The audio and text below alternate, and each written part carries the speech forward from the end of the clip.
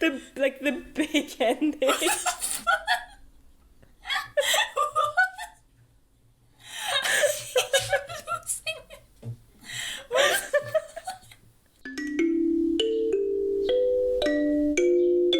Quack. Welcome to another episode of the Little Duck Book Club with duck number 1, Ren, and duck number 2, Anna. And we teasered this at one point, and we're going through with it. You get a summary of A House of Flame and Shadow, the third book in the Crescent City series by Sarah J Maas. Are you excited? Yeah. We're not gonna do a summary of the first two, but there are plenty of those available online. I myself didn't read them and only watched summary videos, and I've been doing fine. I'm sure if anything is unclear, you'll explain it. If I'm like, who the fuck is this? Yeah, definitely. But yeah, this is inaccessible if you don't know anything about the rest. But I mean, you can still perhaps watch. It's also inaccessible if you know the rest, because Sarah J Maas has been going off the deep end. Yeah. But I'm so excited. Since this book came out and we decided that we wanted to do it, I was like, I'm so excited to finally hear about this, because I've seen people post about it, just vaguely. I've seen I've gotten videos recommended and stuff, and I'm like, I can't see because I want to have my the real reaction when I hear it from you. I was like, I need to wait. That's so interesting. Apart from some fan art, I actually didn't see much, because most of the people I follow, they have this spoiler-free month rule thing where they don't really post anything, and the algorithm also didn't push anything towards me. So as soon as I after I was done with the book, I went to TikTok and was just House of Flame and Shadow, punched it in there, and now I get TikToks on the daily, so I guess my algorithm was she's not done reading yet. But now I get the most unhinged stuff on my Let's timeline. Get into it. All right, so I'm again went with my little stick figures. Yes. And I thought we will go over what happens at the end of book 2. Very short little overview. So what's the situation? We have... Don't laugh! Okay? Tony's every single time. They're so good. I'm just excited. It's so cute. I love it. We have our protagonist, Bryce. She has the Starborn power, which is the blue thing on her chest. It's not blue in real life. It's a scar formed like a star, but... I thought the Starborn power... I don't know. I gave her the power blue. And we have her brother and her boyfriend. Hunt is the boyfriend. Rune is her brother. And the three of them went into the big palace of the evil people, the Astari, to fight against them and to, knock them down. So... Regulus, who is the head Asteri, he is in the body of a small fey boy, but I like drawing him kind of mischievous, because that was when he came over. He's so court jester coded. Yeah, it's his vibe. He's sitting there in his throne, and he's like, "Hi, gals." He is you're a vermin. What do you want? I'm gonna fucking just kill you. And Bryce goes, no, I will not stand for this. So she goes to him. She gets charged up, because her power, she can be charged up. She doesn't have this inherent amount of power. And then she takes a portal to hell, written not like hell but Hel, which for me. To the underworld demons. Of Norse mythology, okay. For me, I was constantly reading it like Hel. That's how it's pronounced, because it's a Germanic word, yeah. Yeah, but I'm gonna call it Hel for the duration, for the rest of the video, because that's what she meant.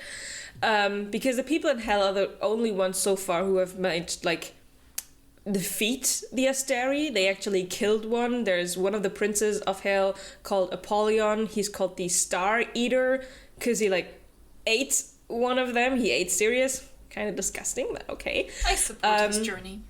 Yeah, and Bryce is like the only place, like, people who can help me go to hell. So she, like, goes through the portal thing, and she arrives at a place that has some people there, but it doesn't really look like hell. There's some green grass, there's some people who look like fae, and we, the reader, because, you know, unless you haven't read any of the other books, you'll be totally confused. We recognize them. Who's starting out with these books? I don't know. That's insane. But we recognize them as the Prithian gang from the Akatar books. So before we start into the first chapter now, let's start with a little, where are they now? Well, we know that Bryce is in Prithian. We know that Hunt and Rune are together, and another person who's together with them is Baxian. If you don't remember Baxian, he was Danika's mate. He was also an angel. He was also part of the evil people from the Asteri. But in the second book, they found out he was also working for the rebels. Okay. So he's one of the good guys. Yeah. Hunt gets his tattoo back. If you remember, his tattoo gets taken away in the second book, I think. His slave brand tattoo? The slave, yeah.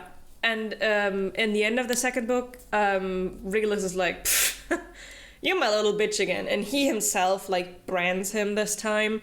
So Hunt's power is, again, taken back. And they're not doing well, because they're in prison. So, poor boys. Like, I know I'm saying this in a joking manner, but it does suck, yeah. I'm just, as a preface, Hunt is going through it this book. Oh, no. And I know for the second book, I was not a Hunt girly, and I'm still not a Hunt girly, but he grew on me this book. I was like it's like, give this man some rest and relaxation. He needs it. I love that Sarah J Maas decided, you know what? I think I was too nice to the love interests in the other books. We're going back to tattooed slaves and also, like, electrocuting them every 5 minutes for, like, fun. Yeah, he's not having it this time. And then we have a third group, which is my least favorite perspective, and the POV, I just raced over it. We have Tharion. Tharion was the merman, who kind of defected in the second book, at the end of the second book, and went to fight at a fight club from the Viper Queen. And the other people, so Ethan, who is the younger brother of Connor, the werewolf. Who also wanted to fuck Bryce, right? Yes. Yeah. Hold on. Oh, no! Flynn and Deck, who were, like, friends of Rune, and Sigrid, who was the long-lost Fendir heir. So, from the werewolf clan of the Fendirs. Do you remember them? Yeah, I remember those. I was like, should I remember Flynn and Deck? I feel like they were not. They were like friends of Rune. They lived together with him. It was like they don't. Are those the bald egg boys? Like, yeah, okay. Because I don't remember what they look like. Yeah, they're so insecure. Who was it? I think Deck. One of them is a computer guy. He is carrying this book because basically every single mission depends on him being able to hack into something, and it's like.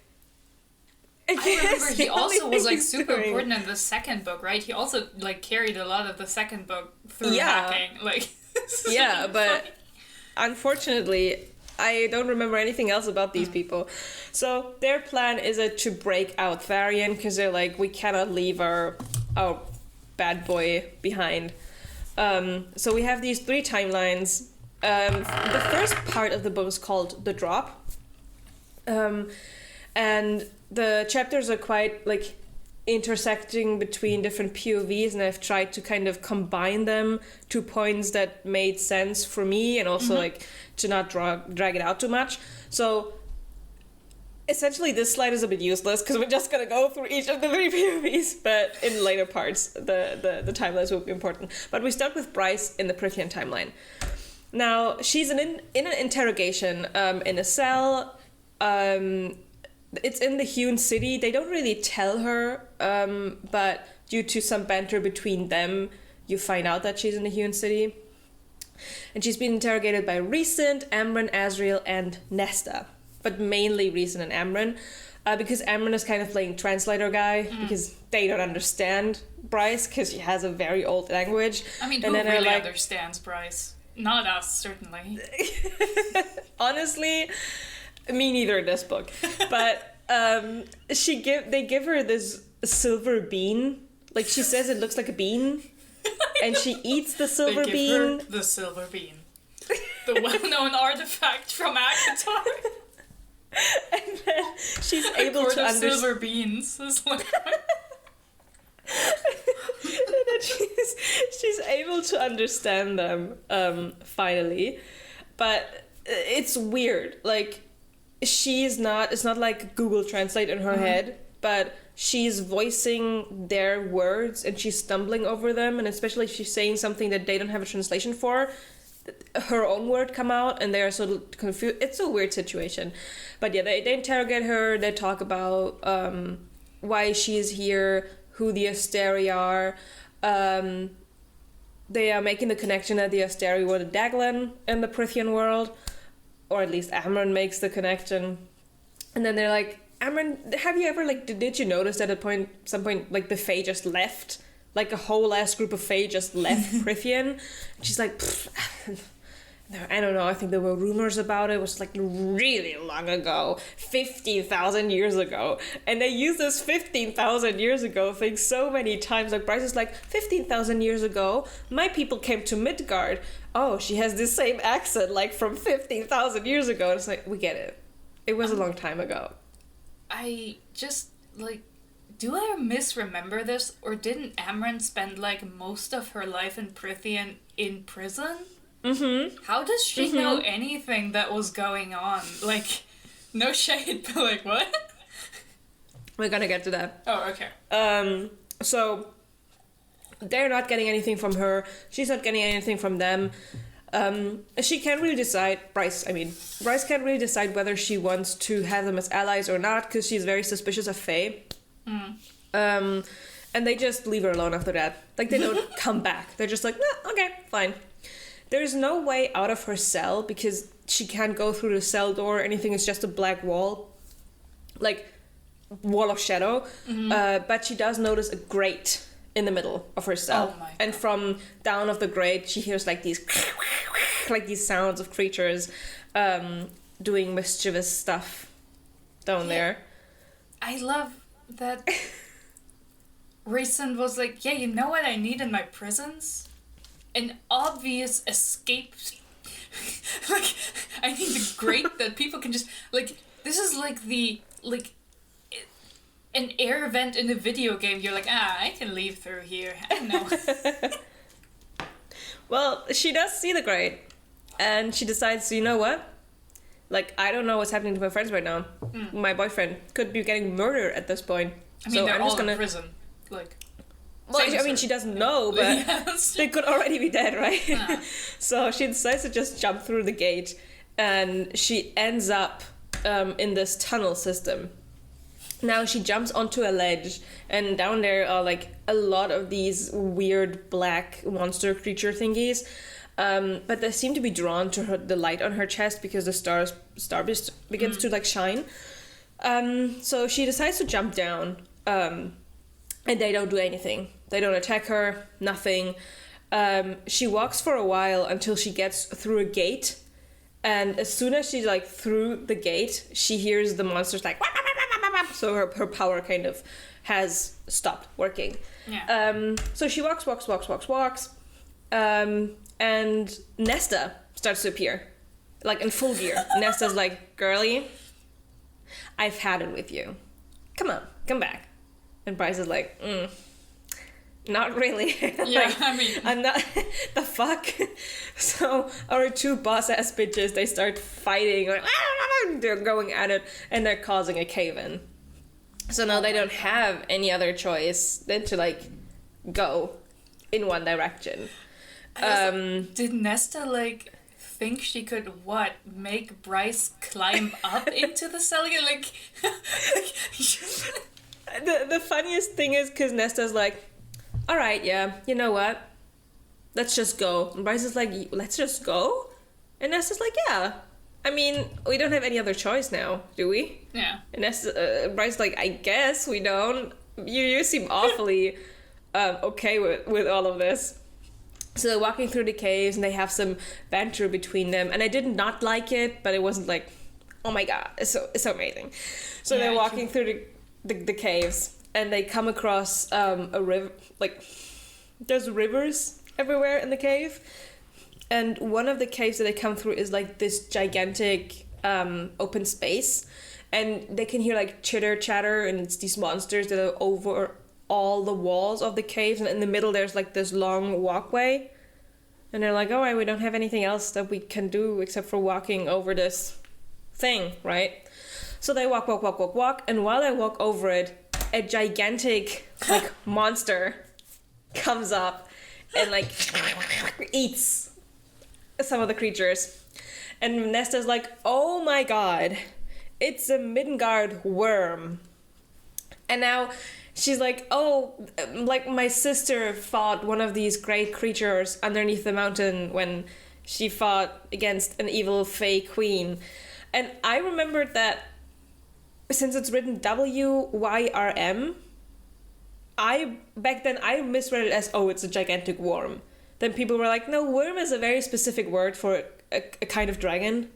She fought against a dragon. Well, but no, it is indeed just a worm with 2 rows of teeth. Like, yeah, because like worm isn't just a word for a kind of dragon that has like, I think, just 2 front legs and is otherwise also very worm adjacent. But like the word's also used for other stuff like worms. Like, yeah.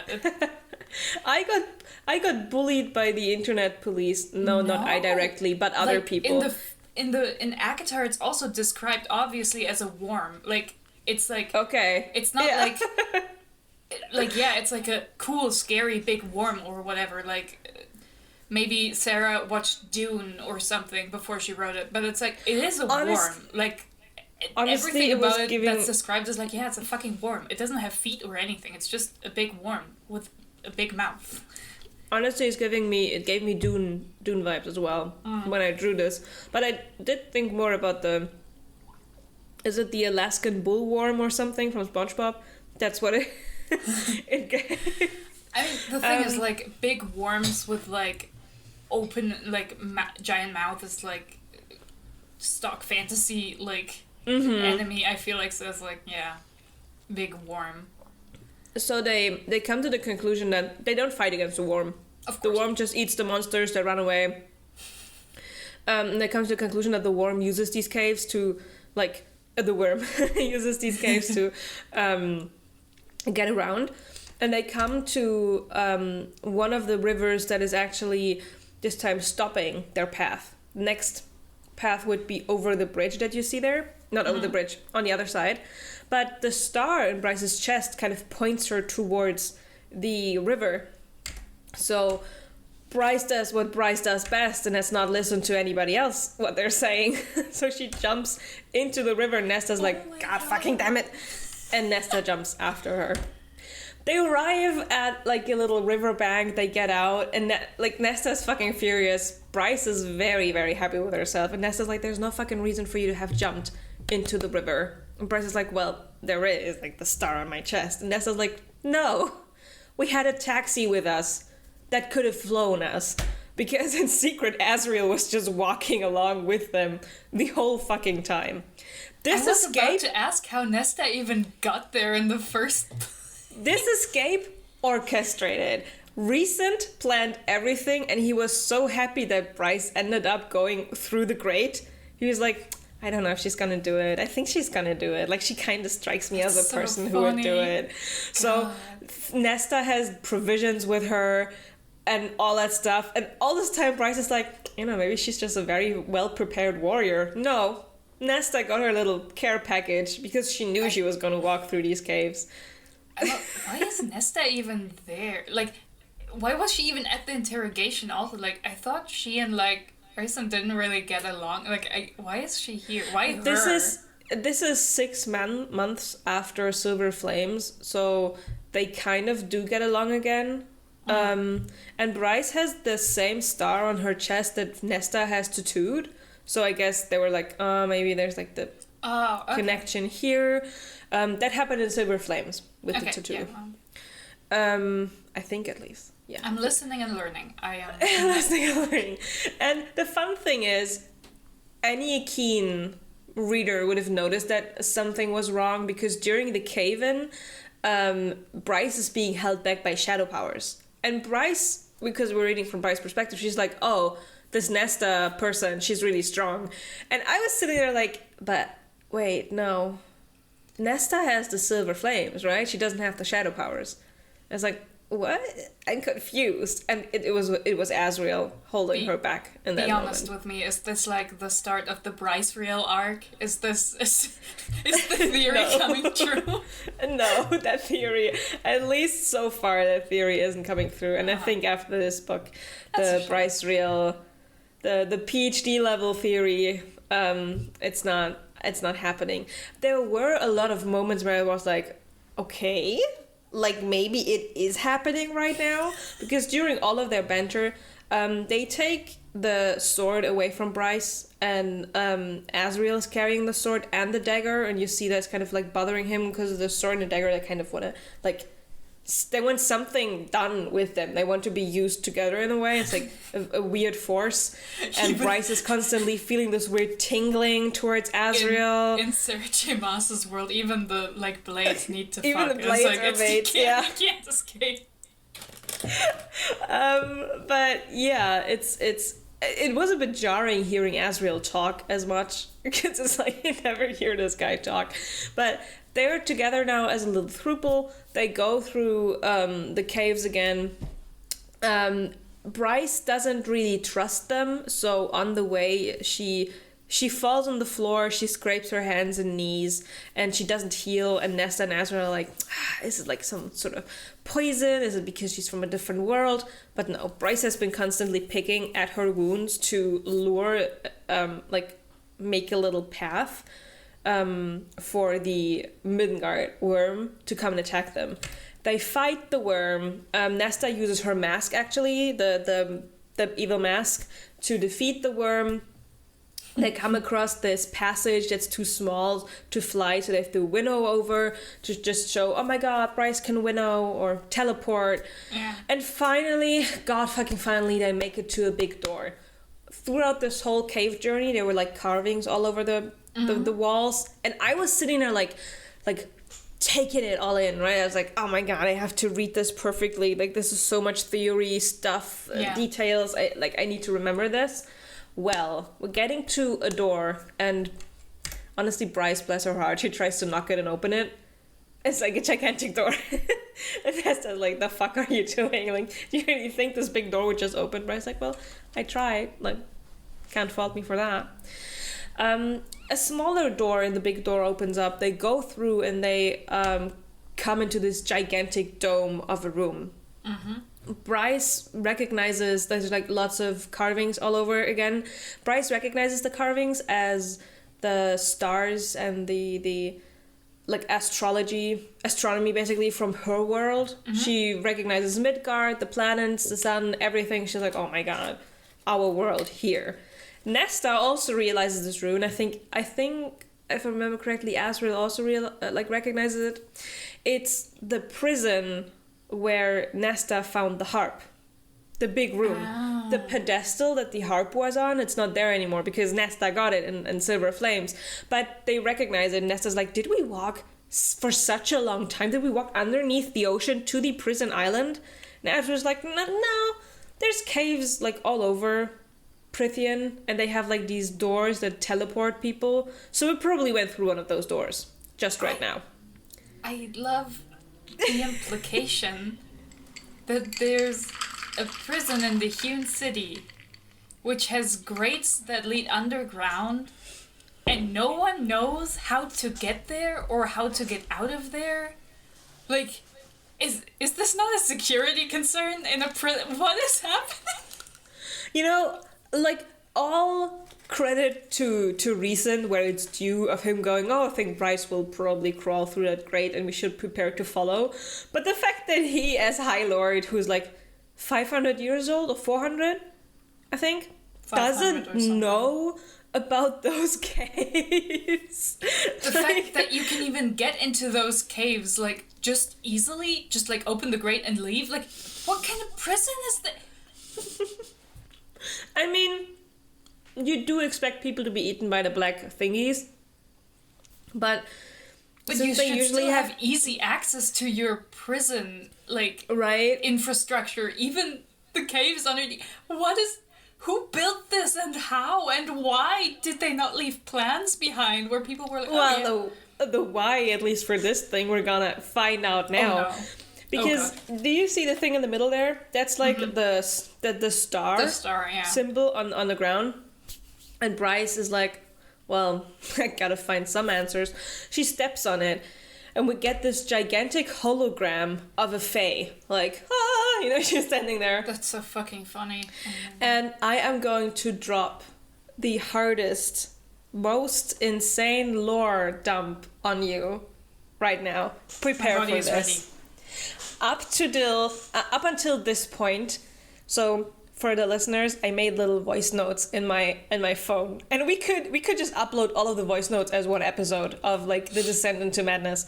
But up until this point, it was one voice note over 130 pages. It was like, all of this is happening, and now from this point on, the voice notes get so short because I just constantly had to go, what the fuck is going on? Wait, I'm sorry, they're spending like 150 pages on this part? The whole Prithian part for Bryce is you have the other POVs in there as well, but if we were to take those out, I think 100 pages is Bryce running through caves. That's insane. It is. That's so wasteful.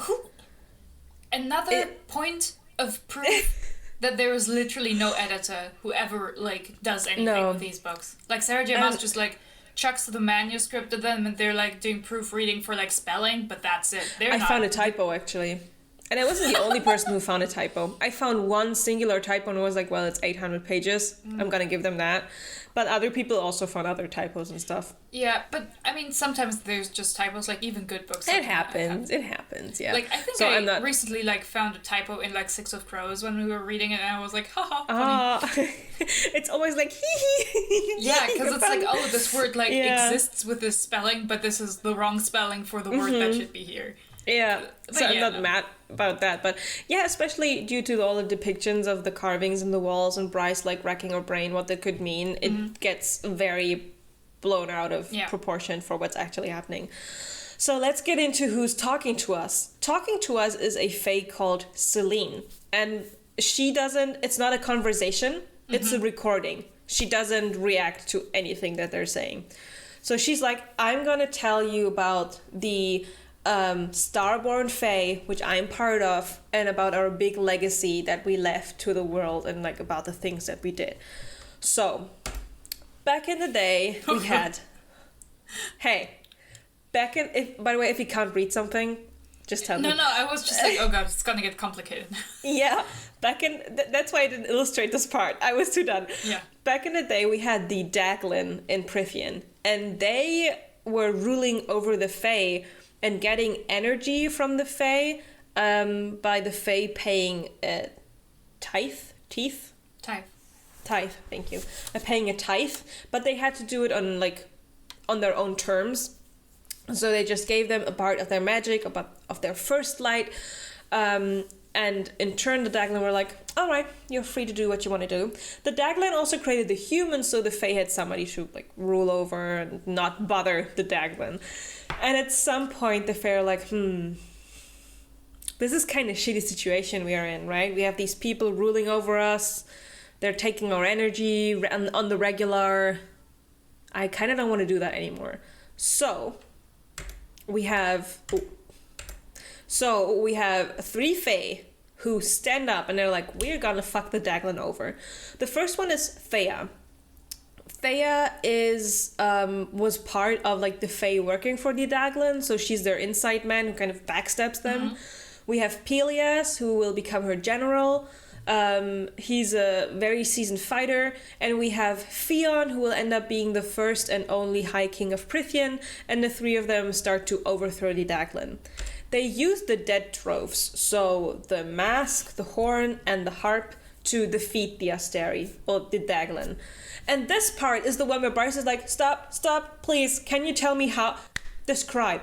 But Celine doesn't. She's like, we use the dead troves to defeat the Asteri. And Bryce is already pissed. She's like, are you fucking serious? This is the one part I was interested in. So she continues on and says, throughout their fighting and scheming, Thea and Theon fall in love. Oh yeah, they kill the Daglan. Thea and Theon fall in love.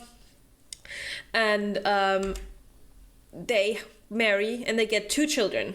One daughter, Helena, whom we know from Crescent City lore already, and Celine. So we know we're talking to a daughter of Thea. But isn't there also a Thea in... Yeah, I was like... You're on the right path. You're on the right path. Right. High King Theon says he wants to inherit the dead troves, not to, his last living relative, blah, blah, blah, in case he dies, but to his daughters immediately. So the power would jump, leave out Thea and immediately go to Helena or Celine. I feel like this is called just giving. I feel like you don't have to call it inheriting when everyone's still alive. I think you're just... No, when he's like, when I die, my kids get it. Oh, okay, when he dies. And not my wife. Just immediate. Yeah. And Thea's like, I don't like this. And she has been a backstabbing bitch before, right? Yeah. So she and Peleus, they conspired together to kill Theon. They dump him in this middle area in Prythian in a bog, and it's the same bog that later Nesta and Cassian and Azriel will go to, when Nesta will receive the mask from the bog. And Thea and Peleus, they dump Theon, and out of the bog, flying magical, come his sword, Gwydion, which we know is a star sword for Bryce, and the dagger Truth Teller, which was the dagger of Theon's best friend. So these swords are gay. They come out.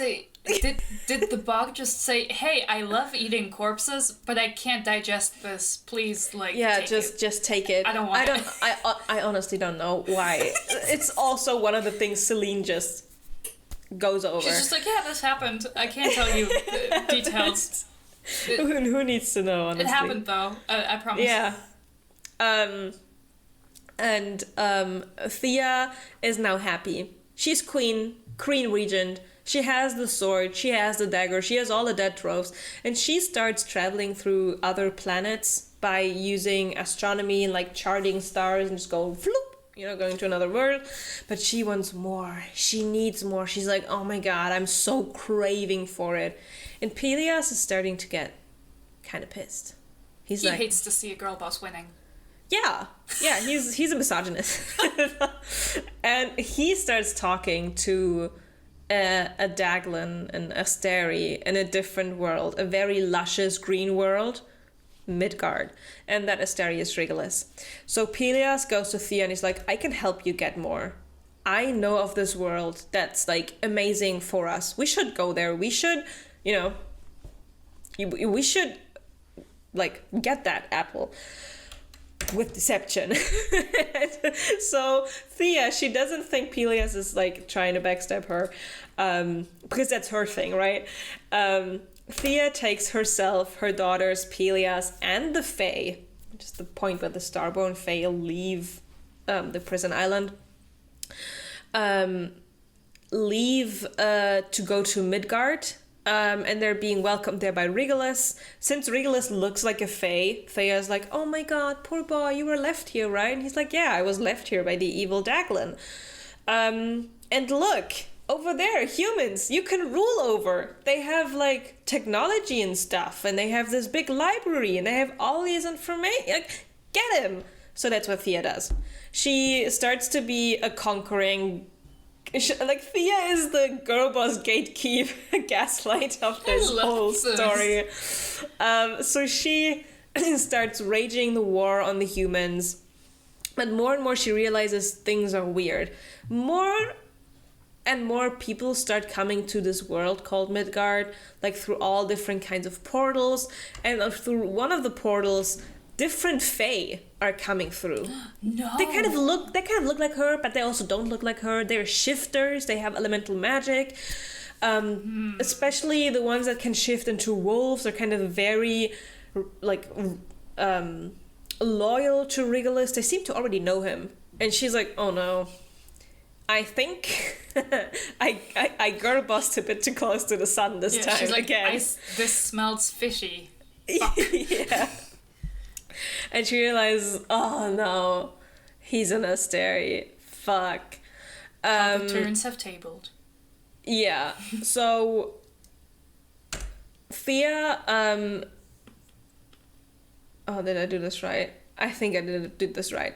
Thea communicates with Hel and the humans, and they find out, and this was the part where I lost it. They find out that there are parasites in the water, and that the drop that the people do is fake. The parasite in the water was put there by the Asteri, so they don't have to have the other people pay a tithe anymore, because the tithe has to be, like, you know, consensual. Instead, they have a parasite that sucks up all the energy of the Vanir until they go through this religious thing called the drop, right? Yeah. The drop gives them what they think their immortal powers, because they don't age anymore and they get a little bit more powerful. Yeah. But what it actually does, you know, the first light that gets out, right, that Bryce finds out, the Asteri are feeding off the first light, the parasite is responsible for that, because as soon as you go through the first light thing, the parasite kind of is responsible for the first light going out. So they don't need to pay tithe anymore. The Asteri are having power regardless. And now I think, yeah, I'm looking at the slides. Now this is where I actually had a little typo mistake. Thea gets killed at some point during the whole skedaddle, and Helena is working with the people from Hell. And just imagine it doesn't say Thea. Imagine it says Helena, okay? Helena, through working together with Hell, falls in love with Idas, your favorite cat boy. It's the only cat boy we've gotten so far, so naturally he must be my favorite. They fall in love, and they decide, okay, I think the only way is to, like, run away. Helena thinks they gotta elope. So, they gotta have the secret marriage. So they divide up their powers. Celine gets the harp and the dagger, and Helena gets the horn. And they're like, we're gonna go back to Prythian. But while they're trying to do that, they're being intercepted by the evil wolves from Regulus, the evil wolf shefters. Mm-hmm. And while they're standing up on that hill, Helena's like, no, I can't go. I can't, like, my boy is fighting for me. You know, all of this stuff is going on. I have to stay back. But she tells her sister, you run. You take the harp. You take the dagger. You fucking book it. And while Celine does that, she runs through the portal, and there's, like, some other fae that are trying to get back again as well. The rest of the Starborn fae. And in the moment that the portal closes, all these fae are kind of stuck in between. And now Celine is standing on the prison island, and the fae are, like, screaming at her from the prison walls.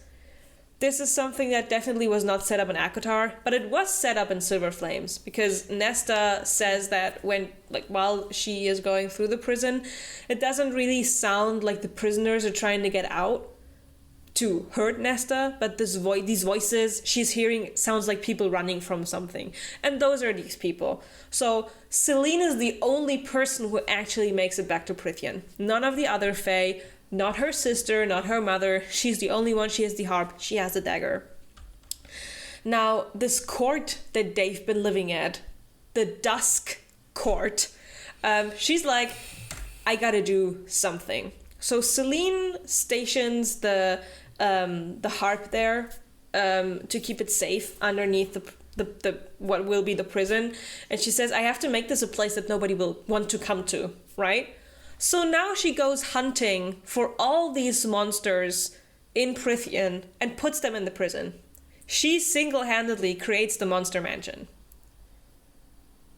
I feel like creepy place where you can hear like the voices of people like running from something in fear is already ominous enough that people probably don't want to live there anyway. Like, no shade, but it's not my choice of like real estate, you know. But okay, I guess Celine, first cop of Prithian, like, congrats. Yeah, everybody goes through loss differently. Yeah, that's true. She's coping. Why would you criticize her? She's coping. And this is probably the part where she also catches Amren, which is why it made, to me, it's such a weird thing that Amren was so surprised by this whole, like, oh my god, this was such a mystery thing. Because she wasn't imprisoned when the Fae left, right? Yeah. She wasn't in the prison then. She gets caught by Celine and put into prison by her. So Amren should know more precisely. Yeah, I mean, I would also say I feel like from my memory, Amren's description of what happened to her doesn't really jive with this. Mm-hmm. But also, I haven't read War or wherever it's in, like, recently enough to actually remember. Yeah. But I feel like this is a retcon. It does. Somebody did also write this underneath a TikTok video, and they were like, wait, I'm so confused. Is Amren evil? Is she lying to us? And people were like, no. I just think SJ Maas kind of... Yeah, I'm like, I don't think Sarah remembers what she wrote, or she's like, nobody else remembers. This is way cooler.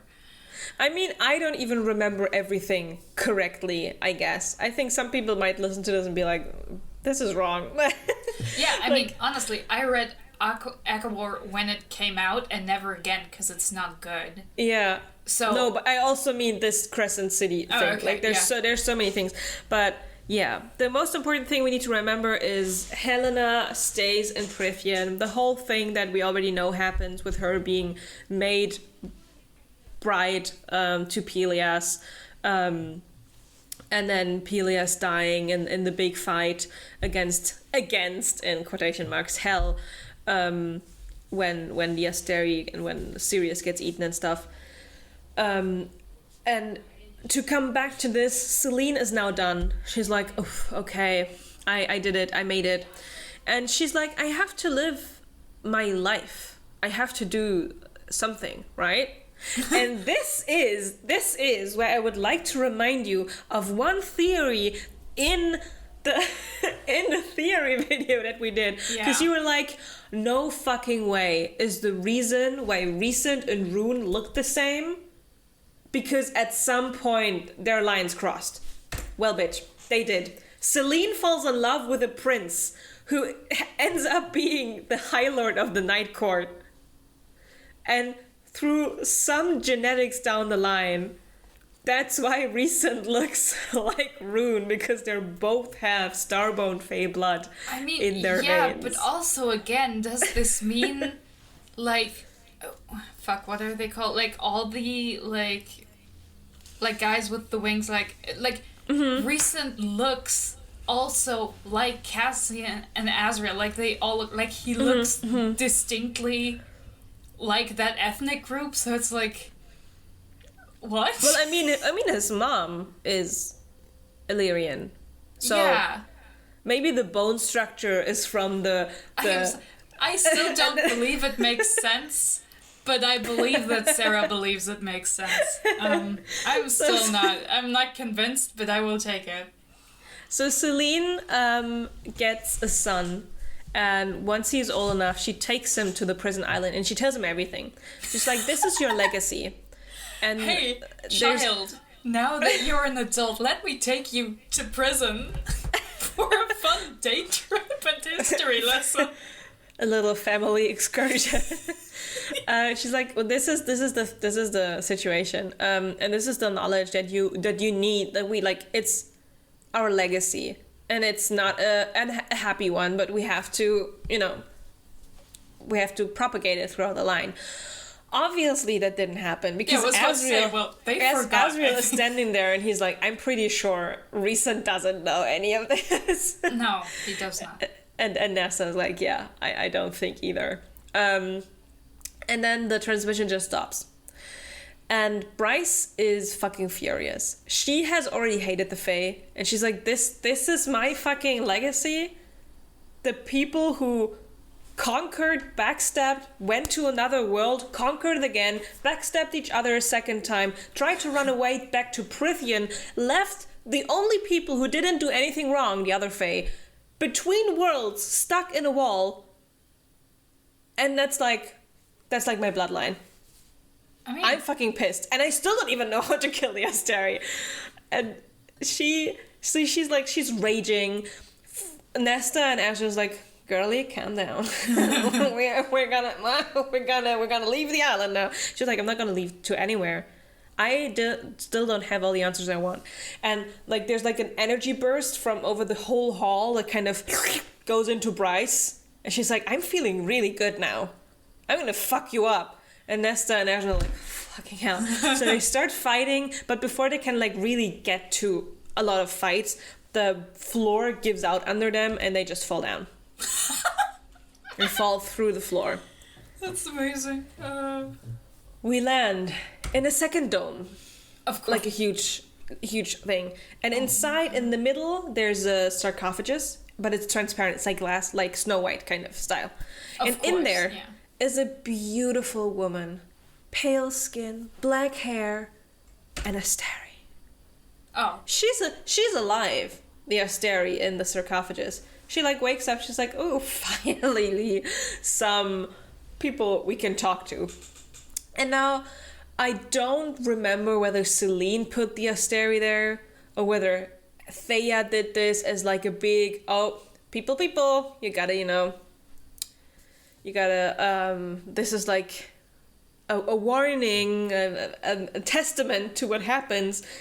And the Asteri starts talking to Bryce. The Asteri looks at Asriel and goes, oh, a foot soldier, command him. And Asriel's like, I'm not a foot soldier. So the Illyrians were foot soldiers of the Daglan Asteri. I don't know. I mean, wasn't everyone, like, no shade, but if they were ruling the Fae, then they can command all of them. So that doesn't feel like a reveal. She looks at Bryce and Nesta and she's like, oh, you two are kind of like made. That's a big thing. Like made with a capital M. Nesta because she was made by the cauldron, and Bryce because she has the horn on her. And yes, Asteri starts like realizing that Bryce is the only one who she can kind of actually talk to, and it's like, oh, open the sarcophagus. We can rule together. I can help you.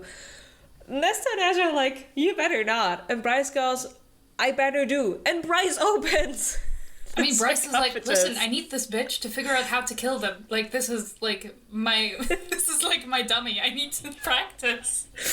So she opens it up, and they're like, in the next situation, they're all like, oh my god, you're so fucking stupid.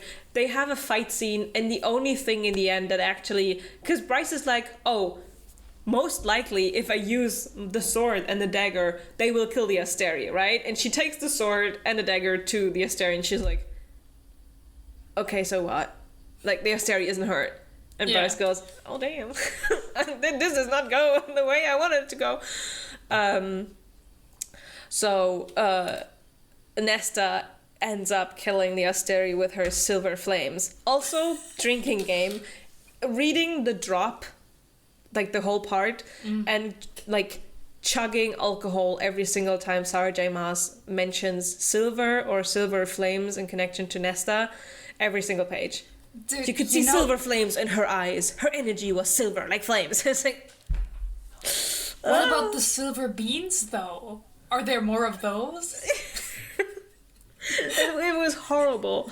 And while they're standing there, Nesta is like turning to Bryce, and she's like super furious. She's like, the fuck are you doing? And Bryce was like, oh, well, I kind of gotta go back to my friends now. And Nesta's like, don't you fucking dare. Yeah, like, you just fucked up tremendously. Don't. And Bryce is like, oopsie daisy! And she opens a portal, because apparently now she can just do that. Like, remember when she needed to be, like, charged up by the others? And I guess now the power she kind of got from the hologram was enough. Bryce just fucks off. And she goes away.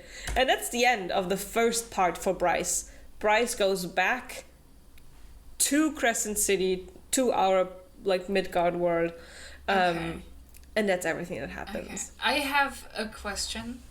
Yeah. I didn't want to interrupt you because you continued. I was in the zone. I was like, okay, so the drop is like caused by the parasite. Like, is the implication that the drop wouldn't need to happen? Like, what's like? The drop is orchestrated by the Asteri to be like this religious experience. The parasite is sort of the conduit to collecting that power. So because they have the parasite... Would they do the drop anyway? Because, like, obviously it does have an impact on them, right? If it turns on their immortality, then, like... But it only turns it on... If they didn't have the parasite, they wouldn't need the drop. Oh, okay. Mm-hmm. So the parasite they get the parasite through the water. The parasite starts collecting all their energy, all their power. And so... The Asteri orchestrated it in a way that the Vanir will do it on their own, like, volition, because they get their lifespan back. But they don't get it back out of sheer nicety or anything. They get it back as, like, a little treat. And the Asteri take all the rest of the power. Okay, and responsible for that is the parasite. From their, like, conception until... the drop, basically, that's while the parasite, like, siphons off power and collects it, and then, like... Yeah. Okay. Another question, the Daglan, like, Did you where do they down? come from? Is this ever explained? Like, they were in Prithian? Like, is it? Okay. There's no lore, it's just like, yeah, they were here. Like, yeah, we don't know, though. It doesn't We're get all explained. Ancient, like, everyone, like, lives for forever, but nobody remembers. Sorry. Like, yeah. It doesn't get explained in this part, but the explanation will still not make you happy. But, supposedly, like, it doesn't, like, get stated anywhere as... Yeah. Like, matter of fact. But in the last book and second book, Bryce found out the Asteri are, like, world... wanderers from different planets. They go to planet to planet to planet. So supposedly, I think, and they probably have a very long lifespan. So I guess at some point they got to Prithian. And okay, yeah, that's all we get. It's just like, that's all you get. They came in and they made the Fae for reasons. We don't know though. So. Like, there is one of the implications, because at some point they say, oh, the cauldron was back then, like, very good magic, but the Asteri kind of, like, corrupted the magic in Prithian and corrupted some of the, like, the dead troves also kind of, like, corrupted magic. No, that's dumb, though. So people are now like, wait, if the cauldron can be wrong, does it mean Elaine and Azriel are actually mates?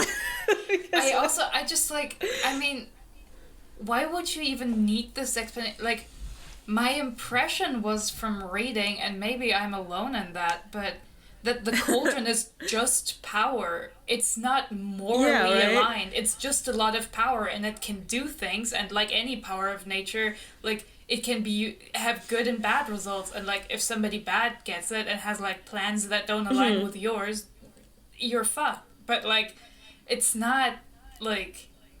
No, I agree with you, because especially doesn't Feyre kind of use the energy of all of them and the cauldron to try and resurrect Rhysand at the end of the third book? So... like, is that the reason why Rhysand's such a dick lately?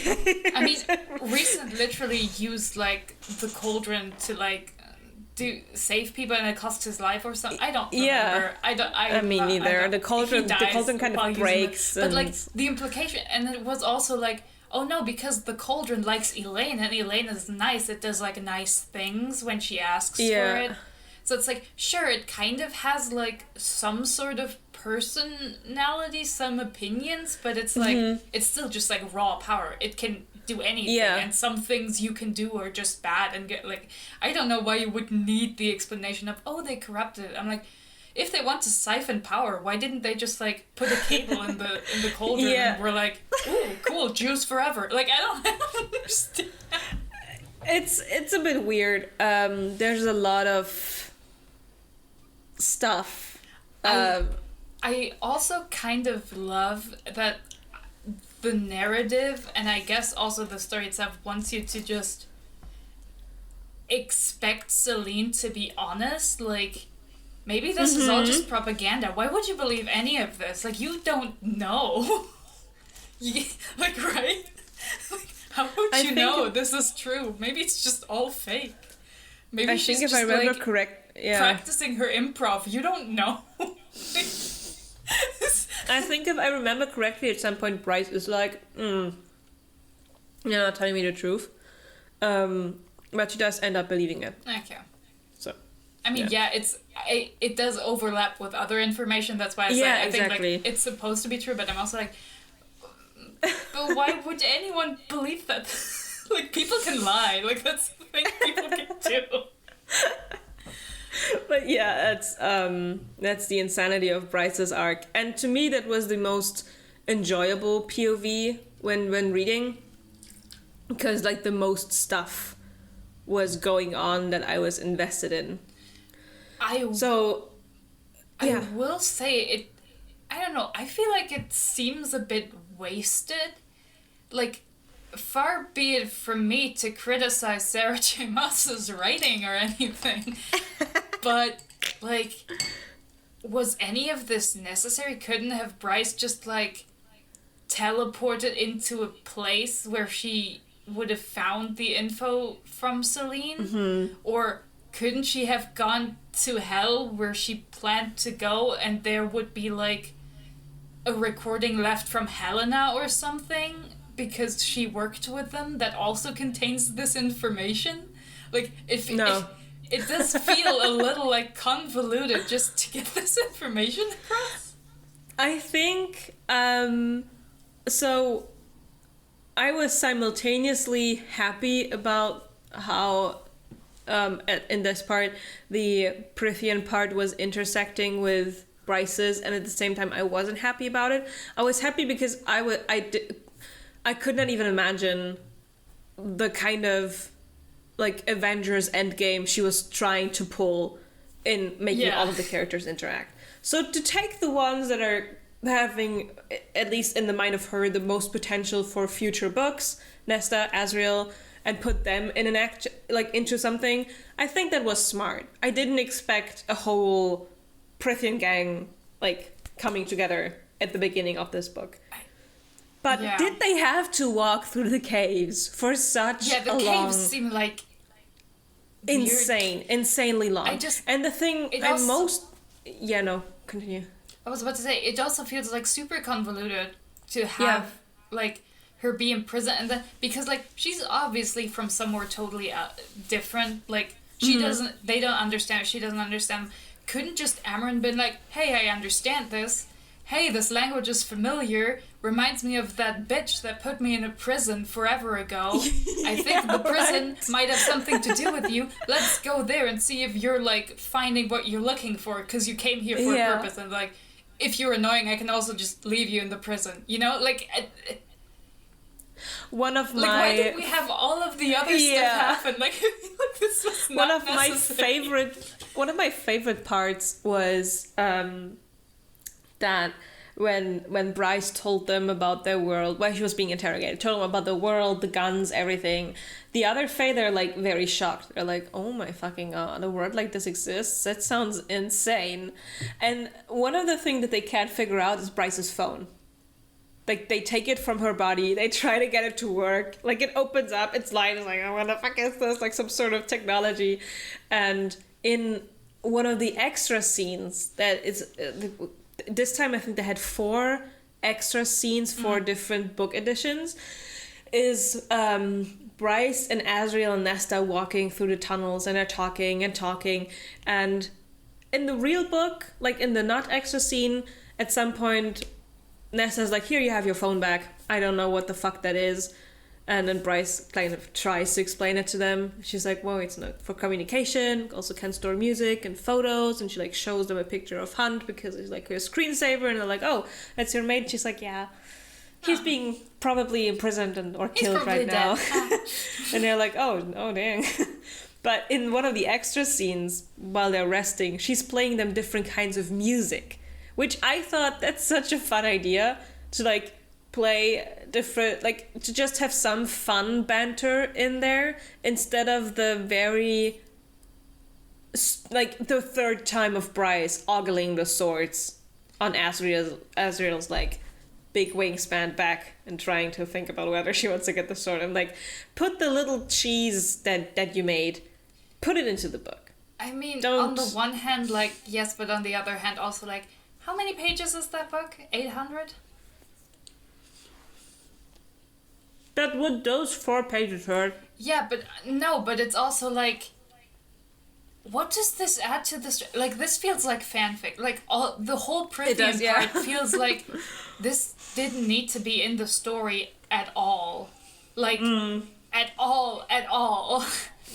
Because, like, all you're getting is that, hey, these Fae some of the Fae that live in Crescent City came from Prithian, which, like, yeah, was already pretty obvious, and you could have also had, like, shown in, like, a throwaway line. Like, it didn't need to be over 100 pages.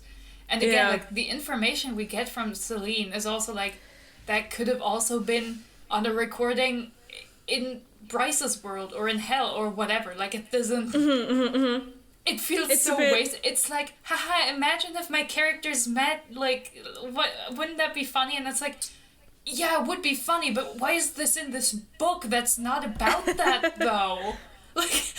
Yeah, there is... I'm gonna get to that at the end. But there is a theory or a rumor out there, which I'm gonna get to later. Kind of ties into this whole thing. I will say, I'm impressed with Sarah's restraint of not showing us, like, the face-ant baby and waving it in our faces and be like, look, there's a baby, it could be in the next book as well. Mentioned once, while Nesta wears the mask, she kind of struggles to get it off. Like, not as in, oh, she's clawing it, but like her willpower. Yeah. And Azrael is like, Cassian is waiting for you at home. Your sisters are waiting for you at home. Like, all these people depend on you. They love you. There's the little Nyx baby. And you know, after him listing all of these characters, she's able to take the mask off. So it's being mentioned, but like, I don't. I will say this is not as batshit crazy as I kind of hoped it would be after like the ending of Crescent City 2. I know. I was hoping for it to be way more off the rails. This is also insane, but in a much tamer way, where it's like, oh yeah, they're in caves and there's the fucking Middengard worm. Remember Agatar? There's a worm again. Isn't that scary? Like, the way you say it. What is this? Well, let's continue on with some. I think this will make you happy. Oh, or is it in the second excited. part? I don't. Let's just. Or is it in the second part? No, I think it's in this part. Let's go to the boys again. Rue, Hunt, Baxian. They're being tortured. They're in a prison. Again, I'm saying this with a very like nonchalant voice, but they're getting like their skin flayed off, their wings cut off. Like it's not. In like in the story it's like tragic, and for the characters it's bad, but like. Yeah. From a meta perspective, it's kind of like, Sarah, you can do other things to men, like, than, like, torture them. Yeah, right? please. Like, it's fine. The main torturers are Pollux, who was one of the evil angels, not Archangel, but one of the evil angels, who has a special pleasure of torturing Hunt and Baxian, because they were once in his team, and Lydia, who is in a toxic relationship with Pollux, because she kind of has to have the people not be suspicious that she is a double spy. Yeah, but she's like in love with Rune. No, she's just a spy. She's not a double spy. She's just a spy. She's just a spy. and that she's in love with Rune. Yeah. And it's all a very uncomfortable situation that leads to a lot of stress. Yeah. Now, while Rune and Baxian are sleeping, Hunt is being visited by the cat boy, Ida's. And he's like, oh my god, how is Bryce? And Ida's like, I don't know. And Hunt is, what do you mean? Like, she's supposed to be in hell. And Ida's where she's not here. I'm sorry. Like, wherever she is, it's not in hell. And Hunt, that was the only thing that was kind of keeping him going. He was like, my wife, my girlie, she's safe, she's happy. Hopefully, she's in hell, working with the princess, but she's not. My wife's safe and happy in hell. In hell! But yeah, and he's like, oh my god, I can't believe it. Oh, that's so fucking sad. And Ida's like, all right, bye. So, the boys are trying to find the men. The men are trying to find a way out of the prison. And Rune is like, okay, we're like suspended in shackles with our hands kind of above us. And I can swing over to this part where they have the weapons that they torture us with, but I can't swing close enough because of my hand. It's in a shackle. But if one of you was to, say, bite through my hand, I could swing over. Like, one of you bites off my hand, I'll swing over, I get that thing with my legs, and then we can try to escape. It's like a very desperate attempt at escaping. You know, if shackles are around your wrist, you can just break your hand instead of somebody biting it off. Like, they are Gorzian shackles, so they take all of their magic away. And I think Rune just simply doesn't have the power to kind of, like, the end point. It's okay. Somebody can eat his hand. It's fine. It's very funny.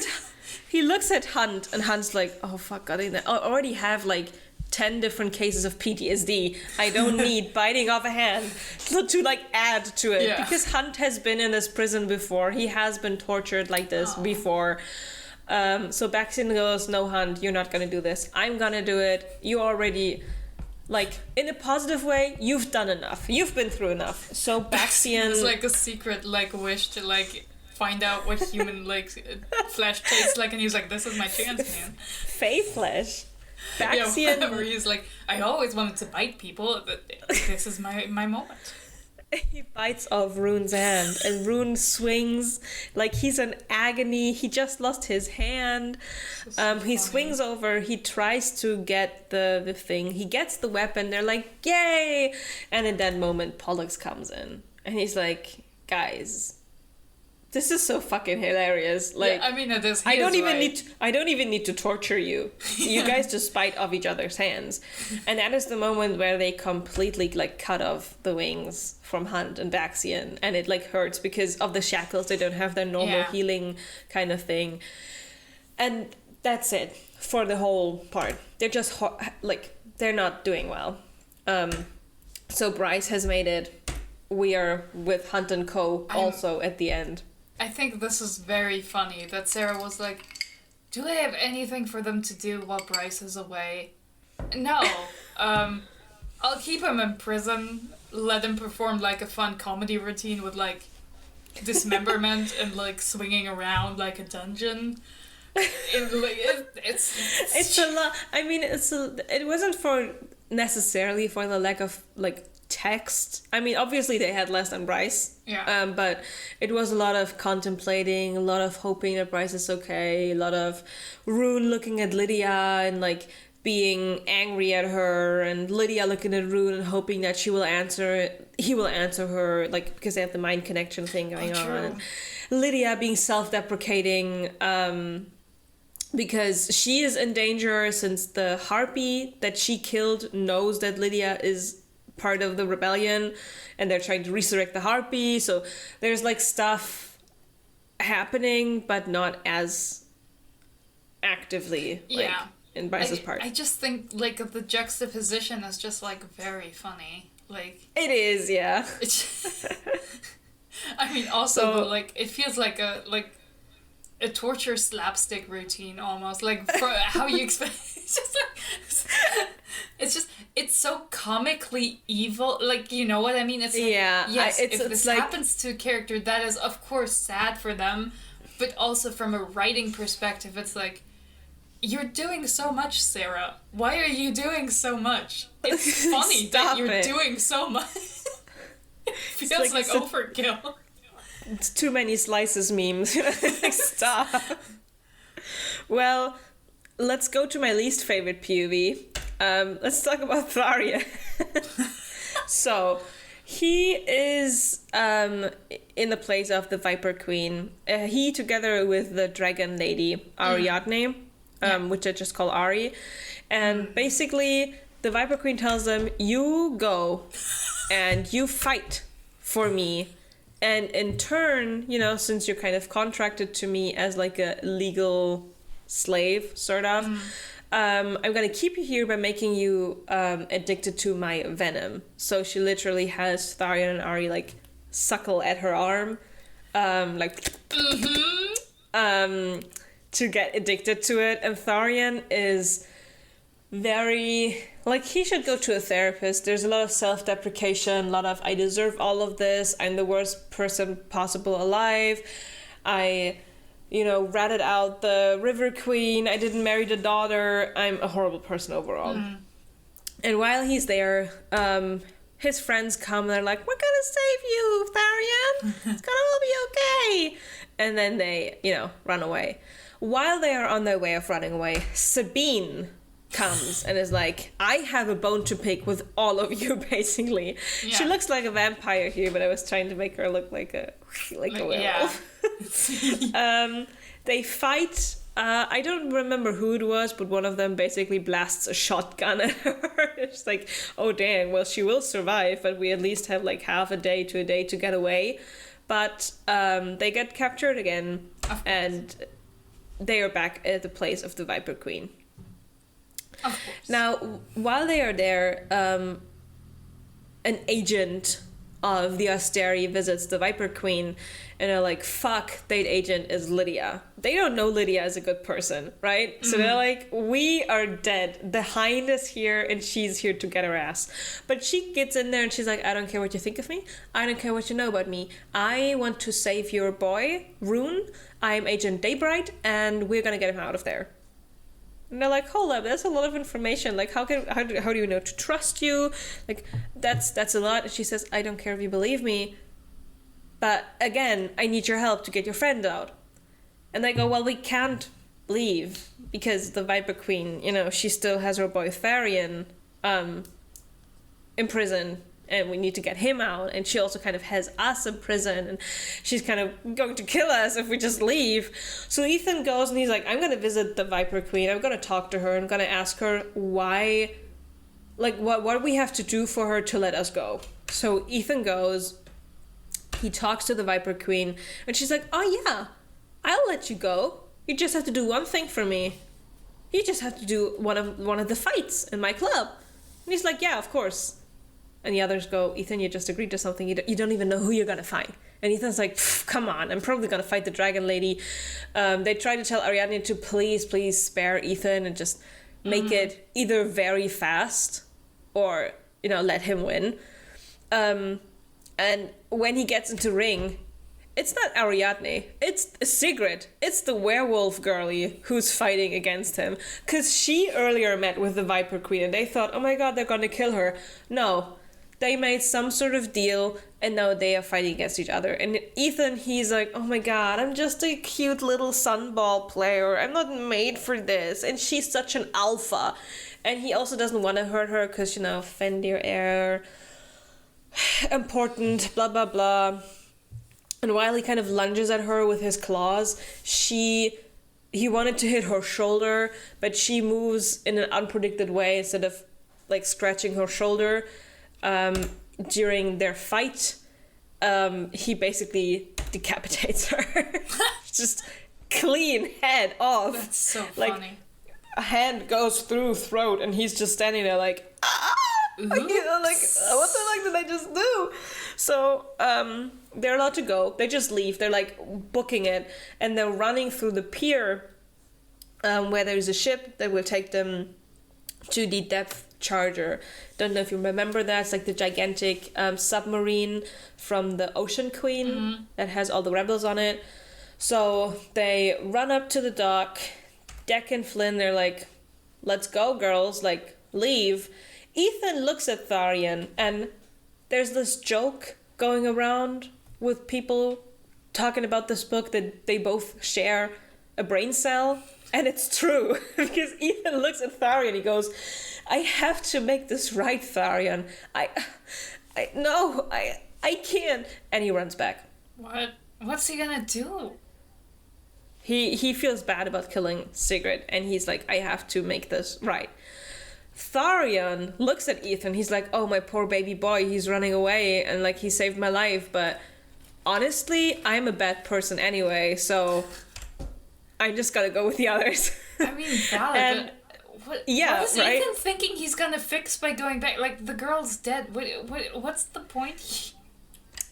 And then they leave, and that's the end. We've made it through the first part. The drop. Okay. So do you have any overarching questions, or do you just want to proceed? I am taking in what has happened. Yeah. It's a lot, but also not.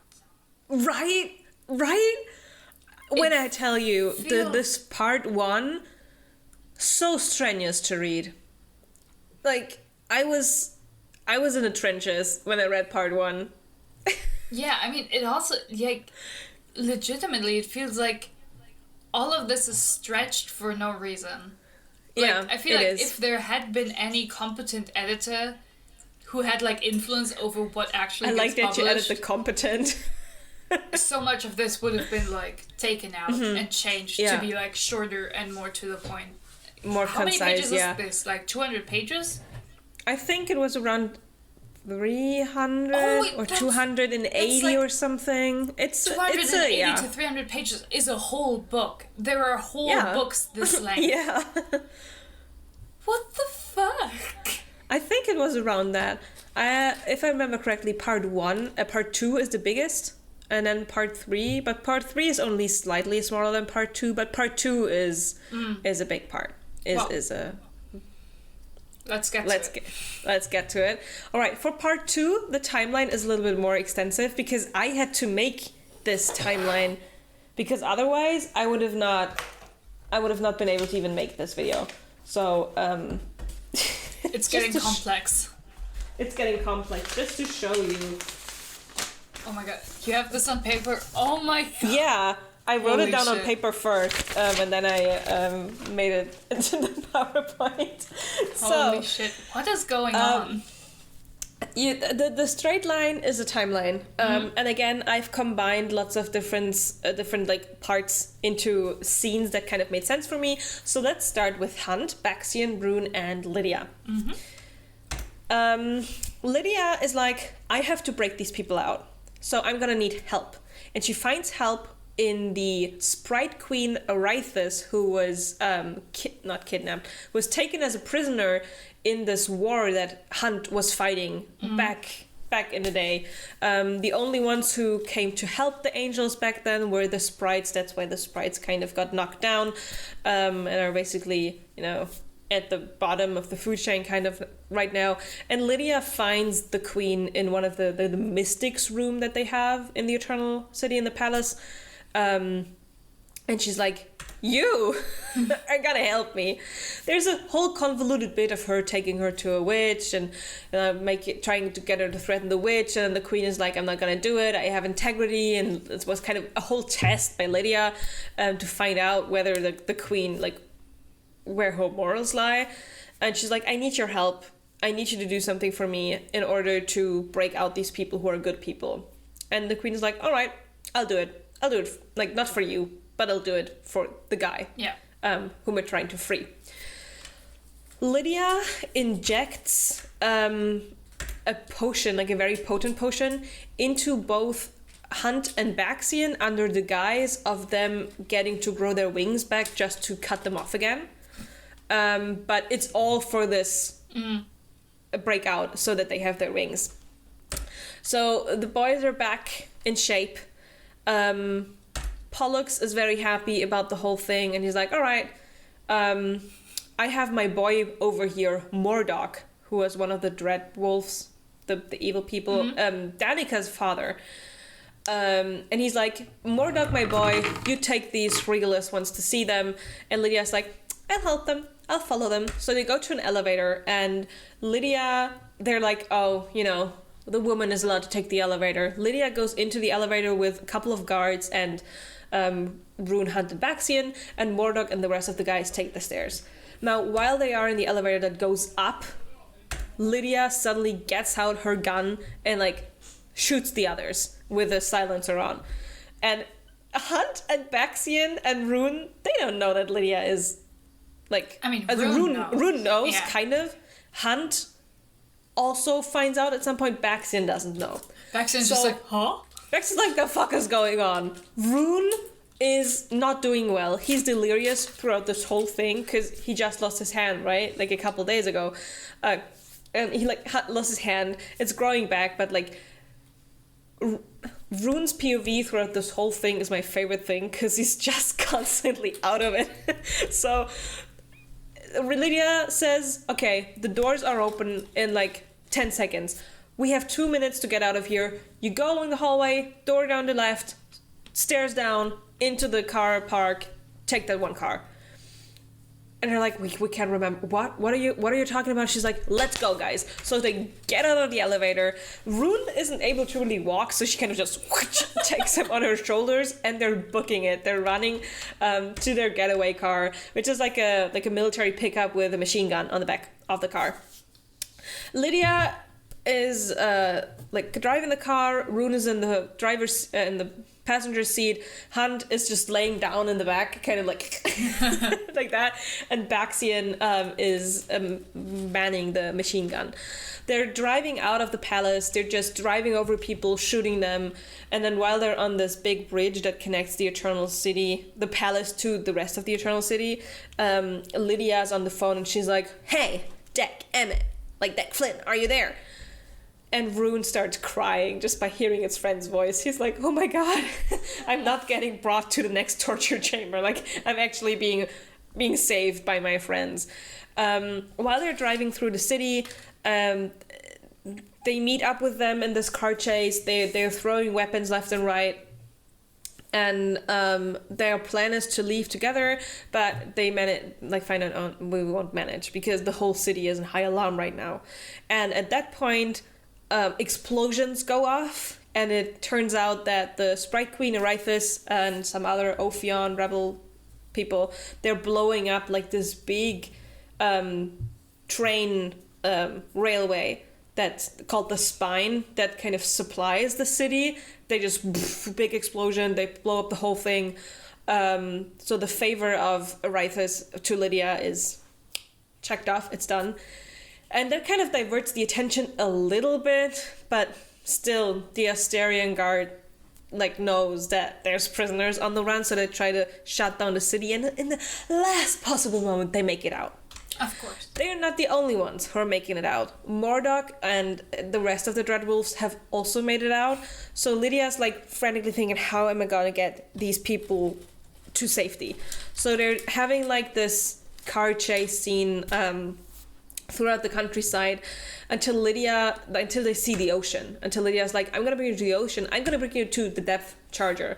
And the original plan was get them away, get them to a secure location, get them on a boat, and that boat onto the Depth Charger. This is now no longer possible.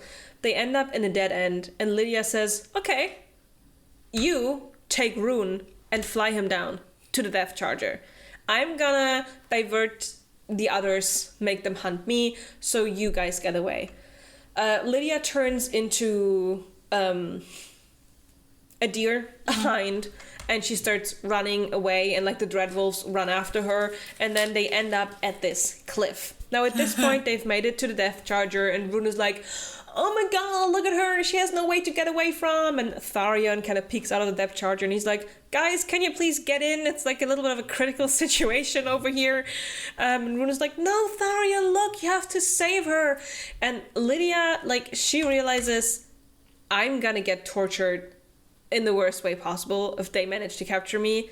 I just want to die on my own, like, calling, on my own way. So she jumps off the cliff. And Tharion comes to save her, and that's like the first big break where you're like, well, she probably won't die, but wonder what ends up happening. So we have Hunt and Maxine and Lydia, who are now part of the Death Charger crew, with the addition of Tharion, Flynn, and Deck. We also have Bryce. If you remember, your face. Well, you remember I love that Bryce. you're like, we also have Bryce. Do you remember Bryce got back to Midgard in part 1, and she kind of unfortunately arrives at her daddy's place, Mr. Autumn King. He has her in shackles that take her energy away. He has sent all of his workers away from his house. He put wards on it and everything. She can't get out. They're the only ones there.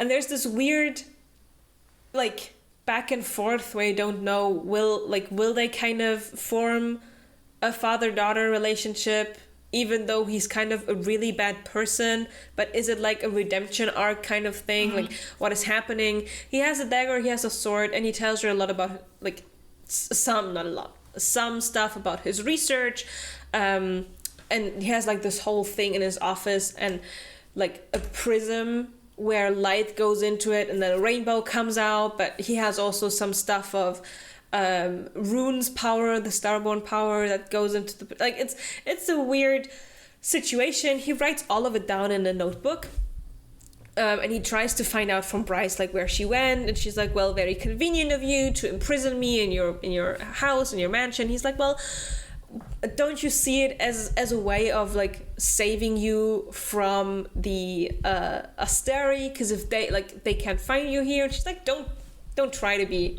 a dad now. And it's so weird because she's just walking around the house, lounging, and she asks in the beginning, where are Hunt and Rune? What happened to them? And the Autumn King's like, oh, well, they're in prison. She's like, shit, well, probably being tortured.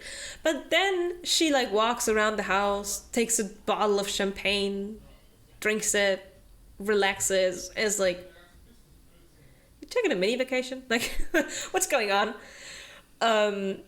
She, in the end, reveals that she had actually planned to end up in the Autumn King's mansion. She managed to get out of the Gorzian shackles, because at one point Rune told her he had a key for them in his room, because the father would used to put the shackles on Rune as a sort of, like, education, bringing up kind of method for unruly children. Putting my son in shackles for fun and education. Yeah, basically as torture, as like you fucked up, so you get the shackles. So why does he have the key, though? Because at some point Rune forged a key to just get himself out of it. So she gets out of the shackle that way. She was planning on getting all the information from the Autumn King. She puts him into a closet with the shackles, and she gets her weapons back, and she looks at, like, the office and the whole thing that's going on there, and she puts her power into the prism, and this is where the absolute literary work of art comes from, because out of the prism, the anti-rainbow. You spoiled it. Out of the prism, you told me about it. I was like, what the fuck does this mean? Anti-rainbow. She explains it as like a rainbow from dark to light, and it shocks her a little bit because she always felt like her power was just light, but ever since she consumed that part from Selene, from the temple, the prison, her power kind of feels a little bit more wild, feral, darker. So now it's like a black to white rainbow. That's why Sarah J Maas calls it an anti-rainbow. In the conversation with the Autumn King earlier on, the Autumn King's like, by the way, Hunt and Rune got out. They managed to escape. And he mentioned more information for this will be in Avalon. If you remember, Avalon was the place where the other Fae lived. It's like this island, it's like secluded. The son of the king from Avalon died in the second book. Bryce was supposed to marry him, you know. Blah, blah, blah. Wasn't he also her cousin or something? Yeah, they're kind of like distantly related, Okay. yeah. They also have the Starborn powers, so yeah, they all like derive from the same line of Fae. And Bryce is like, all right, I am gonna go get my man, and then we're gonna go to Avalon. I'm so doing it right now. She snatches the notebook, and then she's off. So Bryce is now at about the same point in the timeline where the others are. Back at the people on the Death Charger, we have Arun sitting next to Lydia in the like medical ward. She's not doing well. She like died multiple times, as in heart stopped multiple times. Lots of medics working on her and stuff, and Rune is still struggling with his feelings. His hand is slowly growing back, and I just imagined like a feeble, very thin hand. But somebody pointed out that, I don't know if you watched the movie, but I think a lot like Deadpool. Yeah, I was about to say, is it like a tiny baby like Deadpool hand? Like the little hand. And I could like just the image of him sitting there like stroking her arm. The baby. But yeah, that's them doing that. And on the other hand, we have a man of business. Hunt says we have to talk to the Ocean Queen. We have to tell them all that we know. We have to convince her to work together for us, with us. And Tharion, we will take you with us because you're like the mayor guy. So hopefully you have like a connection, right? You're both water people. So they go meet the Ocean Queen. And she's fucking pissed at Tharion. Yeah. She's like, because of you, my sister hates me. So until I know what I want to do with you, you are going to be a prisoner on my ship. Tharion is not happy with that, but, you know, doesn't have the best cards available to him anyways in this whole book, so. I love that everyone's just a prisoner all the time. Like, this book is like, from yeah, one prison to the next, it's like, we can't. Constantly. It's all prison.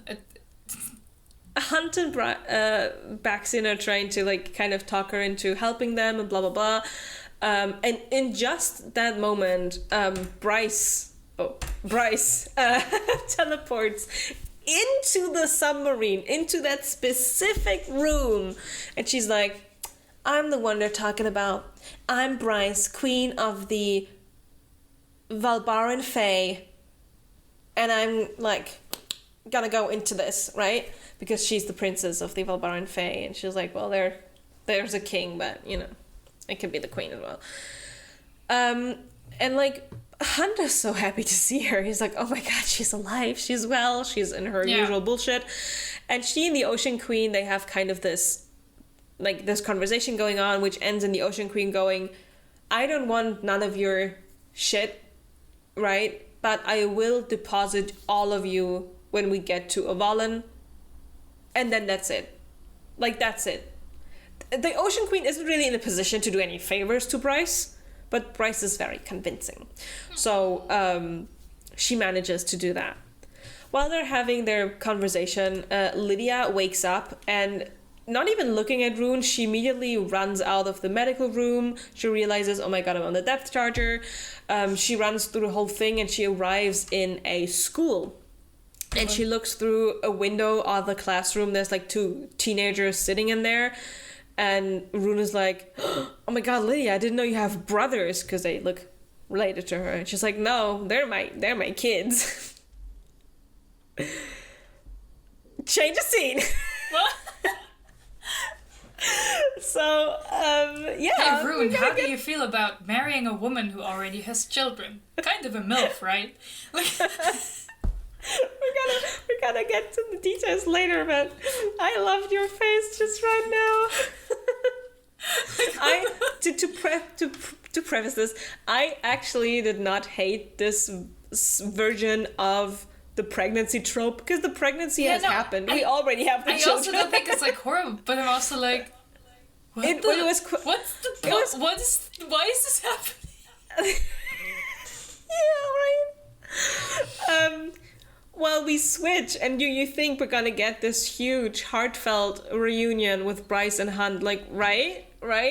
And they don't, which is kind of like, to a certain point, it makes it more like real, more natural in the way. They're both still traumatized about some stuff, but while Hunt is like, oh my god, I'm so happy to see you, I love you so much, like I could ravage you against the wall right now, this, oh my god, but like, yeah, it's just you that I'm like really hyped for. And she's like, well, there's all these things we need to do, all these people we need to save, all these, like, bam bam bam, we need to do this and that. And he's like, yeah, I guess we're going to Avalon next. And she's like, what do you mean? Why are you like this disinterested? And he's like, well, I have fought a war already. I just got tortured. I kind of only want to whisk you away. I don't want to fight. I will fight for you, but I'm really tired. And she's like, you went through torture and a war and torture for years and torture for me. But I went to a world and I didn't know if I could come back to you. That's hard as well. And that's kind of... Oh my god. Yeah, right? Especially, wait, didn't the second book also like end with like Hunt getting his slave to like, I feel like that's worse than, like, I feel like you're on the right path. I'm like, I feel like this man's life has been worse than hers, like, not to compare, like, not to be like, victim Olympics or whatever, but I feel like he's winning. I feel like like the thing is, of course they have to do something about this, right? Yeah. But at the same time, the way she just immediately invalidates the moment all she's of like, his... my life is hard too, and it's like, girl, it's not about whether your life is hard, it's about the fact that he's traumatized and tired. Like, just acknowledge that. Like, you like, got to go I will on the... do it, but I'm not hyped. And she's like, what do you mean you're not hyped? I was sad, and I'm hyped now. Like, you could also be... She has reunion with the other people, and they're all happy and blah, but there's also like a little bit of a it's a weird reunion, and I just felt very sorry for Hunt. Like, I can understand Bryce, as in, like, well, we can't do nothing, right?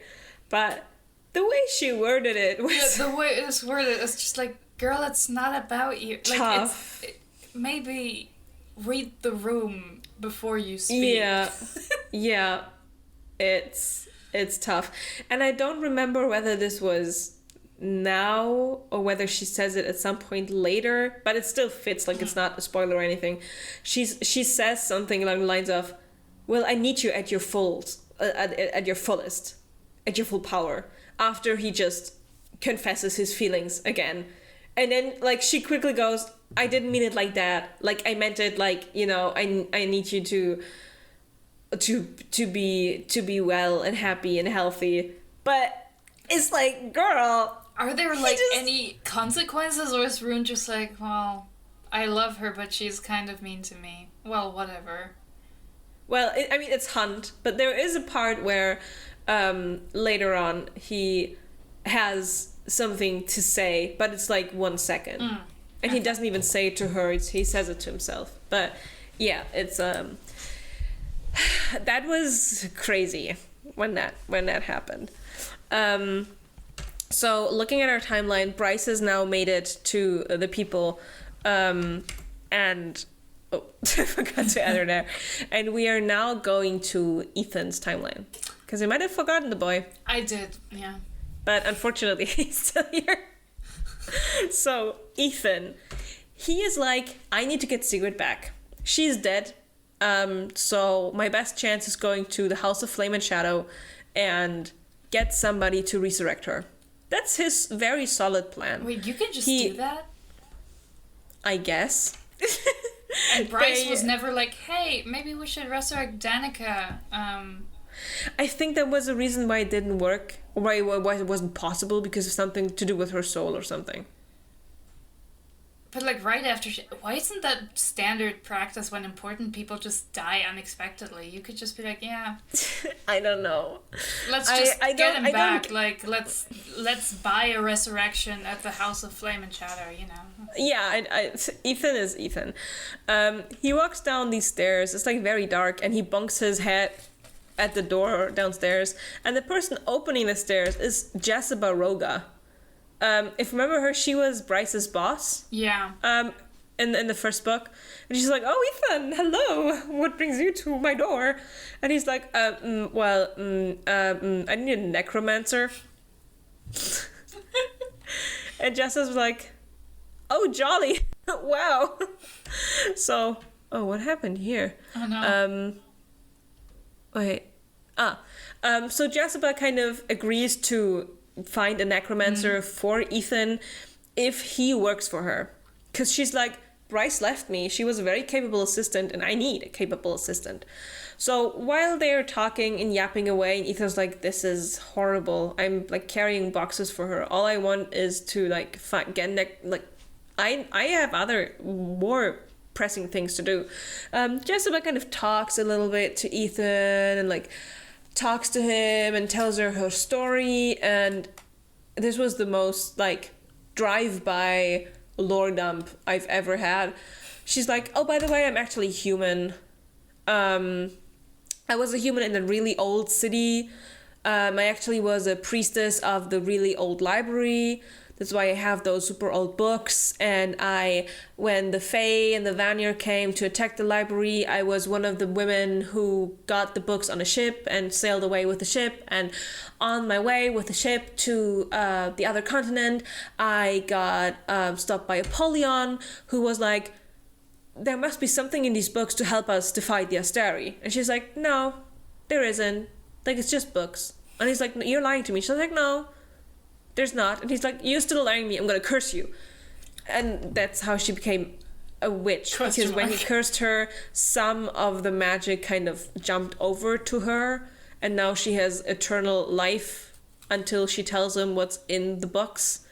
And yeah, that's how we find out that Jessica is a pretty old person with a curse from one of the princes of hell, and that's how she's related to the witches, and that's why the necromancer that she knows that she gets for Ethan is Hypaxia,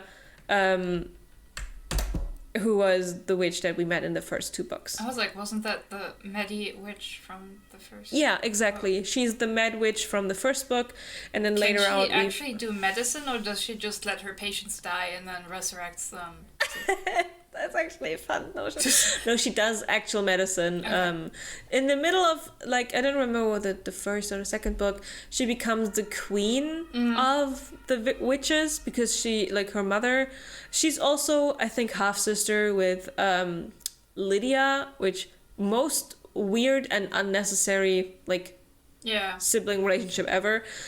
And Hypaxia is like, oh yeah, I'm available. Ethan goes, why are you available? Aren't you a queen? And she's like, well, I was kind of overthrown by another queen, so now I'm here, ha. It's like, it's the most, like, weird reason as to why Hypaxia suddenly has also, a lot wasn't of amount of she time. engaged to Rune? Or she was engaged to someone? Yeah, I think to Rune. Yeah, I was like, wait, wasn't... She was engaged to Rune, but secretly in a gay relationship with Celestina, who was the archangel from... Yeah, I remember. Yeah. She broke up with Celestina, by the way, because, you know... Yeah, Celestina couldn't respect her after she got overthrown by a different queen. I get it. No, actually, because Celestina's such a bitch, and she ratted out Hunt and Bryce to the Asteri. But yeah, they fetch Sigrid's body. They kind of have to sew back her throat onto her head, onto her rest of the body, because, you know, otherwise it resurrected and, you know, there'd be no head. But looking at the timeline, we are now about on the same like moment that we are with the rest of them. They tried to resurrect Sigrid, but something goes wrong, and she opens her eyes and it's like green, and Sigrid ends up becoming a Reaper. Basically, from what Hypaxia says, she became a Reaper due to the fact that when they were at the realms, at the door towards the life, whatever, Sigrid's soul was like, you know what? No, I'm not gonna go with you. And instead, she went with the Underking and became a Reaper. Ethan is heartbroken by that. He's like, fucking hell, like, I was hoping this would be working. And Jessica's like, well, there is actually a way this could work. We could get her, she hasn't been a Reaper for long, like 10 seconds, right? And she's run away, but we'll find her again. We can use the thunder energy, the lightning energy of a Thunderbird to, like, shock her, basically, and get her back, and then put her soul back into that place, and then Hypaxia can try again to kind of grab her and bring her back to the light. The last remaining Thunderbird, if you remember whom we know, was Sophia Renast, who died in the last book. But Jessica knows where her corpse is. Her corpse is in Avalon. So they're like, okay, we also have to go to Avalon. But before they can get to Avalon, the city gets bombed by the Asteri.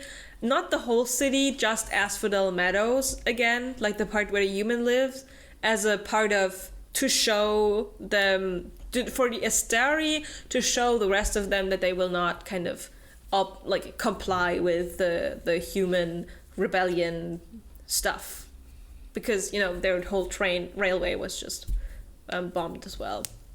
So that's where we are right now. Can you, like, legitimately, after reading, like, the first Crescent City book, would you have been like, you know what? It seems likely that the series will end up spending a not insignificant amount of time with most of our characters on a submarine? Like, is it... No. No. It feels so random. I'm like, can't you guys do magic? Why are you taking a submarine? What? Can't you, like... What? Well, the explanation is that if they are above... So I told you, like, Eurythus was in the Mystics room, and Sigrid was also a Mystic. It's basically they put these young people into tanks, and they kind of are able to just find people because they're so connected to their magic. And if they would be above water or somewhere, the Asteri would be able to easily find them. So the only place that they can kind of be more covert is on the depth charger. Don't ask me why. I don't know if the Mystics can't go through water. It's fine, like, that's a limitation, but I also would like to say, I don't know why, but I feel like in a urban fantasy with strong high fantasy element setting, I would expect something a little more interesting, magical than a fucking submarine. Like, I this is so funny. Like, if you hold the submarine up to the part that plays in Prithian, what? The clash. Yeah. Yeah. No, it is a slightly ridiculous, but they're all listening to the Beatles while they're on there, and it's just like playing Yellow Submarine on loop. It's great. I love this. Well, before we had Sigrid, now we don't have Sigrid again. Minus Sigrid. And let's jump back to the people who want to go to Avalon, which is all of them, but let's go back to the Bright. Cool. Yeah.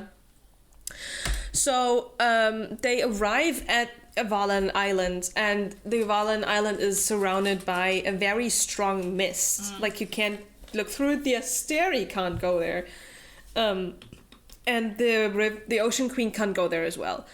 They're all getting on their boat. They're like, they have gotten into contact with the people of Avalon. They know they're coming. They're like being let in.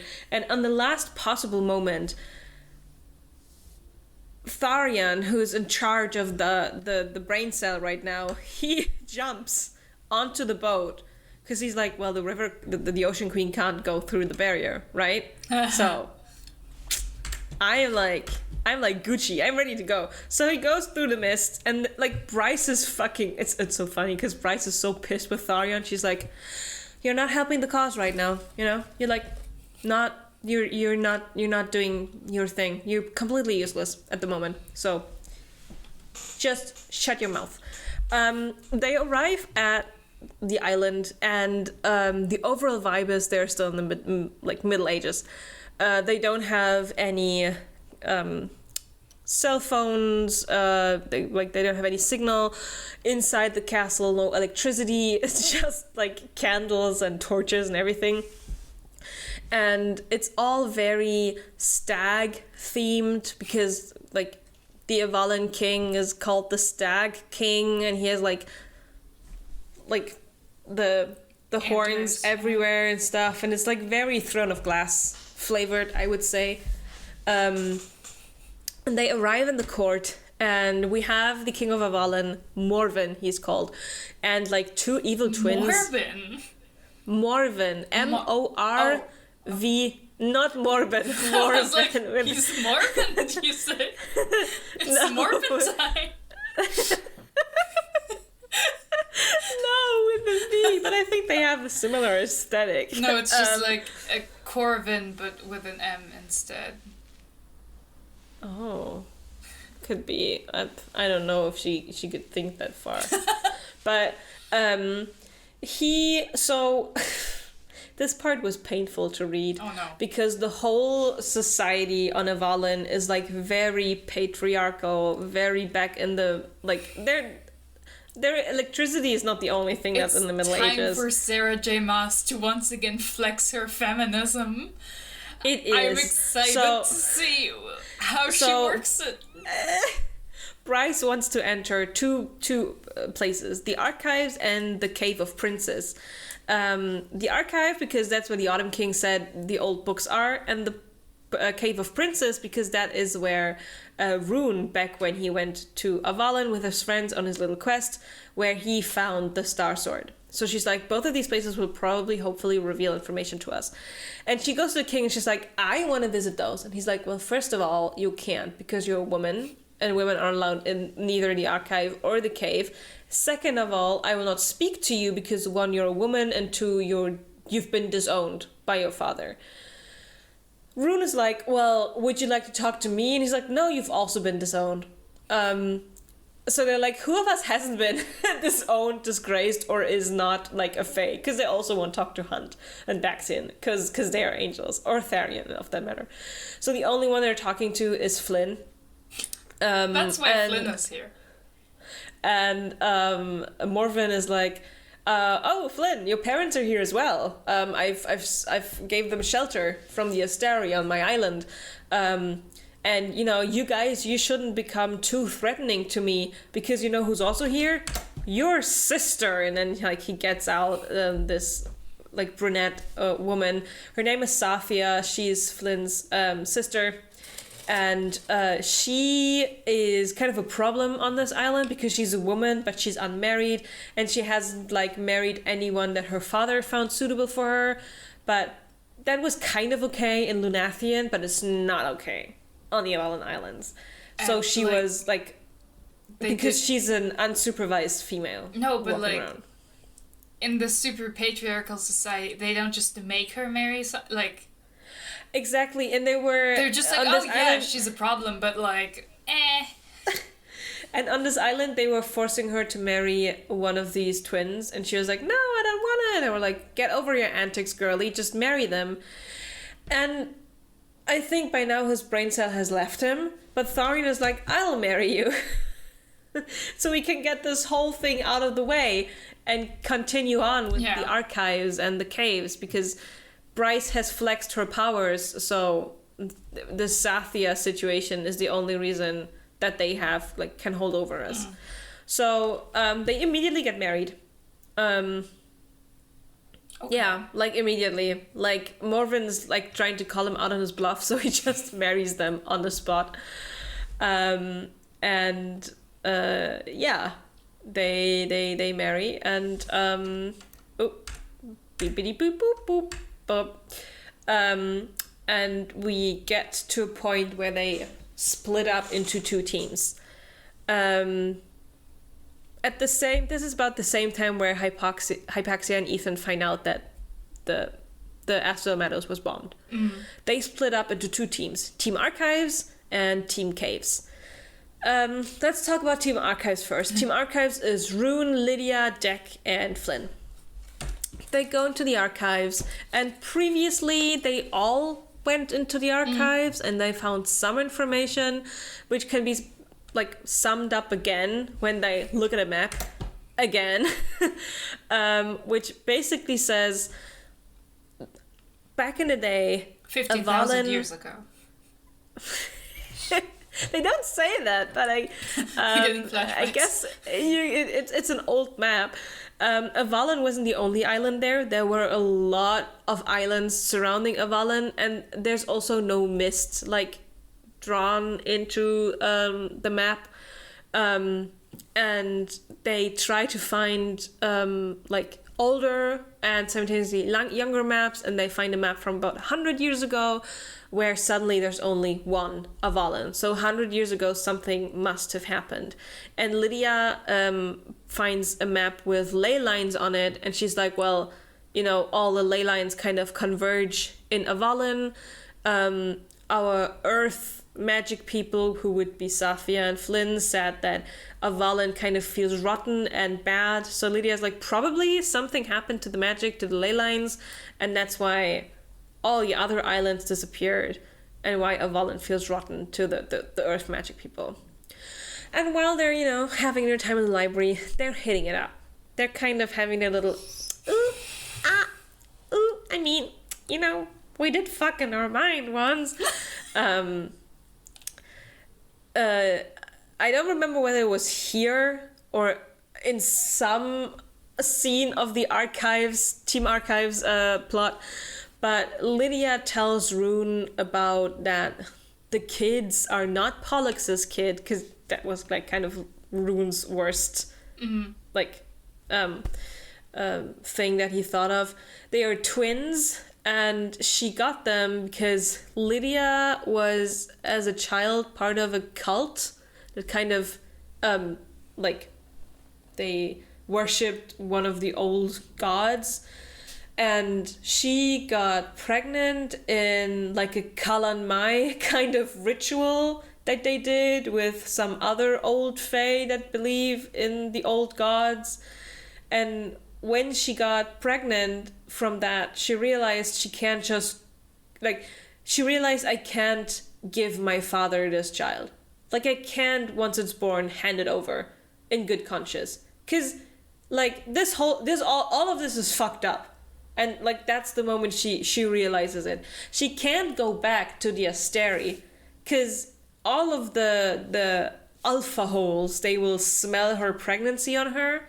So she stages her own kidnapping, flees to the Ocean Queen. The Ocean Queen's like, all right, you can stay here, you can birth your children, you can, like, hang out with them for the first couple of months. But then you have to go back and be a spy for me. And that's how the whole Lydia situation came to be. Okay. Fascinated by the fact that we're now including cults as a, like, fun, spicy backstory. I love that there's cults, right? Now.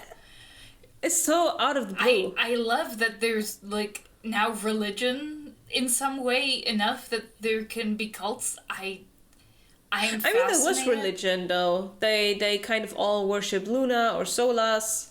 Yeah, but, like, do we know what they actually do? Like, does the religion actually impact the daily life? Or is it just like, oh yeah, there's worshipping? Yeah. Like, Yeah. it's just kind of like, yeah, okay, sometimes I guess. Like, it's just like, what? This feels so right. I love that everything in this just feels like Sarah just like was like, hey, you know what would be fun? Haha, let's put this in. It doesn't really add anything. Like, why does Lydia have like what?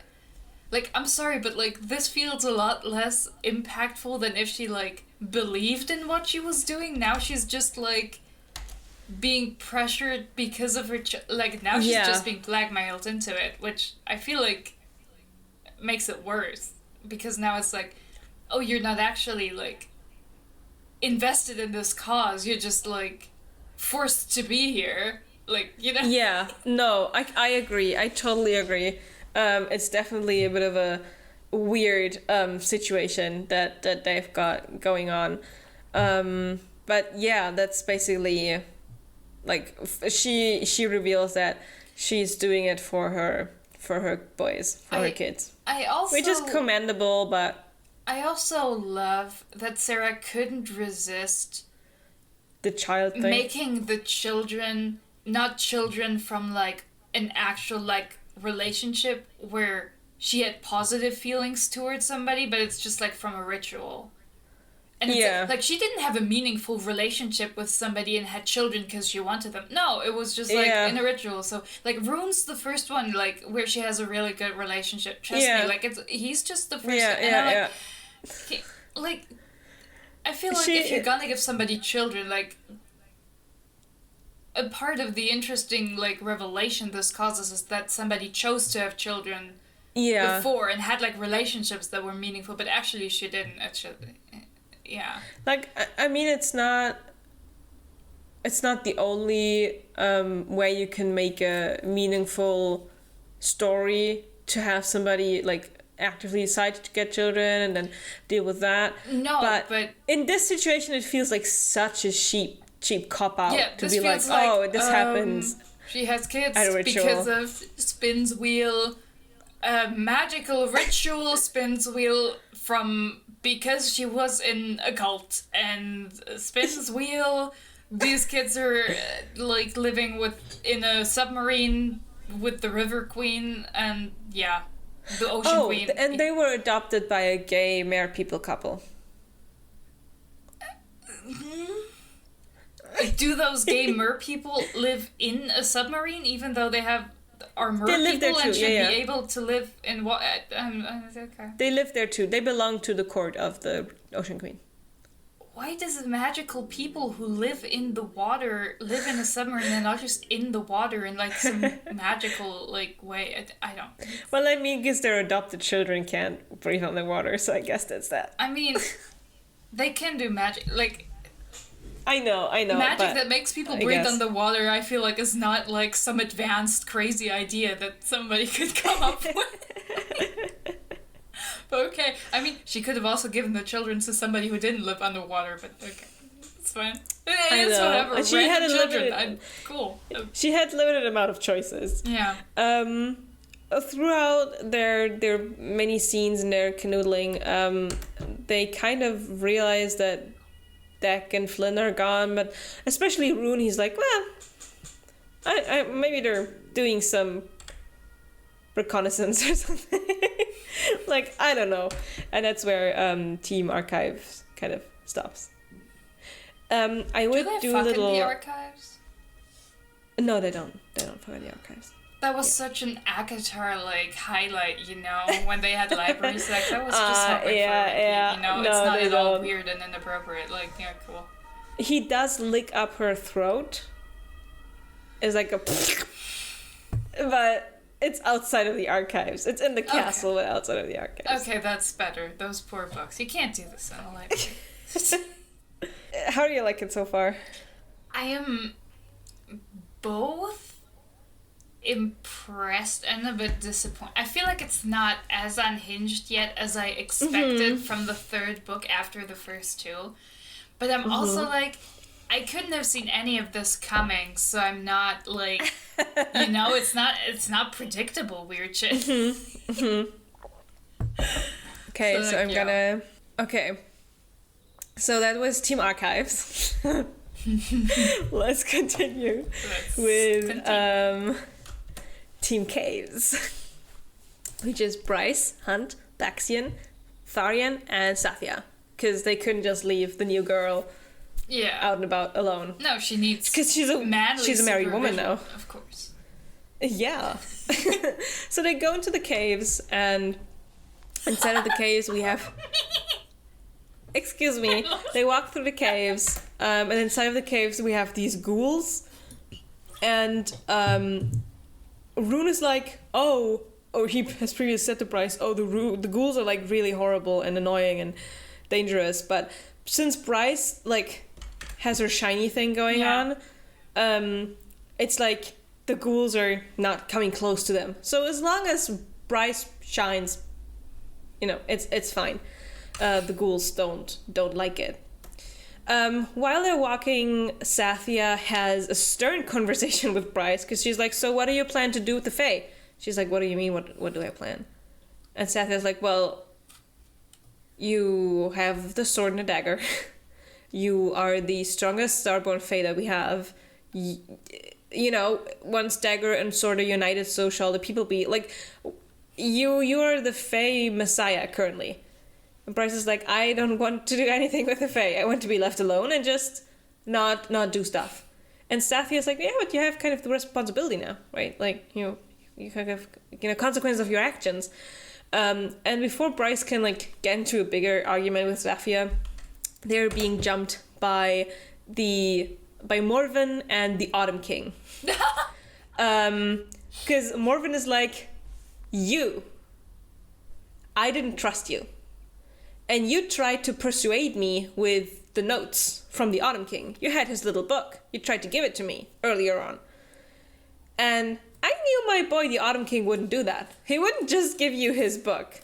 So I went to the Autumn King's house, found him locked in his closet, where she left him. And I took him with me. And now we're here. And who we also have? How did he go there? Wasn't like the journey to Avalon like a whole ordeal? Well, for people who are like subject to the Asteria, I imagine they can do some teleporting magic. The Fae of Avalon. So he probably snatched him. And we also have Deck and Flynn. Haha! So this is where these two were like ending up with. And Bryce is like really angry. She's like, the fuck you saying to me? And she gets her dagger out, she gets her sword out, and she just blasts them with her power. Anyway, I started blasting. The cave kind of goes unstable, and the Autumn King and Morven and like they run away with Deck and Flynn, and Hunt's like, why, we're just gonna leave them there? And she's like, yeah, we are. And then she jumps in the river again. That's like next to the place where they're staying. And the thing is, remember the thing with her light? That's the reason why the ghouls aren't coming. Well, the light is now in the river. So the ghouls are like, like walking towards them. And the others have no choice of jumping into the river as well. So that concludes our caves plot. If we go quickly back to Rune and Lydia, they are starting to like really wonder where Deck and Flynn could have gone. They also don't find the evil twins. So they're like, shit, they must have gotten them. They must have like gone to the caves. So they go to the caves. And the thing is, Lydia is like, Rune, you're very like emotional. You're very like hyped up right now. I do want to save your friends. Let's just be a bit smart about it. He's like, yeah, you're right. So they're like, contain yourself, go to the caves. While they're in the caves, Rune gets incredibly horny. And like Lydia as well. And Is this the moment? They nearly fuck against the cave wall until they hear like the like the Minecraft zombie sound of the ghouls, and they're like, we shouldn't fuck in the caves. And also we kind of wanted I'm so worried about my friends. And she's like, well, let's think and like do this strategically. And then like 5 minutes later, they're like, the strategy is to fuck now. Yeah, and then he's like, "Oh right, I also wanted to save our friends." So then they go in the caves and try to save them. And once they've clambered out of the water, Hunt and Bryce have their next big argument because he's like, "You have to stop doing this shit." Basically, Hunt does what nobody had the balls to say to Aelin. So he's like to Bryce, "You can't stop doing this shit. You can't like whip out these plans, you have to tell us, right?" And she's like, "Well, no, I need you with me. That's what I need from you." And he's like, "Well, I am with you."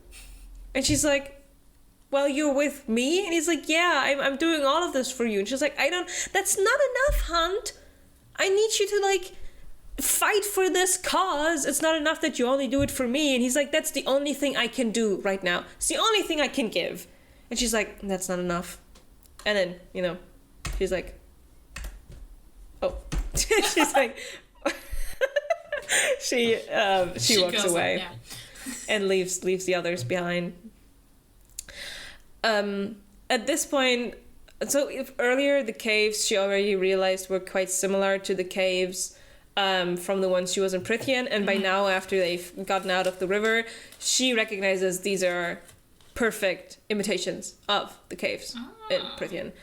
So she walks the walk, and they arrive again in the big dome structure, and there's instead of the altar and everything, there's a tomb there with kind of a statue of Pelias on it, because the Cave of Princes was actually like a monument to Pelias.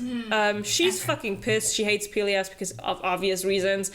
And she's like, "I can't imagine that this is the big thing. There must be something else." So she pushes off the lid of the tomb, and underneath it there's like a stairway that brings them to a different gigantic domed place.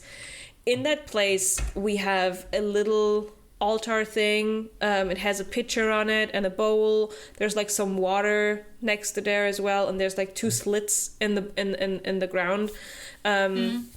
And Bryce, because she's our smart girly, she realizes earlier on already in the cave that the whole caves are made out of black salt. And if you remember, they use normal white salt to kind of repel demons, but black salt is used to summon demons.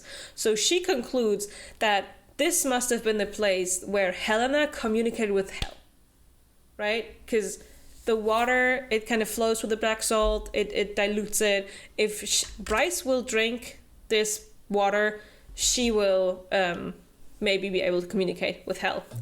In the last moment before she can drink it, Hunt's like, slaps it out of her hand, and she's ready to go. She's like, "I have a mission, Hunt.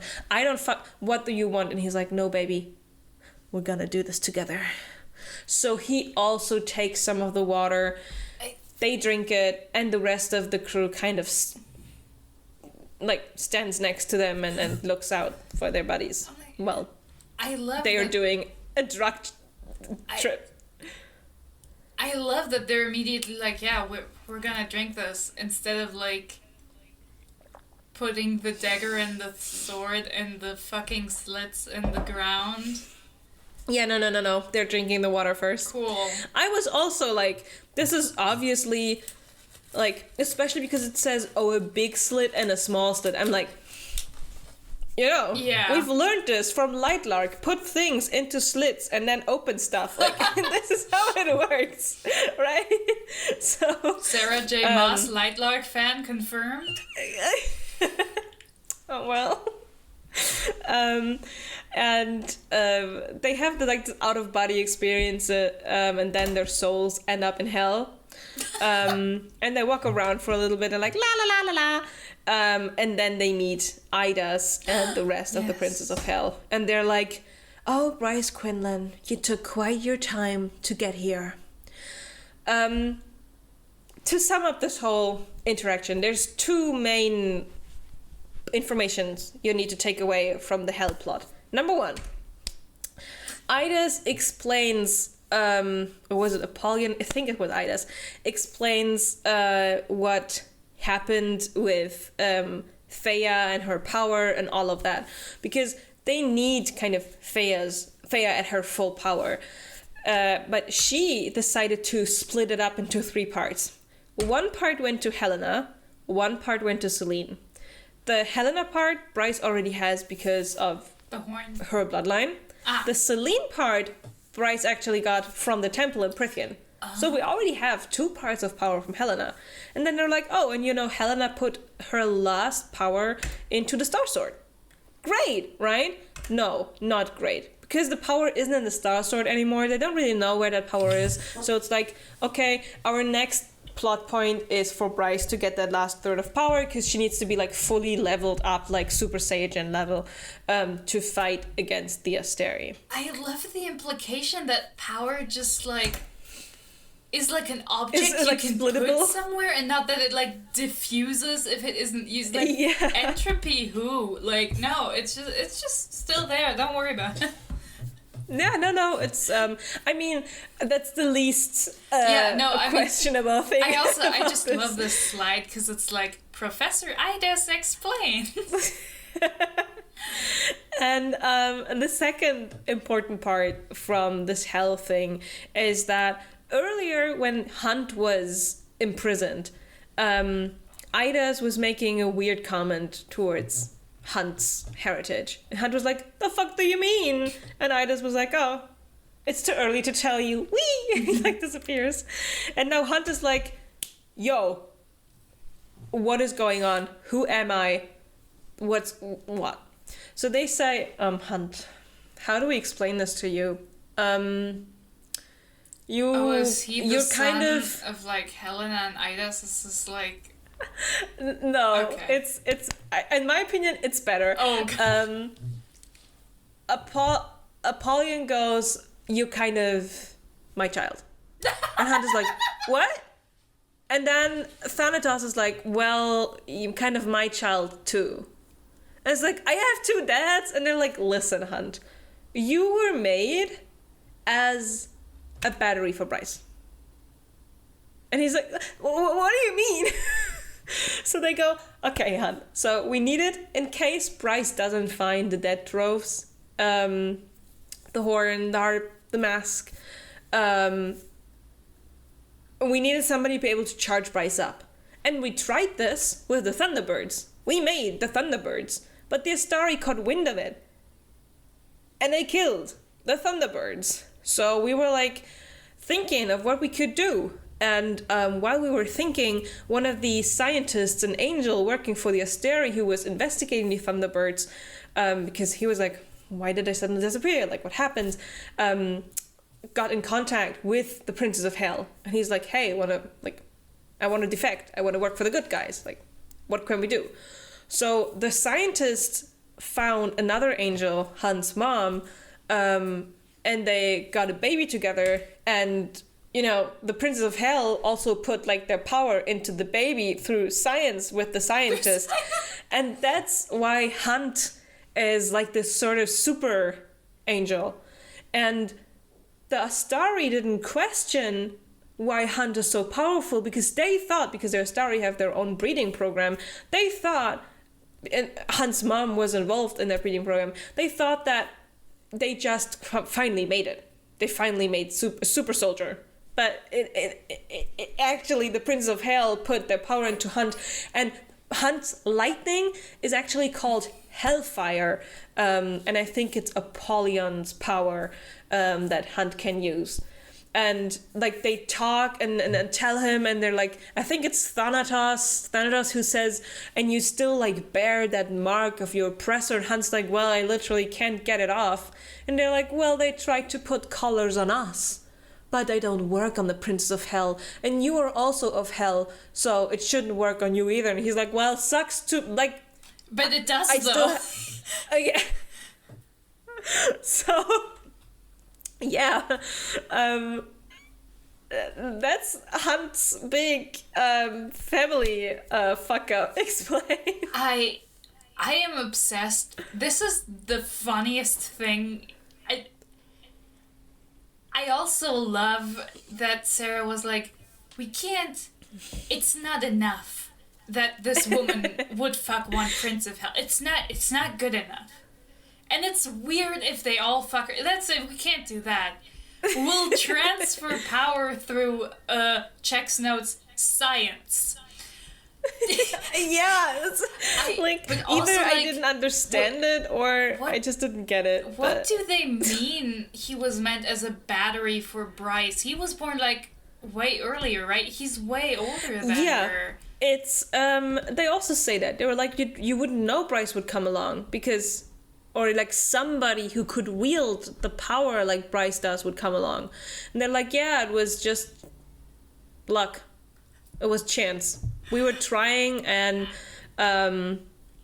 we were a bit worried when Hunt was like going into that war and stuff, but it did turn out alright.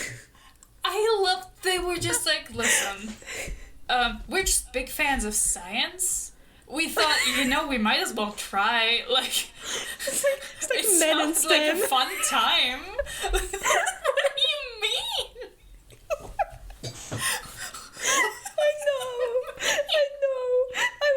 And the thing is, at this point, I wasn't even fazed by this plot point. I was like, okay, well, I can't even be excited about these huge revelations anymore, because this book is simultaneously giving and not giving me so much at this. I was just sitting there like, okay, fine.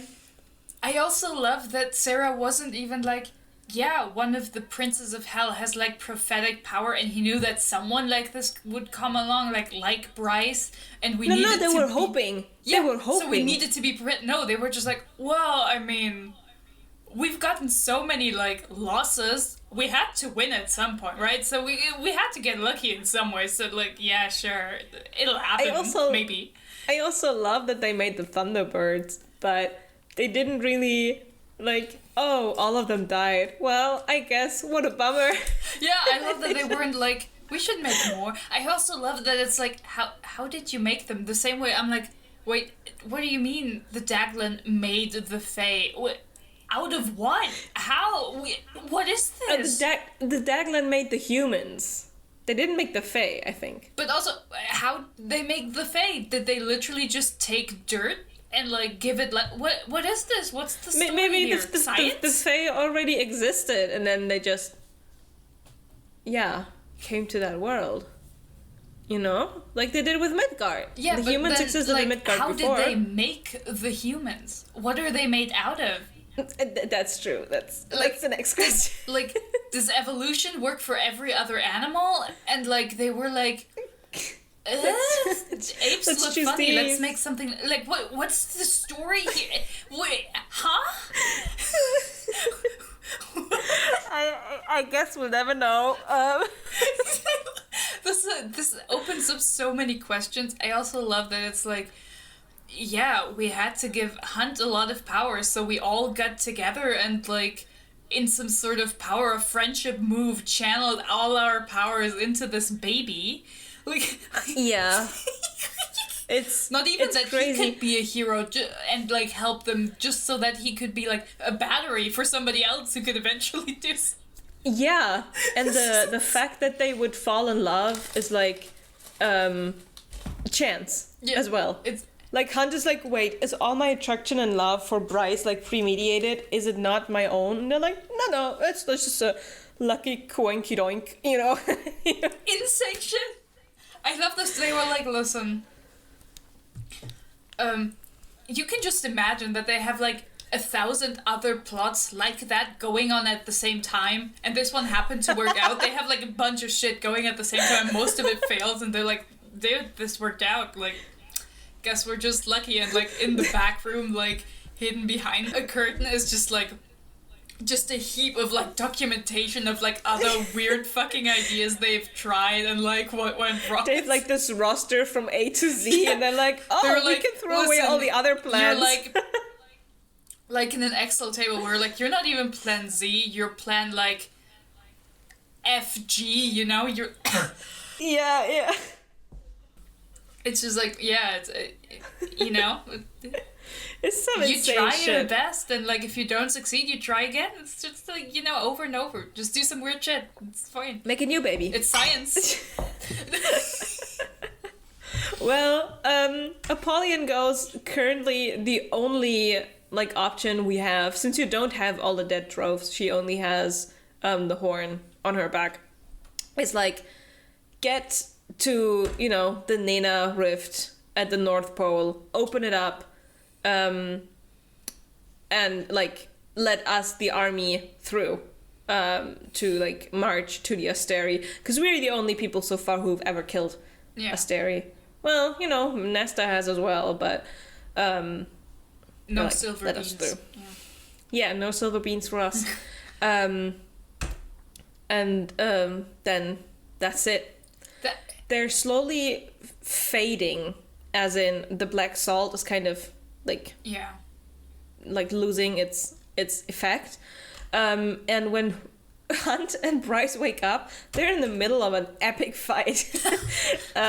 Because the Morven and the Autumn King, they have caught up to them. And the others are trying to get them away from Hunt and Bryce. And Hunt and Bryce wake up and they're in this ring of fire the Autumn King has made. And it's a cool fight. I'm gonna say that. Bryce is all this repressed anger, it comes out, and she melts flesh off bones. With her star power, she's I am a literal sun, and I will annihilate you. Hunt is fighting against the evil twins, all the others are kind of occupied and fighting against people, and Bryce fights against both of the kings simultaneously, and kind of gets thrown to the ground by the Autumn King, and he's oh, I'm gonna enjoy killing you so much. The sword and dagger, she lost it, and before he can kill her, Rune stabs the Autumn King through the chest with the star sword, and he's I'm gonna kill you. And he, in the last moment, tells the Autumn King the real oracle prophecy that he got, that the royal line ends with Rune. And the Autumn King dies slowly, because, he has the superpower, the healing power. So Rune has enough time to tell him, it will not end because I will not bear any children, but it will end because I will abdicate my power to Bryce. And by killing you, she will become the actual queen of the Volbaran Fae. And then he hacks the head of the Autumn King, and the Autumn King dies. And in that moment, the flames also. It would have been so funny if he would have been I will be the end of her line, because I'm sterile. It's unfortunate. But I am fucking a MILF, and she has kids, so I don't feel like I'm missing out, because I'll have kids at home anyway. Yeah. So Bryce is well, King Morven, do you yield? And King Morven is okay, I yield. Oh my god, I yield. I'm so sorry. Step on me, mommy. And then, I've learned. She gathers, he's submissive. She gathers her sword, the dagger, and in the last moment he's I'm not submissive. You'll never be ruling over me. And she's I don't want to rule over you. I don't want to rule over anyone. I just want to leave. And he's no, over my dead body. And the moment he says that, he realizes that, well, we can do she that. can't just kill him. So she also ends up killing Morven. Cool. And in the aftermath of that battle, she finally does what you mentioned earlier. She puts the blades into the slits, and out comes this huge burst of energy.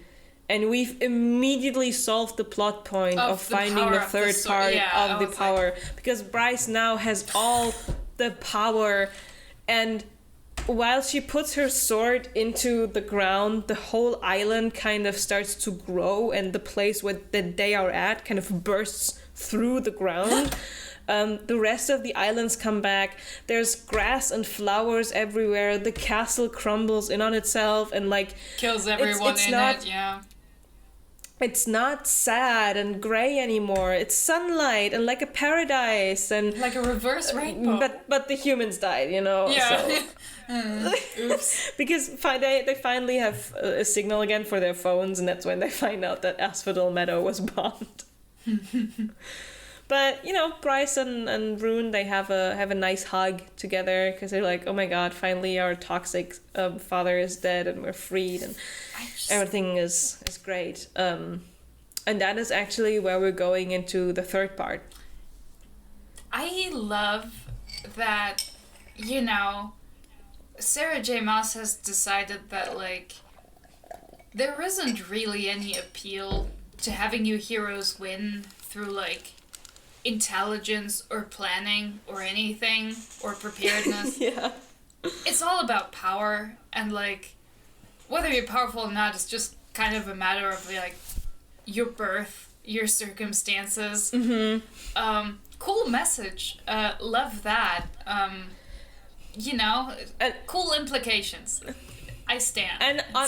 And honestly, I feel crazy for just saying this, but not too crazy. But reading Crescent City 3 made me really want to read Throne of Glass again. Because I felt like I have seen this plot and these vibes before better. You know? I really respect it. Like, I don't have, like, that strong of an opinion on Kingdom of Ash. But and the plot's not, like, super great, like, consistent or whatever. But I respect immensely that Aelin actually loses, like, her insane god mode power before the end, and that they're like, oh, we need to use our brains and, like, actually find a solution and not just to blast the bad guy with fire.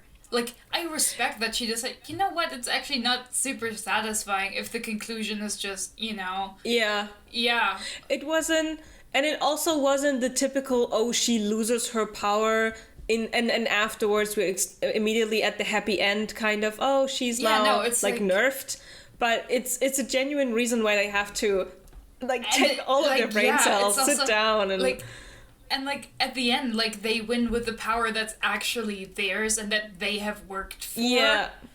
And, like, here I'm also just like, how is it rewarding for the characters to just win because of the powers a gaslight gatekeep girl boss queen left behind 15,000 years? Like, how is that? Why would you want this as a story? Like, why would you do this? And one thing that bothered me immensely, and I felt like this was the moment where I realized it for me reading this book, was that all the hurdles, problems that Sarah J Maas sets up for us immediately get solved. Yeah. Immediately. Every single thing happening so far, immediately gets solved. Bryce needs to find out what happened to her powers. She immediately finds out. She needs to get away from the Autumn King. She planned it all. She gets out. Hunt and the rest of them need to be freed. Well, that was kind of to be expected. Like, they can't rot in the prison for half of the book. Okay, fine. They need to get to Avalon. Yeah, Bryce talks once to the Ocean Queen. Like, all of these things, like these challenges immediately get resolved, and it's like it feels very first drafty, where it's like, you've planned some plot points, but also you're just like throwing everything in at the moment, and it's like it's like it's gonna get solved, and then let's see how this ends. I'm ready for the real insanity to start. I hope we get something just as funny as Hunt being a weird science club experiment. I think that's one of my favorites. We do. Oh.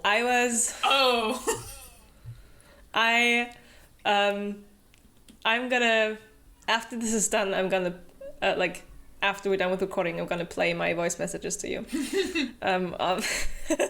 Okay, so part 3. Ethan and Hypaxia have made it to the island. They're like, what the fuck is going on here, right? Oh, they're finally... I forgot about them. Bryce is like, oh, hi. Oh, hi, Ethan. Ethan's like, I need to get to Sophia Renat's body. Apparently she's in the castle here. And Bryce is like, yeah, about that. That body is under like the castle's not really here anymore. Yeah, layers of stone. But we have a different problem, actually. Hypaxia, you have to make me an antidote to the parasite. And then she explains the whole parasite thing to them. And Hypaxia is like, well, but like, I need multiple samples. I need time. I need like studies. I can't just like give this to people. And Bryce is like, I don't fucking care. You make me that antidote. And Ethan, he's like very perturbed. He finds all of this out, but he's still like, yeah, but Sigrid. And Bryce is like, fine, whatever. Hunt will charge some magical crystals for you, and you can take those crystals and use his lightning powers to resurrect boy. Sigrid. Yeah. And Hypaxia is like, yeah, this could possibly work. So, he's like the new and improved Thunderbird. Yeah.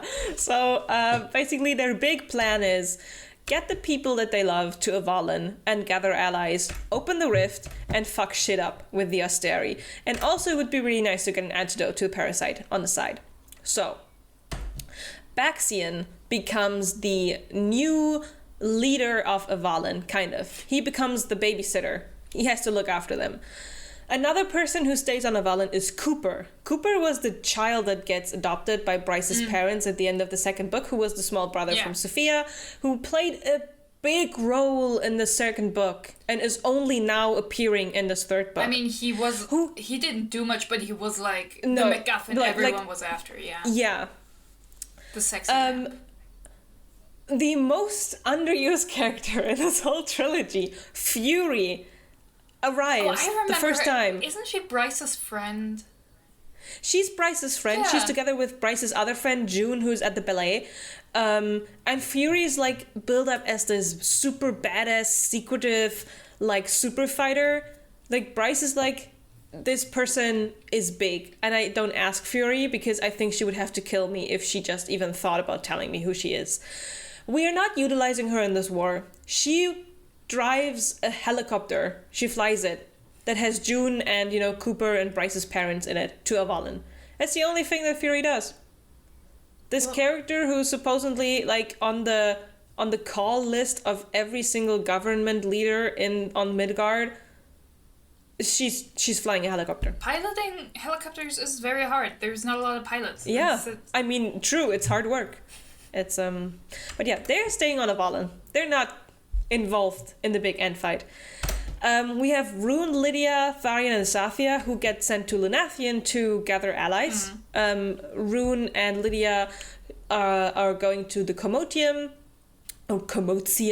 to pick up Isaiah and Naomi. They were part of Hunt's squad. And they are also Safia and Tharian are trying to go and appeal to the River Queen to shelter more people in case the Astari plan on bombing Lunathian again. And we have our third team, Bryce, Hunt, Mama Quinlan, Ember Quinlan, and Randall, her stepdad, who will go to the Nena Rift. Why are her parents coming?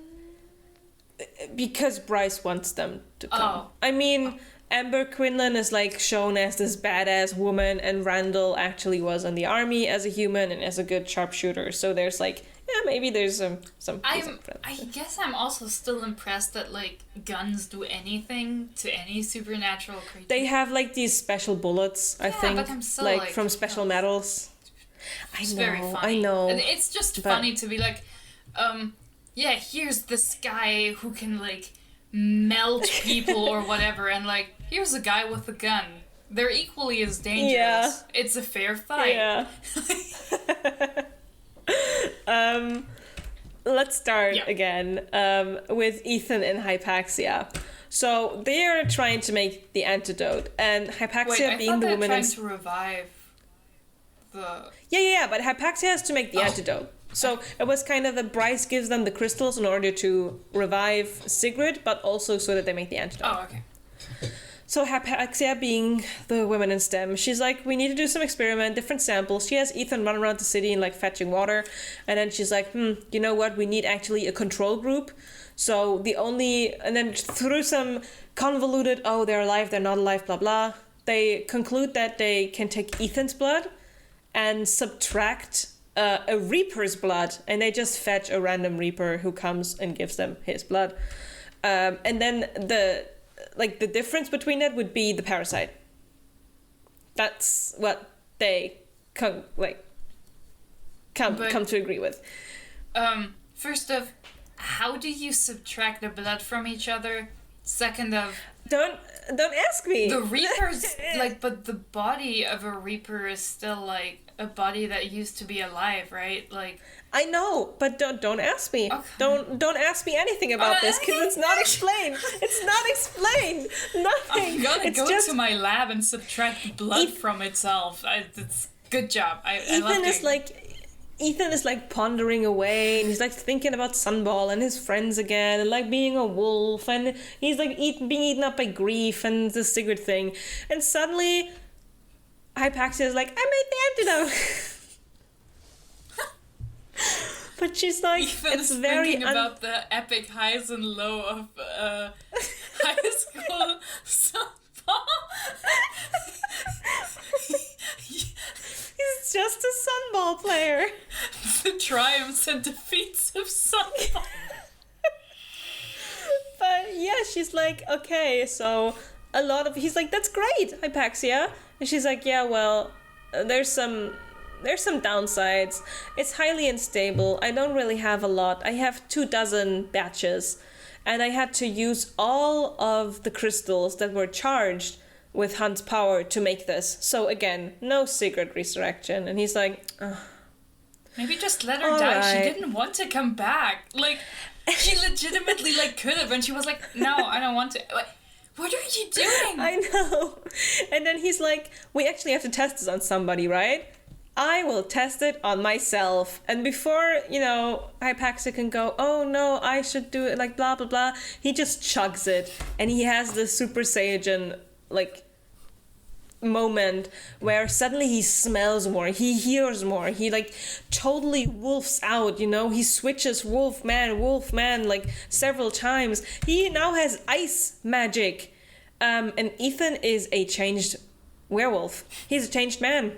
And he takes half of the batches, so 12 of the vials, and he goes to the den of the wolves. He's like, I have an obligation still, and I'm gonna become the man. Where's that coming from?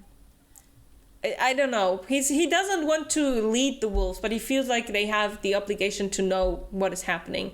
So, like the Messiah he is, he goes to the den of the wolves. Through some persuasion, they start listening to what he has to say, and he explains the whole thing to them.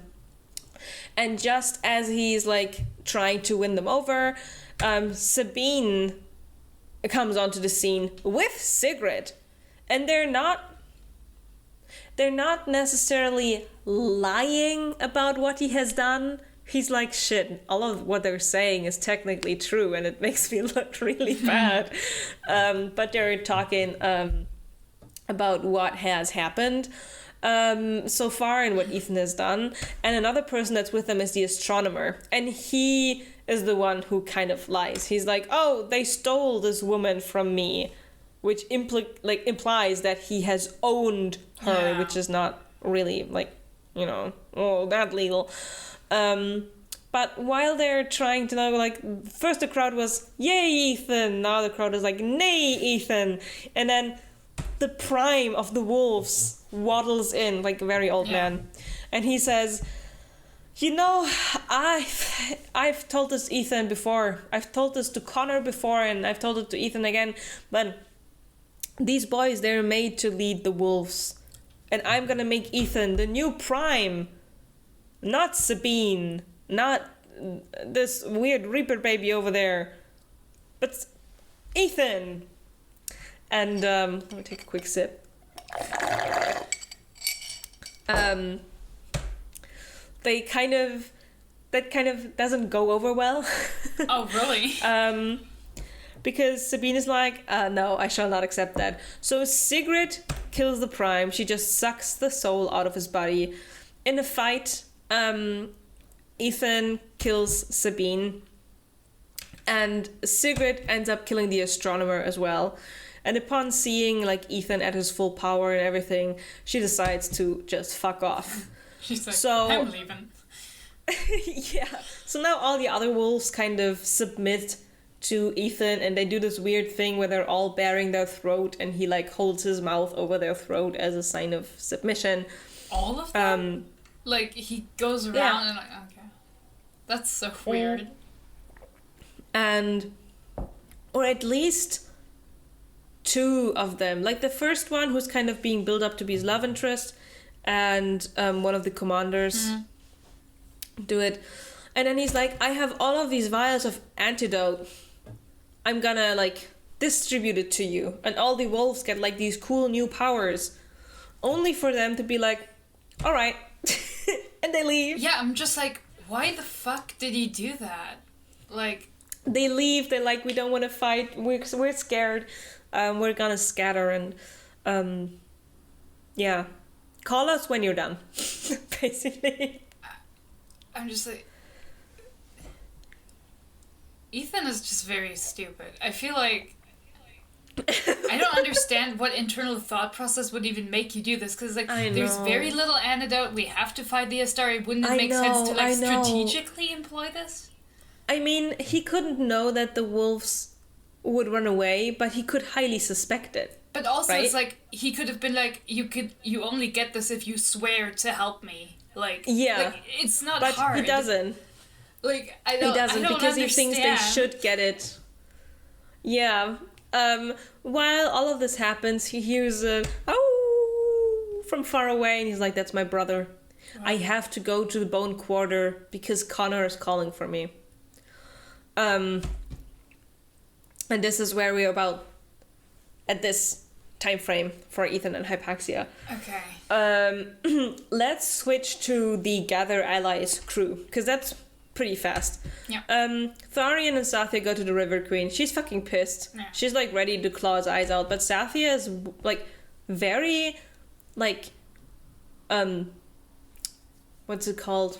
She's like very suave at talking to them, because she was part of a royal Fae family.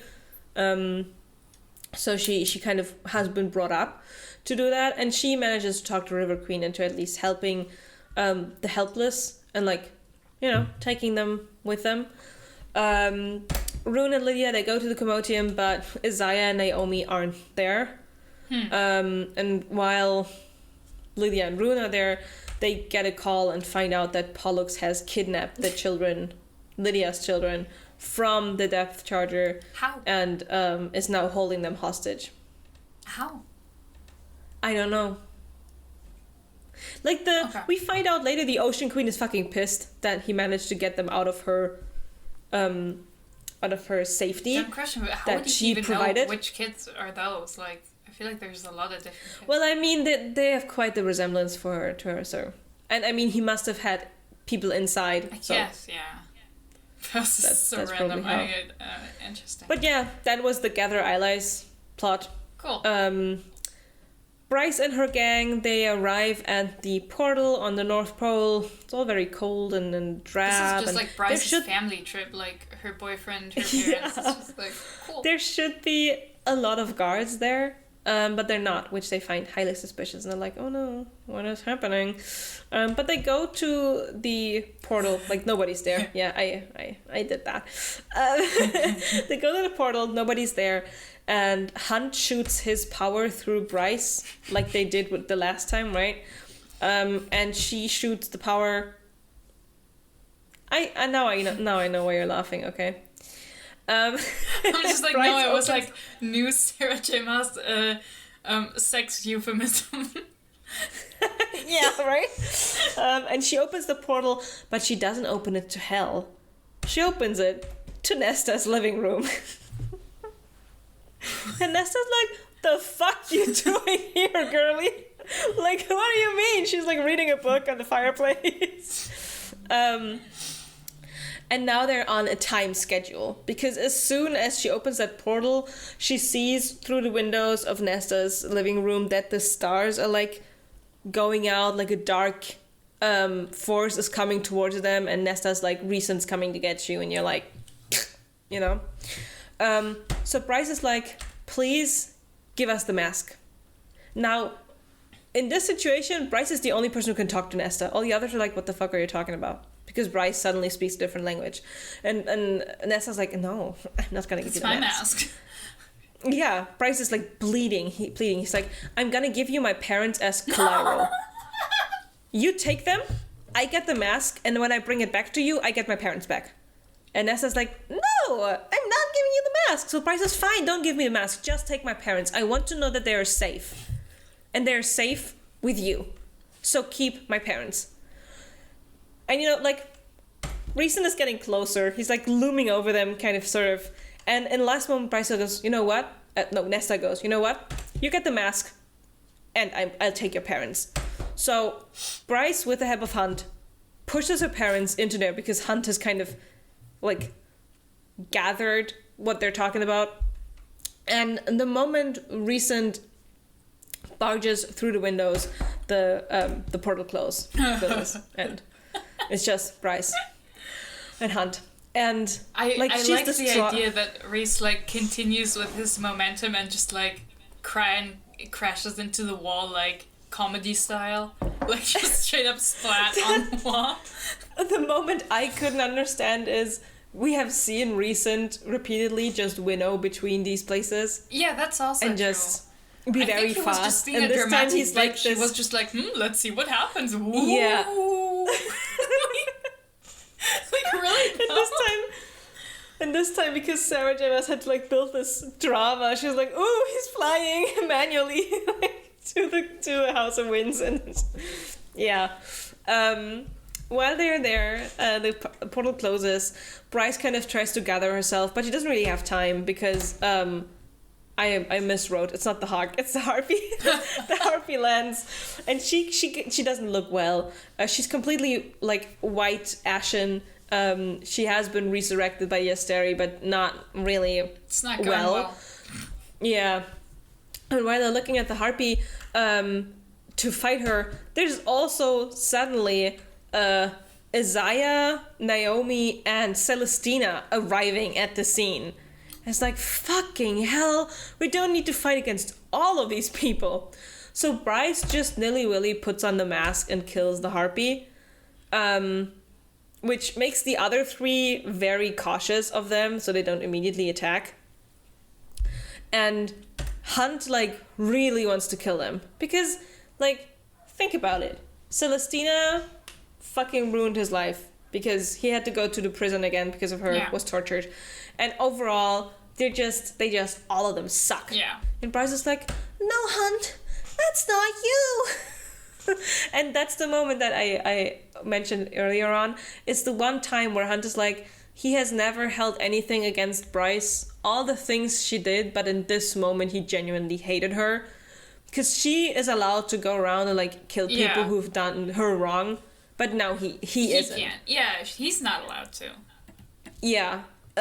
So he kind of really is pissed by that. And because he's so angry, such an angry boy. And he's like, I don't want to be controlled by these people anymore. He's like, I'm gonna get rid of this fucking thing. The people from hell said I could. And he actually does. He gets rid of his own, like, thing. Yeah. And also does so with Isaiah's tattoo on his forehead. And they find out that the three of them were at the rift because they hunt demons. They found out that the harpy is doing things around the portal.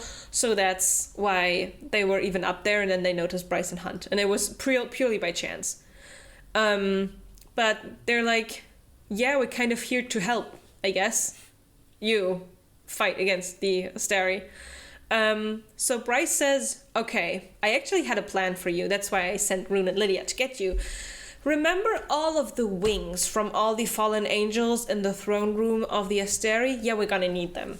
Because Bryce is like, the wings must have still some soul attached to them. They do? And that's her hypothesis. Okay. And with the mask, she could maybe combine these wings with the evil mechs that we found out in the last book that are stationed at Mount Hermon and combine them while Deck is hacking into the system to keep the Asteri out from rebooting the mechs. And then we have our new army of the Fallen being led by Isaiah. Uh-huh. Okay. Also not where I expected these books to go. I will be honest, did not see that coming. Having like a mech fight was not on my bingo card at all. There's a couple of things coming that are not on your bingo card. At least one. Let's see how this continues. I'm kind of speechless. I'm just like, what? Huh? What? So Isaiah agrees to that, and they finally open the portal up to hell, and then they have this cool, like these last minutes of a supernatural episode where they're all really cool walking towards somewhere. The princes of hell are walking out, and they're like, and Bryce is like, long time seeing you here, boys. And like one of them says, oh, just like home. And then they get a call from Rune saying the kids were kidnapped. I feel like this is like the end of a Riverdale episode, like a fantasy Riverdale. Like, this is how this book feels to me, personally. Like, well, the cool thing about the late Riverdale episodes and seasons was that you couldn't know where the show was going. Yeah. It was always a surprise. I feel like here, yeah, there's an equal amount of ridiculous surprise, but it's not as funded in expectation that you have as it was in Riverdale. Like in Riverdale, you were like, okay, yeah, I'm gonna get something batshit crazy thrown at me, and I'm kind of going to enjoy it. But here it's like, what's even going on? Yeah, here it's like the first Crescent City was already a little off the rails. The second one also, but not like this. Not like this. This is still kind of out of left field. Yeah. Yeah. So that puts us to this situation, and we still haven't talked about this part. Like, what happens after Ethan hears his brother go, ooh! Yeah. So he and Hypaxia go to the Bone Quarter and meet with the Underking. And the Underking sits next to the statue that is Erd, like the goddess Erd, but she has like markings all over her body. She's holding a bowl. And the Underking has this speech where he explains, oh, back where I come from, she was called Word, and she was the goddess of creation, and she was amazing, she was a baddie, and, I like it here as the Underking. It's a lot better than the caves and barrows that I used to be in. And just from these couple of sentences, people are like, the Underking is a barrow white. Yeah, I'm like, throne of glass, and he is the biggest girl boss in all of the world because he managed to convince the other people he's the literal god of death. Yeah, it's like he's like, listen, this con is going way better than I thought it would. Like, people just straight up believe me. Like, they gave me a whole quarter to work with. They're like, yeah, you're the king here. Yeah, you reign over the dead. And he's like, yeah, cool, I will. Thanks. he's and I love that for him. He's like sitting there. He immediately recognizes that. Oh no, continue. I was about to say, like, oh, it's not the goddess Erd. It's actually the goddess Word. And she made everything. And I'm like, he realizes immediately that Connor is Prime, and he's like, oh, am I the first one to know this? Like, are you making your political rounds? And he's like, yeah. I also want to see my brother. And the Underking is fine. You are new prime. You get one wish, and that is you can see your, ghost brother. But Connor can't talk. And Ethan is like, that's so mean. The Underking said, well, you wanted to talk to your brother, not with him. He's like, you wanted to see your brother, so, yeah. You are. So they go a bit to the side, and Ethan's like, I love you, bro, and, like, you're so important to me, and, like, he is waxing on all of these lessons, but Connor is desperately trying to get his attention to a bullet that Connor is holding in his hand. Like a silver bean. Sorry. But before they can kind of, like Ethan's like, what do you want with this bullet? And Connor's like, oh my god, just take the fucking bullet. And then the Underking comes along again. He's like, you guys, your time is over. I gave you 5 minutes. And Ethan is super angry, and he's like, I've had it with people telling me what to do. So he just uses his new ice powers and, like, freezes the Underking. And then Hypaxia comes in from the back and she bonks the Underking, and he dies. What? So that was the last time the Underking girl bossed. I'm just like, I can't, but I'm also like, Ethan, who's been telling you what to do? You've been doing random shit for the last, like...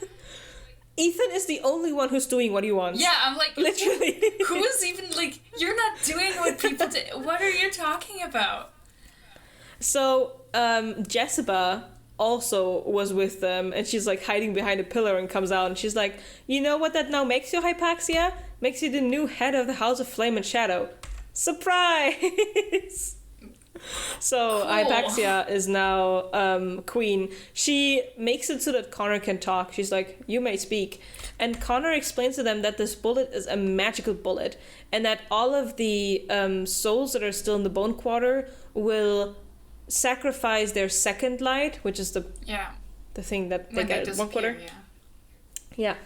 They will put all of their second light into the gate that they have in the Bone Quarter, and the energy of that shall be encased in the bullet, and then that bullet is like super magical.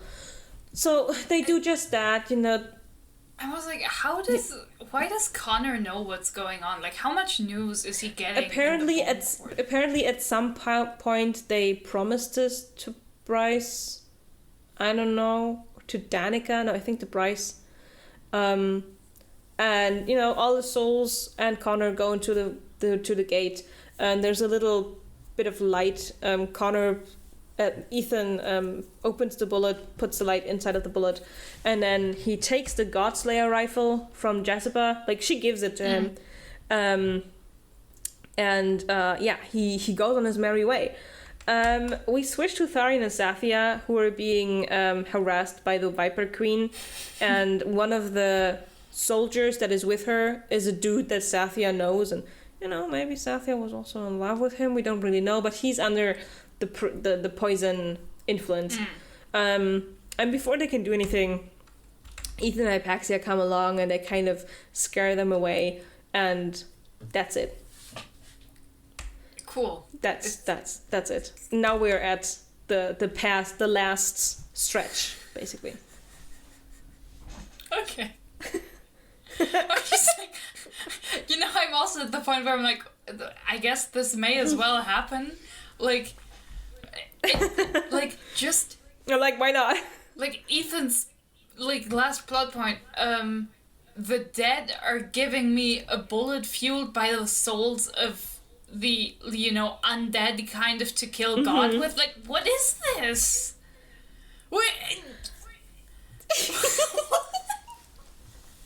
It's crazy. So, for the last stretch... Yeah. We have like a Bryce and Hunt part, a Rune and Lydia part, a Tharian and Ethan thing.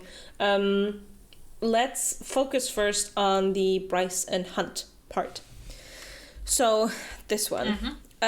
Bryce and Hunt and Rune and Lydia all together infiltrate the palace of the Asteri. Dude, for a second I thought this was like a spaceship, and we were really going off the rails now. I was like, dude, it kind of does look like one, right? Yeah, I don't know. That's what I drew for the palace. Inside they split up though, and we continue on with Bryce and Hunt. Why is the mask looking so weird? It's anyway, just a half mask. They find the wings. Hunt destroys his and Baxian's wings because they're also on the wall. And then Bryce uses the mask. Oh, there's the rest of the mask. Bryce uses the mask to command the rest of the wings. And it works. They fly out of the window and fly away. And they're like, oh, this went awfully... The wings just like...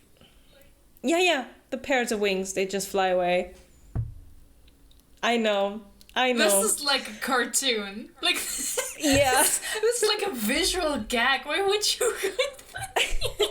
They fly away. And it's also like they're not attached to each other, right? Yeah, that's why I'm like, what? So, like, they're just... What? They're like, this has been far too easy. And into the room comes Rigolas. And it's written in a way where it feels like he's just coming back to his throne room. And he's like, oh, damn, you're there. But I think it was supposed to be like he enters the room because he noticed something's going on. But to me, it read like he just came back from his coffee break. He just went like to the toilet. Like he's coming back from a snack break. And he's like, dude, what are you doing? You were supposed... What are we doing this again? Like, this happened last book. It's like this scene from Community where he comes back. Troy comes back with a pizza and like his flat is on fire. And he's like, oh, you nifty little dudes. They look out of the window. They see the army of hell, ready to march on the city. He's like, you really thought I was that stupid? I noticed immediately when you opened the rift, when they walked out. I have my guard ready. My guard is coming to fuck you up. And you know whom else my guard is fucking up? Hell. Because you guys left the rift open and, my armies are flying in there right now and fucking up their world too. This is fun, with you guys. And Bryce is like, oh shit. And she teleports her and Hunt out of the throne room on top of a ledge, like a hill looking down on the city, where she and the Prince of Hell are standing. And they're like, oh no, poor Rigolas thinks that he can just walk into hell. He cannot. Of course we outsmarted him. We're outsmarting the outsmarting. We left a significant amount of our army back there. And yes, we are divided now, but the Astarian army is divided as well. So good for us. Their ploy with the fallen army of the mechs is working. So the angels are now commanding the mechs and possessing them, kind of. And they're engaged in this super epic battle. And the battle sequence, I feel like Sarah J Maas is good as writing the epicness of a battle, even though you kind of lose track of what's actually happening. But at some part, the 5 Asteri, so there were 7, Sirius got killed, technically there were 8, because if you count the one that was in Prythian, there were 7, Sirius was killed, so there's still 6. Rigolas is at the palace, so now there's 5 Asteri in the battlefield, and 1 Polaris is kind of, fighting against Bryce, and they're like, bam, bam, ba-dim, beam, boom, fighting against each other. And Bryce manages to get her swords into Polaris. So she's like, I'm gonna do it. I'm gonna open them up. And, I forgot very crucial information. The Princes of Hell tell her that when they are in Hell, they tell her that the swords together open a portal to nowhere. But even Thea and Helena didn't do that because they were scared of where this portal to nowhere goes. Well, nowhere. But that portal could, I guess, yeah. But that portal could kill an Asteri. So Bryce is like, I'm gonna do it. I'm gonna open the portal. So she plunges her swords in there. She uses her power, and actually the portal to nowhere opens. It's growing and growing. And Hunt notices his girlie doing that, and he's like, it's not enough. It's not working.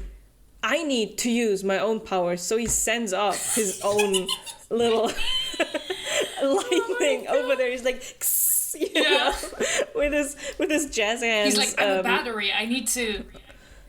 Right. He's like, I have a thing to do here. So he Palpatines his power towards her, and that kind of manages to work, and the portal kind of sucks the Asteri in there, and then they're like, oh my god, it worked. They are very tired. Like, they both simultaneously realize, oh my god, we can't do this for like another 5 of them, especially Regulus, because he's like, just getting to the point to like get the swords into Polaris was hard. But nonetheless, they're like, we're gonna go to the palace now because we want to blow up the first light core, get the power away from the Astari in the hopes that it then gets easier to kill them. So off they go to the first light core. There, can't you take it to like open another portal to send an Asteri through?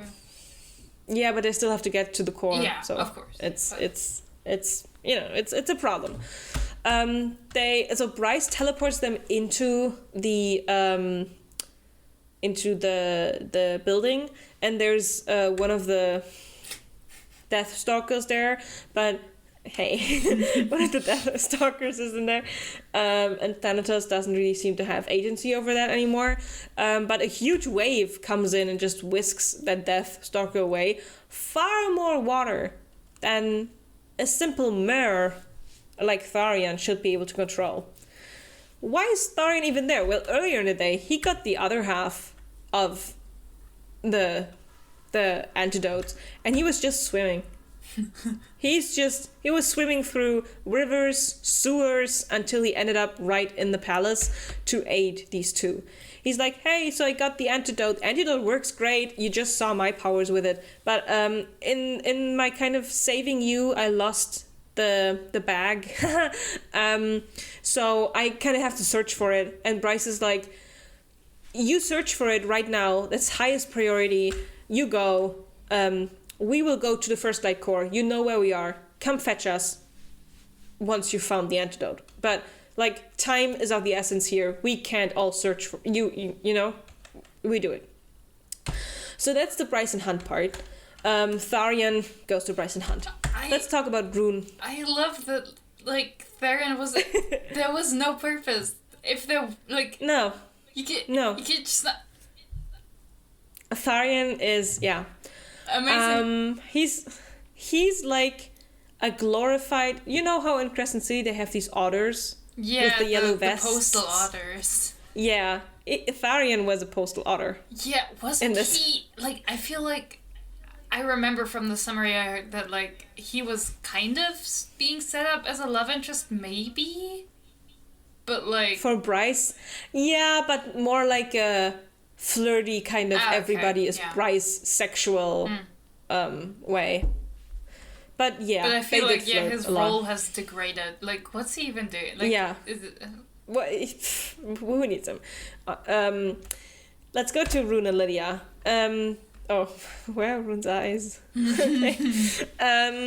They find out through the Mystic's room that the children are at the main core. And Lydia's like, all right, we have to go. Like, she's frantic. These are her children. She's very, like, oh my god. And Rune is like, this is obviously a trap. And Lydia's like, I know, but I still need to go. I still need to save my children. And Rune's like, I can't let you run into, like, certain death. So he shoots her in the leg. So you can crawl into certain death instead of running. So he leaves her on the stairs and runs past her to walk to the main core by himself, where of course it's just Pollux waiting, because Rune is still not at like the height of his powers.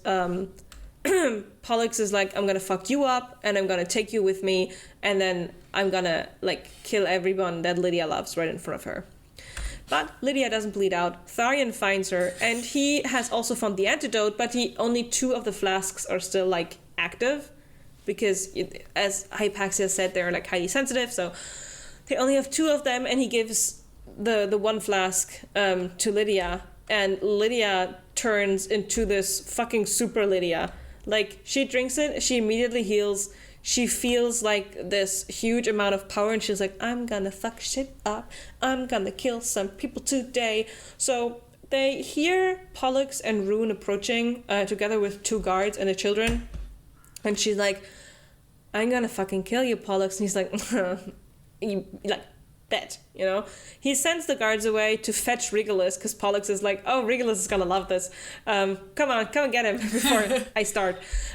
He shoots Tharion, and Tharion doesn't get up anymore, so it's like, oh no, Tharion is like, dead? I don't know, he's severely hurt. And Lydia is like, I'm gonna fucking kill you, Pollux. I thought that she waited until Tharion was shot. Like, I love that she was like, I'm not gonna immediately kill you. I'm gonna wait until, you know. Yeah. And she, like, completely encased in flames. Like, she's a flame person. She walks up to Pollux, she grabs him by the throat, and she just puts, like, flames inside of his body and basically burns him to a crisp from the inside out.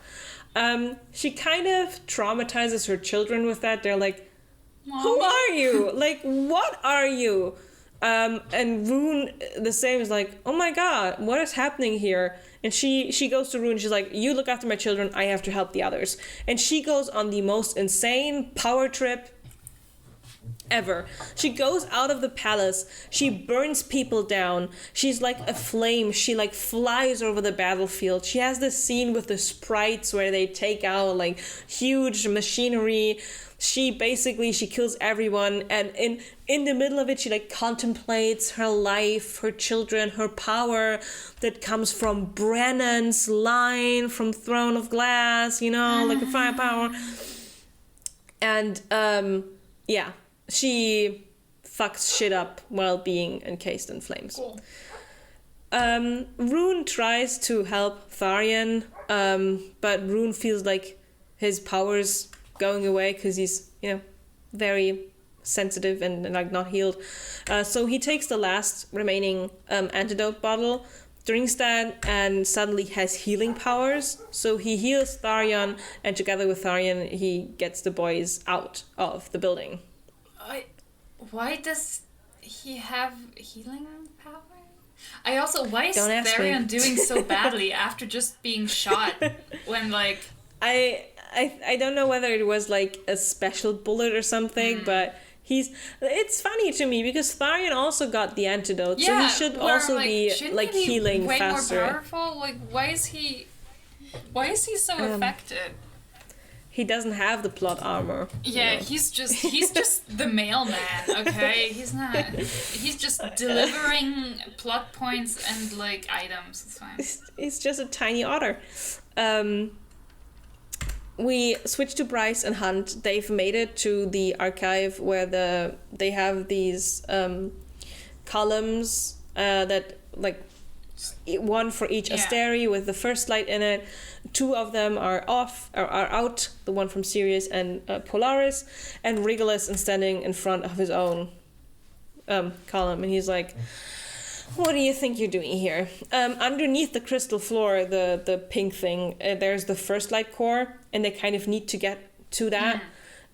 So they're doing this fight thing where Bryce is constantly teleporting them from left to right, up, down, fighting against Regulus, and every single time they're stationary, Hunt shoots his powers at the crystal floor to kind of get through to the first light core.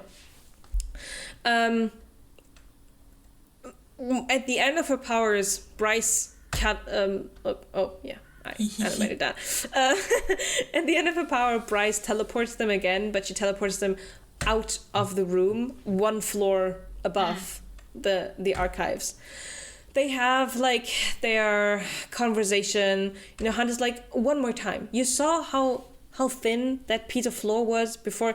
One last time, and we're through to the first light core, and we can blow it up. It's a suicide mission, but we can do it. And before, like, they kiss they're like, okay, let's go, let's do it one last time. But who has been running for the past couple of hours? Ethan. He runs mysteriously. He probably smelled them with his enhanced werewolf powers. Senses. Yeah. Yeah. He's like, stop. Like I could just shoot voice him. crack. Everything, and he's like explains the whole thing with the bullet, with the rifle. It's from Connor. Bryce is like, huh? She doesn't feel like she actually knew this. And Bryce is like, okay, thank you, Ethan, but also she gives the mask to Hunt, and she's like, I only have power to teleport one more person, so she teleports herself. Back in the room, it's her with a Godslayer rifle, and it's Regulus and 3 other Asteri.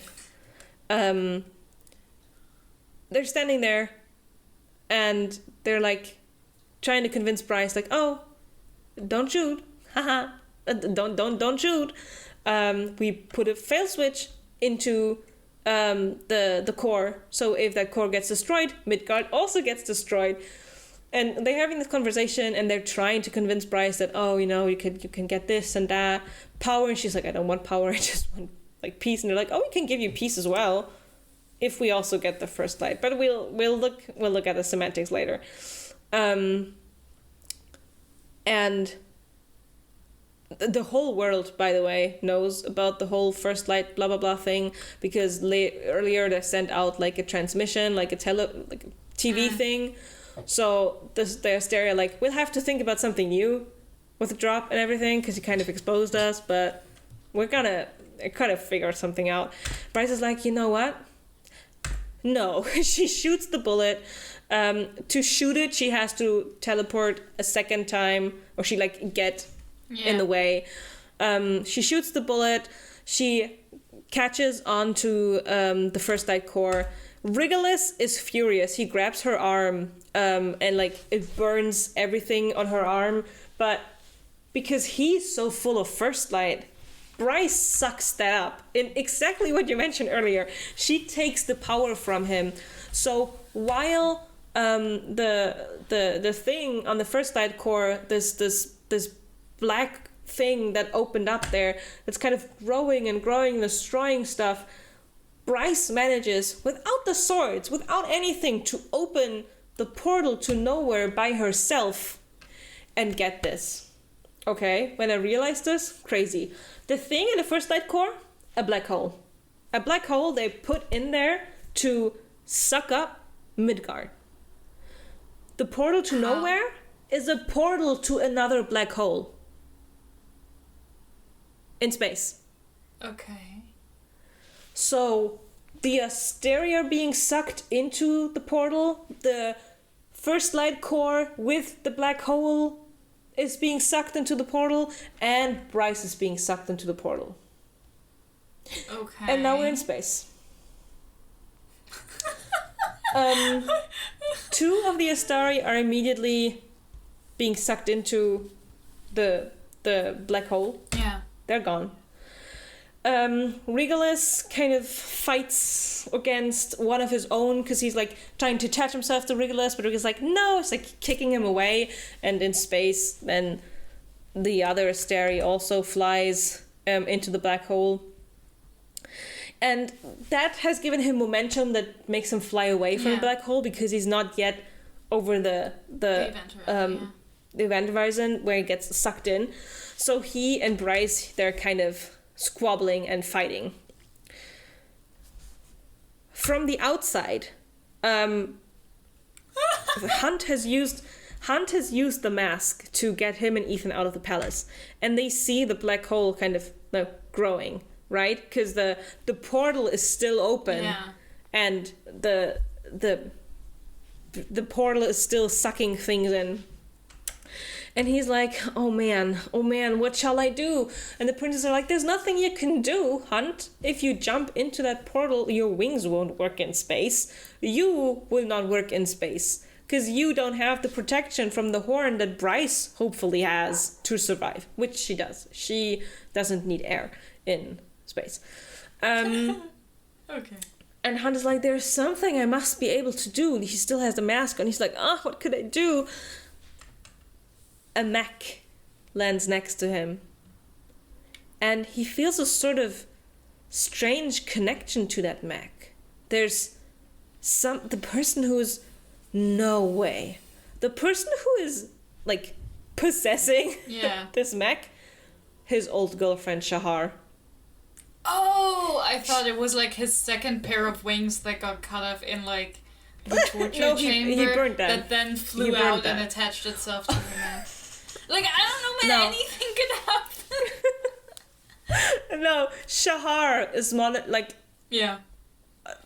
flying that thing, and she's like, hey, like, like mind-to-mind connection. She's not talking. It's like, she's like, she's a mech now. Come on. Because so he climbs into his ex-girlfriend's mech, and he flies into space. Okay. He has one last missile in this mech, but he's like, if I press the eject button, I don't know, I could hit my girlfriend. And like a hand putting itself over his hand is his ex-girlfriend saying, fire, Hunt, push the button. So he pushes it, and the moment he pushes it, he realizes he like feels the soul of Shahar leaving the mech and all the other souls of the fallen angels, and it's like an angel bullet that hits Rigolis and shoots him off into the black hole. So now Hunt is getting Bryce, and with the combined power of his mech, and the portal is closing because Bryce is like losing at life, and he's like all the other people on the other side of the portal, they're holding it open and like, no, we can't let Bryce and Hunt die, and like it's Baymax, okay? Yeah, they're flying together. They're flying back through the portal, but the moment they make it out, Hunt, he's still wearing the mask. He's not. I didn't draw it. He's realizing, oh no, Bryce is dead. Now you as the reader, you don't have time to digest that moment. You're like, oof. No, oof. Immediately from the back, Hypaxia's like, no, she doesn't have to stay dead. And now you're thinking, no, we have a cigarette situation again. Nuh-uh. Next to her is Jessica, and Jessica's like, a life for a life. I'm willing to, sacrifice mine. Apollyon is like, you're the bitch from the ship. And Jessica's like, hi. And Hypaxia sends Jessica to the Dead Realm. And the Dead Realm is nice. Bryce wakes up there. She's like, this is actually what we all believed happened to the people who die. It's like Teletubby land, it's like rolling green hills. She sees at the back of the hills, she sees Connor, her friends, Danica, they're all waving, and Danica shouting, light it up, Bryce! And then Bryce turns around and there's Jessica. She's like, hi, Bryce. And Bryce is like, oh, so we're dead, right? And Jessica's like, yeah, we're dead. Bryce is like, okay. And like Jessica kind of relays all this information to Bryce and goes, so like with the whole I'm a priestess, blah blah, I've lived a long life, I'll exchange mine for you, as you have to go back. And Bryce is like, oh wow, okay, I guess. And then Bryce comes back to life and it's like they kiss and make up. And that's the big ending.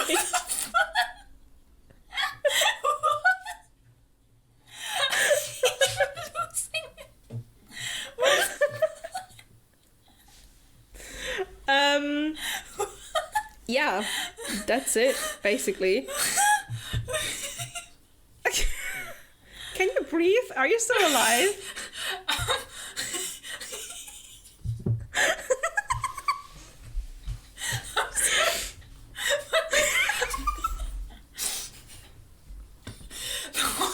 The whole climax of the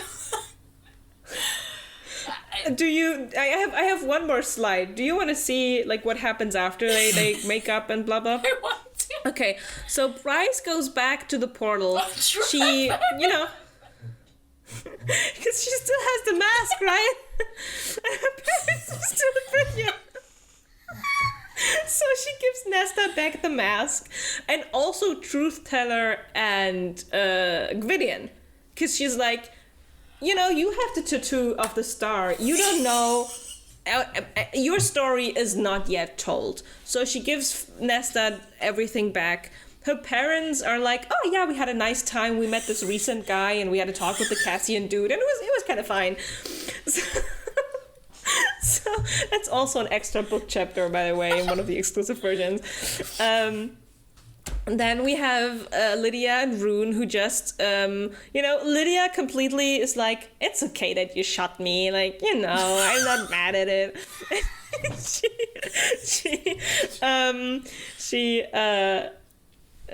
She's back with her children and she's happy. But she's also like, you deserve to live with your mare parents. You know, they are your parents, but I'm just happy you're still alive. And then Tharion and Safia go back to Lunathian. And when I don't remember what Tharion does. He goes somewhere, talks to people, he comes back, and he finds a paper on his bed that Safia wrote.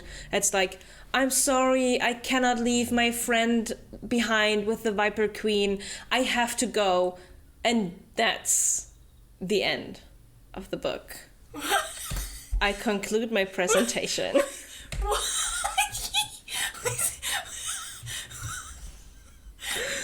Can you breathe? Are you alive? I think Discord thinks this is background noise. I don't even hear you laugh anymore. It's gonna be in the audio. Discord is like, nah, she's dead. I am. Who does Safia even know? In Crescent, hasn't she been on Avalon all her life? Like, what? No. They just went to Avalon because it was unsafe to live in Lunathian because of the bombs attacks and everything. Oh, okay. So yeah. She had life there. Okay, okay. Yeah, but it's basically a setup for a house of many waters. Everything about this ending is insane. I'm sorry. So how do you feel about this? Can you? I'm just like, first off, the through line of, hey, Crescent City 1 starts with like kind of the gruesome murder of the main character's best friend and like kind of boyfriend, whatever, and a bunch of people. Weird thing. We're killing one of our gods with a mech and a black hole in space. I know. And also the mech is the love interest's dead girlfriend who he's climbed inside of. Who becomes the bullet that shoots God into the black hole. It's it was insane, kind of. This is fucking And the thing is, I immediately, once I finished the book, I was like, I can finally set it as read on Goodreads. But I think I'll definitely have to go back and like change the rating, because I was like high on adrenaline. I was like, all right, 3 stars. I'll definitely have to. I haven't written a worded like review yet. It's gotta. I am losing my mind about everything from this ending. This is so. Feel free to start somewhere. I'm so interested in what you. Start. It's so crazy. I'm like, first off, hey, we put a black hole inside an object somehow. Question mark. Then 2, Bryce just opens the portal, which specifically opens through 2 magical objects without the magical objects, question mark, and it's also leading to a black hole. What? Well, Did Sarah J Maas watch a documentary about black holes near the end of writing this book? You know how there's like this joke of like, oh, you know, when it's 3:00 in the morning and you can't sleep, you watch the documentaries on the channel on TV. Can you imagine living in Lunathian and then like learning this in history? Like, what do you even do? Like, imagine the wolves who ran away, right? And Ethan comes back and he's like, yeah, guys, you know, all of this happened. They're like, and you expected us to be there? I am also just like, I cannot get over that the mech is his dead girlfriend. He climbs inside it. And he uses his dead girlfriend mech to fly into a black hole to save his current girlfriend by shooting an evil god with an angel bullet that is also his girlfriend, his ex-girlfriend. Like, do you see what's do you now get what I mean when I said Hunter's going through it? What kind of closure is this to a previous relationship? He shoots her up into space. Like, is the implication that like the angel souls just like disperse and get sucked up by the black hole as well? Is there gonna be a Regulus sequel where he like went through a wormhole into a different universe? The next run of class Regulus ends up in a kind of isekai scenario, like reverse isekai, where he's just like in a normal place now. He's gonna be Feyre's son. Job. He's gonna be Feyre's son. He's gonna be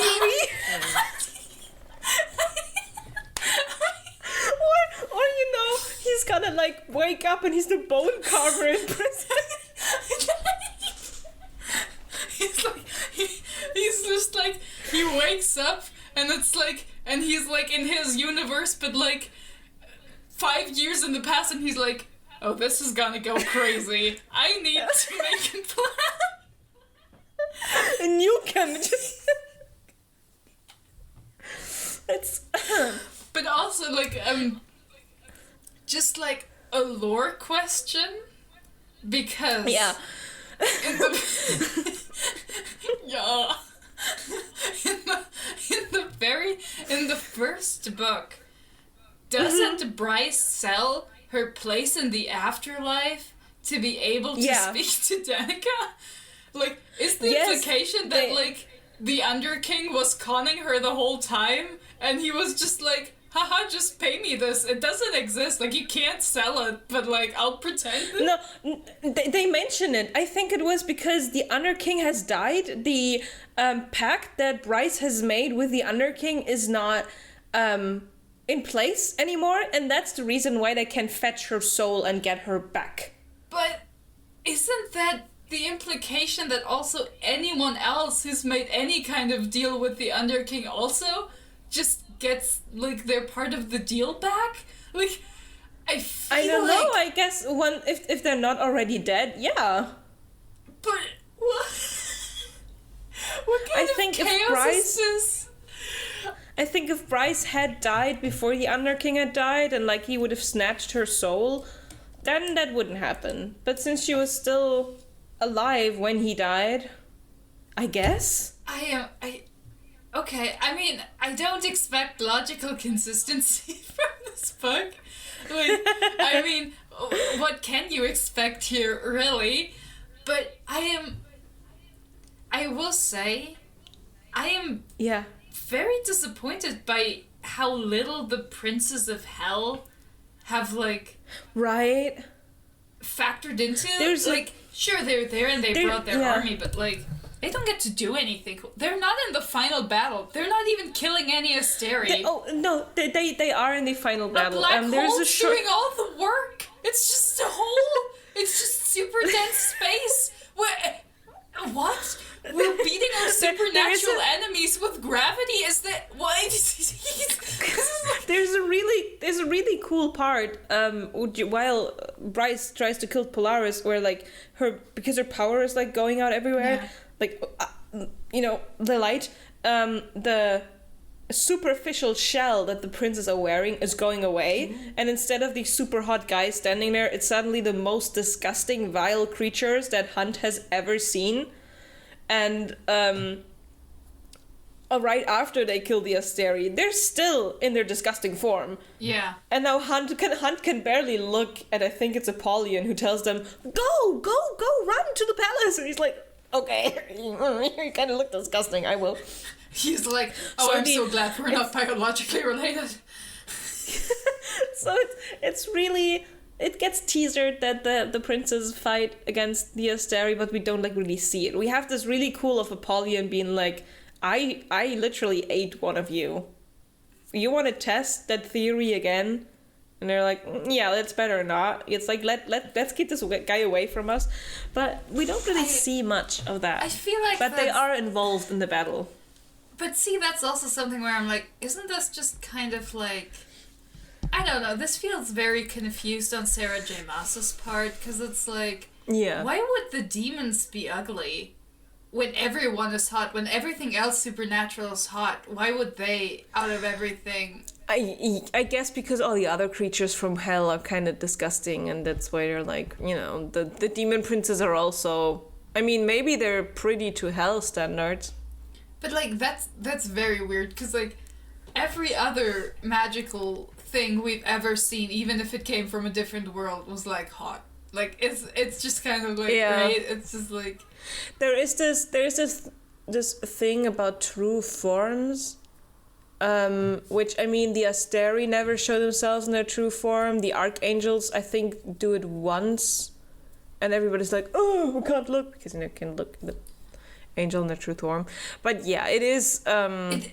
It feels like weirdly Christian baggage in a story that isn't Christian at all. Like, that could be, yeah. It's like, what if, like... Yeah. I mean, it is a step in the right direction to have, like, people who are on the right side of history not have to be hot, but it's also very strange when usually that's it's what just Sarah J Maas does. So it's, like, strangely like sticking out, where it's like, why are these guys like this?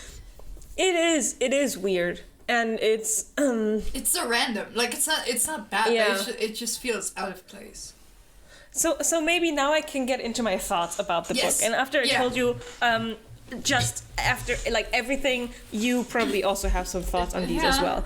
So reading, one of the biggest issues I had was that these, like a lot of the characters didn't feel like their original idea anymore. If you, like, get me, I feel like Rune was kind of still on track with what he always was. Hunt goes through his character development of just wanting to live on a farm and, like, be a gardener or something. But, like, Bryce, completely different person than she was in the first book, I feel like. Because in the first book, she was she was the kind of, a bumbling, stupid, like, party girl can still be a hero in her own story and can still, like, change history and be important.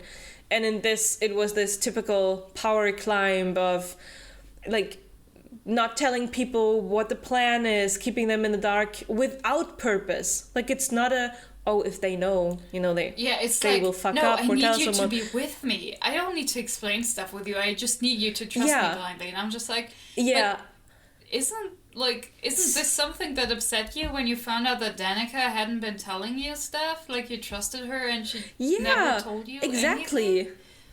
Like, she's like, oh, Danica never told me anything. Oh, that's so sad. But she does the same thing to the rest of them. And then, I forgot to say this in the end. She abolishes Fae royalty. Like, because she's now the queen of the Valbaran and of the Avalan Fae. So she's like, because I now have this executive power because the Fae were too dumb to actually make up a balanced power structure, I also have the power to abolish, all the stuff. And then she's like, and smarter people will figure out how the democracy will work. And smarter people will figure out how we now have electricity without the first light core.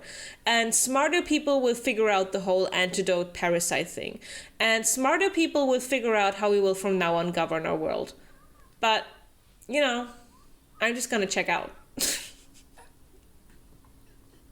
I mean, Yeah. honestly, at least Aelin and she knows her Farah were limitations. like, you know what, I will take responsibility for the fact that I'm one of the most powerful people alive and actually, like, contribute and try to fix things, even if they're not necessarily my business. Like, I'll try, even though I don't technically have to.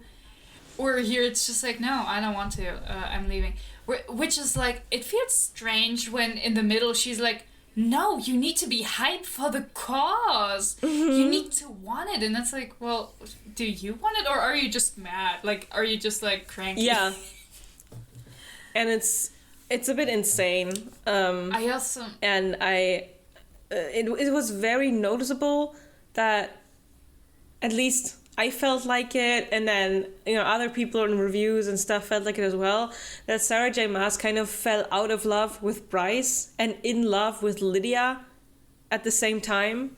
So Lydia as a character kind of carries the book. Every scene she's in, you're like, thank you. You're the only one with logic here. Until, you know, at some point she wants to fuck in a cave. Because she's a fucking side character.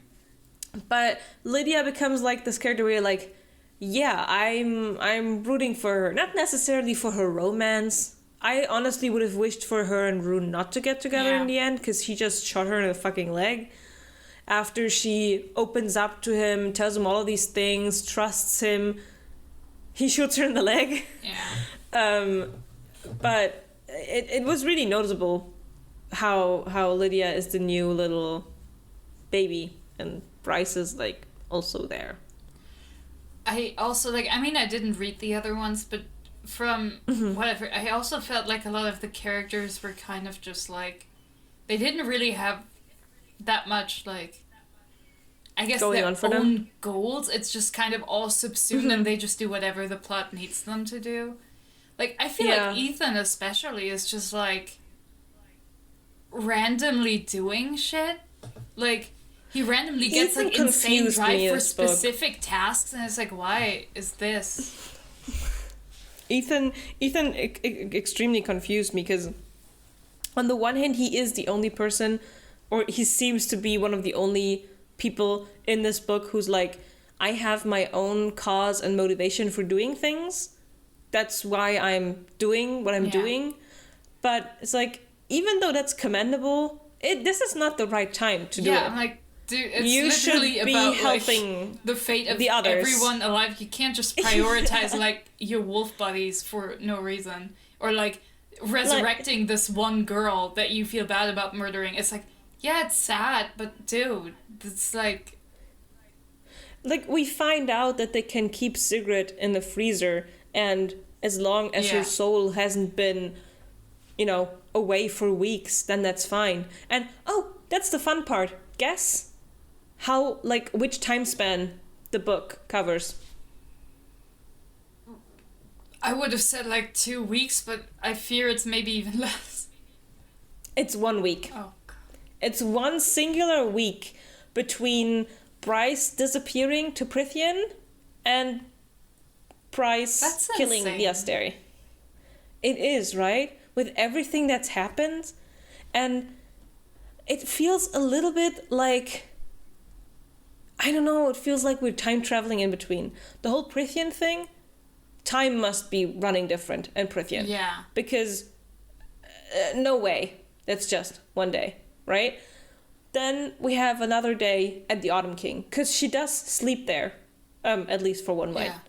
Then we have Avalon. They sleep there at least for one night.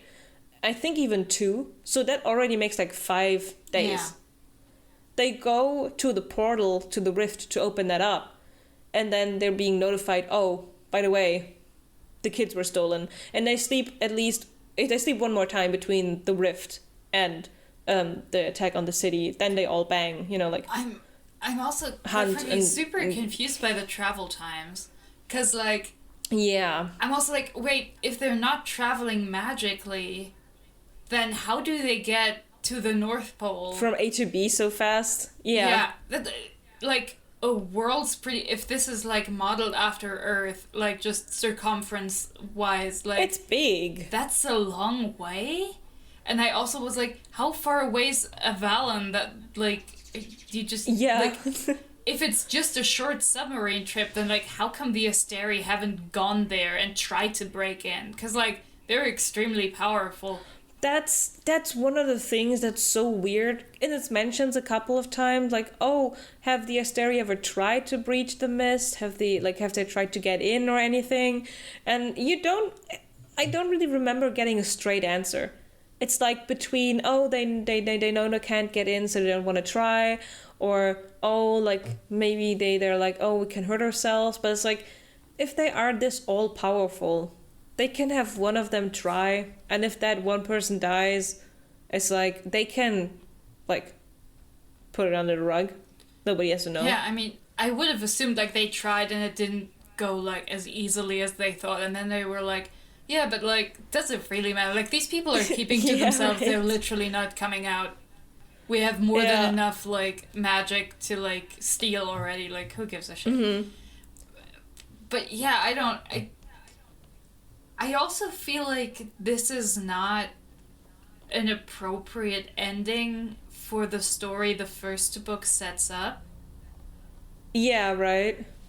Right? Like, or even, like, the, like, travel to Prythian after the second book. Like, what I expected was not this. This just feels like we're shoehorning in Asriel and Nesta so they can, like, have more page time so you don't forget they exist until, like, a new ACOTAR book comes out. So, one of the things that, when I said earlier, oh, I'm going to get to this after we're done with the whole thing, is that at least according to a rumor by somebody who has worked, I think, for the editing team or something, one of the earlier drafts that then was benched included what I guess most people expected the book to be like, with all the Prythian gang, like with Feyre having POVs and all that stuff, and that was kind of benched, completely new, make a different one that's more aligned with a different, like, more the less Prythian crew, basically. But then I'm like, you should have benched this when she brought up the twist for the end of the second book. You should have been like, no, she wanted to travel to... I still don't know why the portal doesn't open where she wants to at random. Like, why does it do it twice at random? Like... The theory...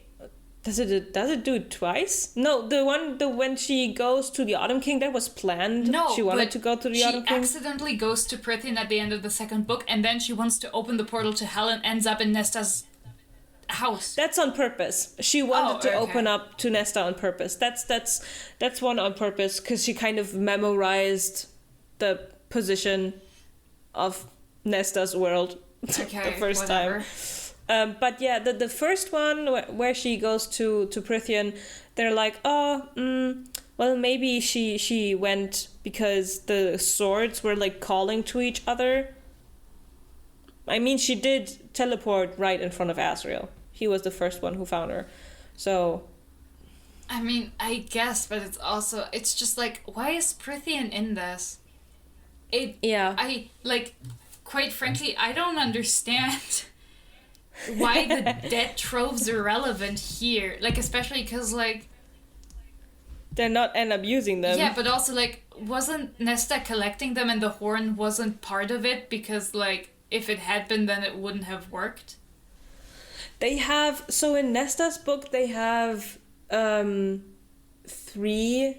dead troves. They have the harp, the mask, and a book, like an evil book, and they're saying, people say there was because they're like, oh, do we have all of them? Like, do we have all the power? And there's something they're saying, oh, there's been, like, the saying of a 4th dead trove that had gone missing a long time ago, and it's just a rumor, which they mean the horn. Yeah.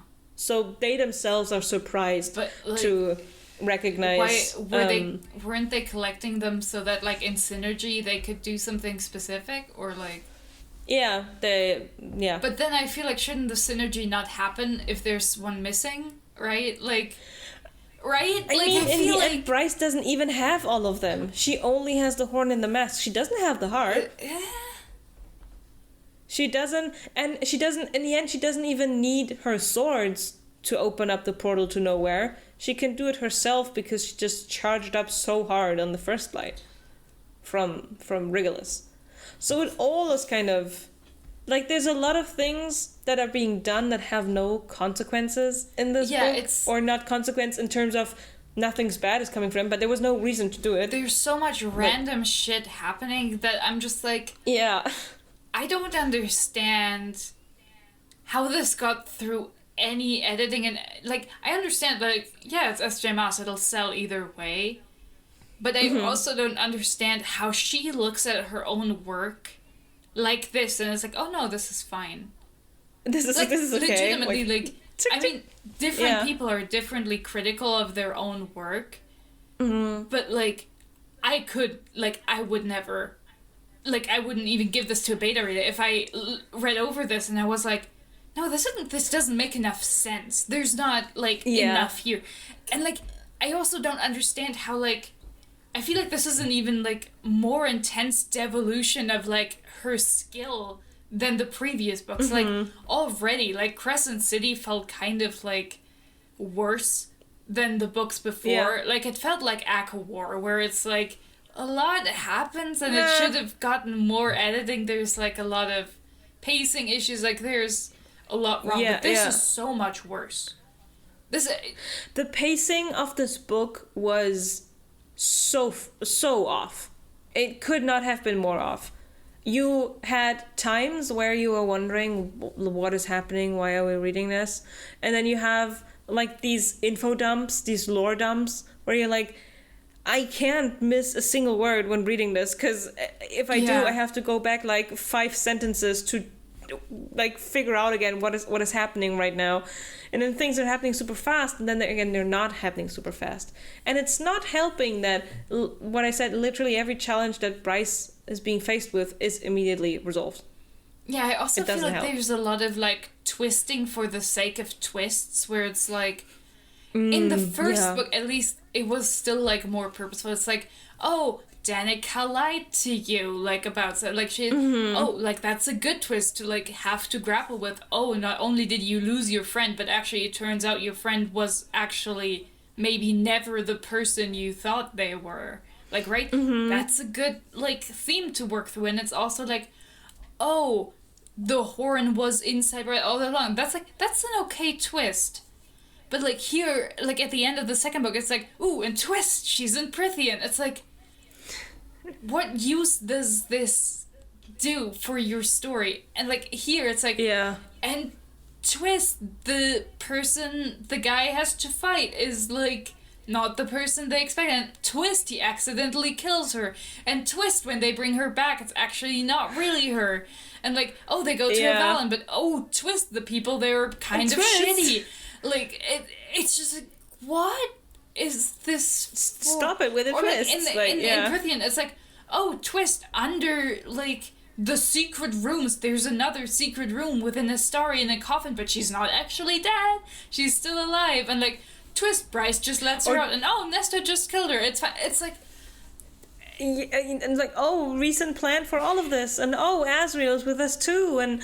There's so much, like, where it's like, where it feels like Sarah just sat there and was like, oh, wouldn't it be cool if that happened? And no one around was like, well, it's only cool if it makes sense. Like, you can't do this all the time. Like, a lot of this is like, hey, yeah, in isolation, none of these twists are bad. Like, not at all, like, right? But it's too much. It's also like, why in the middle of, like, a story, like, you have to decide what kind of story you want to tell, right? Because if your story is working towards, oh, we're going to, you know, tear down a corrupt power structure and, like, kill the evil people in power, okay, that's fine. But then you can't in the middle, like, be like, oh yeah, he's also an evil, corrupt person in power, like the Viper Queen, but we're not gonna kill her. We're just doing what she tells us and run away when... It's so weird. Like, why are we spending so much time, and why do we have so many characters who don't actually contribute much other than just being around? Why would you do this? Like, most of them aren't even developed. You can, like, add more characters with depth when you're, like, slowly going through it. Like, Throne of Glass has a really big cast, but it starts out they're introduced with, like, slowly. 3 POVs. You have Selena, you have Kale, and you have Dorian. Yeah. You don't have a Nehemia POV in the first book, because what? That would be insane. It wouldn't help. Yeah. You don't have POVs from, like later in I forgot her name. Caltaine, who, like, later becomes, like, a more flashback. You don't start with her POV because you don't need it. It's not. And, like, you slowly get more and more characters, but you can't start out your story like this if you're as unorganized a writer as she is. Like, someone like Brandon Sanderson, who, like, meticulously plots and then just writes that out pretty straightforwardly, can have a bunch of different character with different goals and POVs. Because he planned well. He's organized and he knows exactly where he's going. But you can't do this if you're just kind of writing from, like, vibes and what you think is cool. Like, it doesn't work. Like, even Akatar built it up slowly. Like, you don't start with, like, a recent POV in the first book. Like, he's not prominent there. He, like, appears sometimes, and, like, you don't have, like, you don't bring in the inner circle. You don't have random Amaran appearances in the first book. That would be deranged. What would the point be? It's not helpful. She has a problem with the cast, and something that I thought, like, about, like, a couple hours after I was done. Like, I was lying in bed and I was like, I think she kind of bit off more than she could chew. Yeah. Like, she promised, like, the setup for the third book was so massive. Yeah. Because of the ending of the second book. And then she had an idea and was this, when you, like, imagine what a picture should look like that you want to draw. And then you get to drawing and you're like, I do not have the skill set for this. Yeah. What a shame. And I feel like that was a similar situation here. She had a lot of stuff she wanted to get down. And a lot of things she wanted to happen. Epic battle, all of that kind of stuff.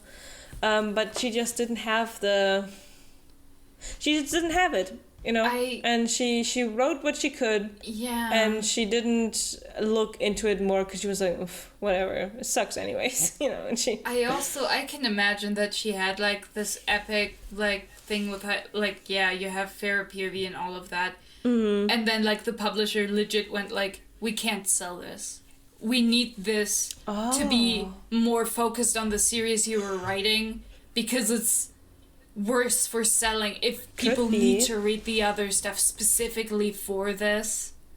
Like, I can imagine that, like, at this point, actually, an editor, like, a higher up was like, no, we can't do that. This is too much. Like, this doesn't work. Like, we can't do this. You can write more Akatar books, but this can't be another Akatar book because it's not part of the, like, I feel like I feel like that might be actually a point where I can imagine that, like, somebody was like, no, we legitimately cannot do it like this. Like, I saw some people being sad that while there was a lot of, mainly through Lydia, and then there were Faye from a different world coming too, that there was mainly just teasing of the Throne of Glass world, and that we didn't also go there. And I was like, no. You know how convoluted it would have been to also go to the Throne of Glass world? What would they do there? What would they fetch? What would they get? Like, nothing. Bryce is already very bad at gathering allies in Prithian. Yeah. Why would she go to another world and, like, for shits and giggles try to get something from there? That's another problem I have, that she's just, like, when she's in Prithian, like, she's not trying to make allies at all. Yeah, she's so antagonistic. She's like, hey, the Asteri could be a threat to you too. Like, Oh, she does say that. Yeah, but like then she's not working the angle, you know? She's not like, listen, I'm not even asking you to fight for me. I'm just asking you to help me kill them. So like, you don't even have to get your hands dirty, but I need your support. And like, especially when Amren is there and I was like, oh yeah, these kinds of people were here a long time ago. They could theoretically be coming back. Like, this is true. Like, she's not saying random shit. Like, this is true. I have proof. And then she could like, you know, I don't understand why it's like this. It's like written as if nobody there has a clue why they're even interacting. Like, yeah, definitely. And it's like there is some suspicion from the Prithian gang, and they're like, we don't want to do these things because, you know, we don't want to get involved, and we're happy here, and like we've just had our big fight, and we don't need any more of the drama. And Bryce is like, fine, and just let me go. And they're like, well, but you could bring, like, if you open up the portal, there's a chance that once you open it up, on the other side, these Asteri guys are just waiting to walk into Prithian, because they want to get back to Prithian. The Daglan are, like, constantly going, oh, we want to get back to the land that was ripe with magic, you know? So, that feels, like, weird. I mean, they have their reasons to not want to go back, but... Like, no shade, but, like, why would you want to go back? Like, objectively speaking, it seems like the Fae where you're living right now are way more powerful than anything in Prithian. Like, after they get the antidote, if you compare this to what the Fae in Prithian can do... after they get the antidote. Yeah, but they were this powerful. They're just not that powerful. Because the Asteri are taking the power. Like, they're already benefiting off it. Like, this is, like... obviously, this land you're in is also rife with magic. What are you talking about? I mean, yeah, you saying this right now does make sense.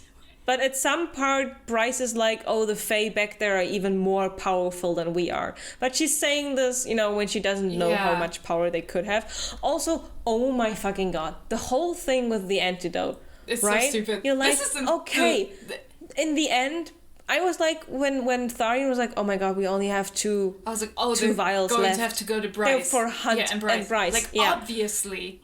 And then they give it to random people. And then in the end, in the epilogue kind of part of the book, it's like, oh yeah, Bryce and Hunt also took their vials, and like Bryce is now like super strong, and she basically turned into the sun, and Hunt kind of ejected his electrical power into the clouds, and they had like immense thunderstorms for 3 days in Lunathian, and he even got fined by the police because of weather manipulation, and they wouldn't take the explanation of, you know, his magic just went haywire as an explanation for that.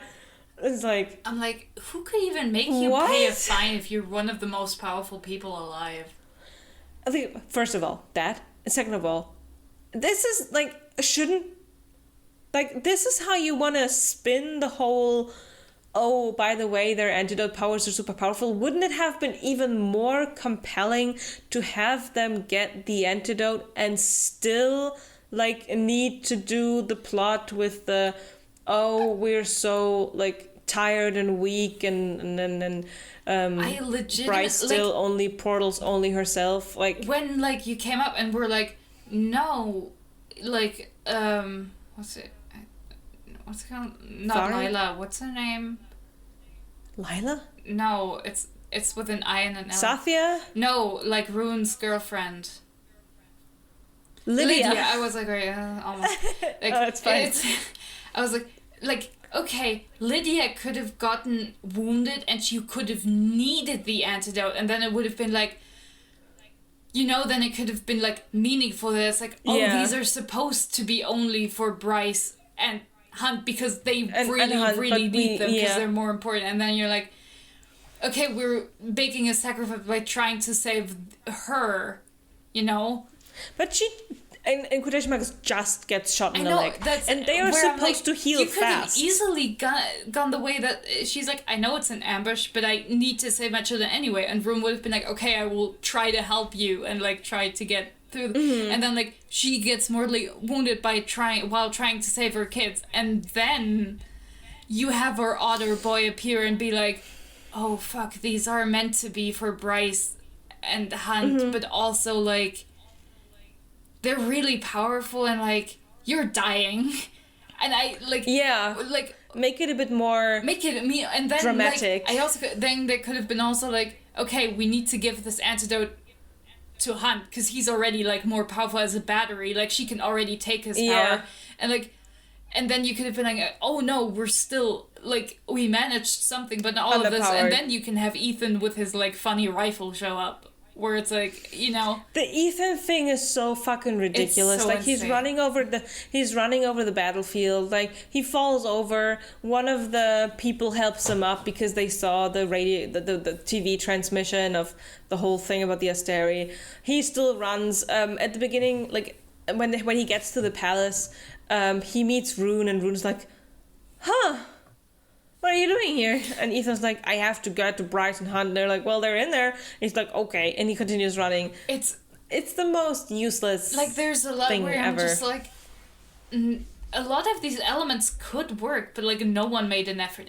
It's so weird because like somehow this does feel like Sarah J Maas gave up on it. Like she had fun setting it up in Crescent City 1, and then in the second one she was like, yeah, it's fine, and then what if we include Prithia, and then she was like, oh, I can't do my cool epic crossover. Well, I guess this, but it's not. It's kind of working, but yeah, I feel like the story of Bryce and Hunt is finished equally as a way as like Recent and Feyre are finished, as in they can butt in anytime in their respective other people's stories, but by now it feels like they are kind of. But the weird thing is also that I feel like Bryce and Hunt's story was finished at the end of the first book, kind of. Yeah. Like, they've just like done some of the plot beats again. Like they didn't like Hunt becomes a slave and gets tortured again. Like it's not right. Like this isn't anything interesting to do with them. Like that's also why it feels like why Crescent City feels so weird, because it's like, but there's not much left for them to do. This is why they have stupid, pointless fights here where it's like, no, Hunt, it's not enough that you're here for me. You need to be here for the cause. Where I'm like, I don't Leave know the poor man if alone. Bryce would be like, I don't know if like book 1 Bryce would be like that, or if she would be like, I really appreciate that you're here for me because interpersonal relationships are super important to me. So the fact that you're willing to do something that you don't actually care about that could kill you for me is like really meaningful, and that you trust me so much.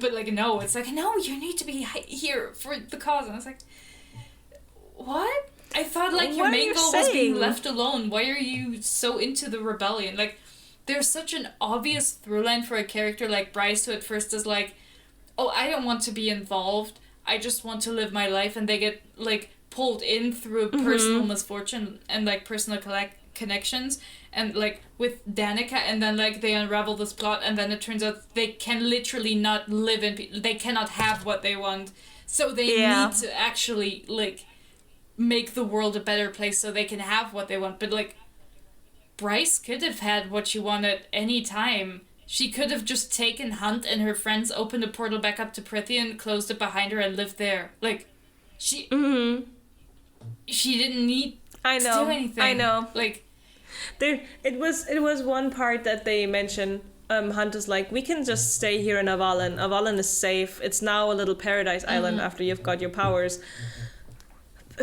We can just stay here and wait it out for millennia.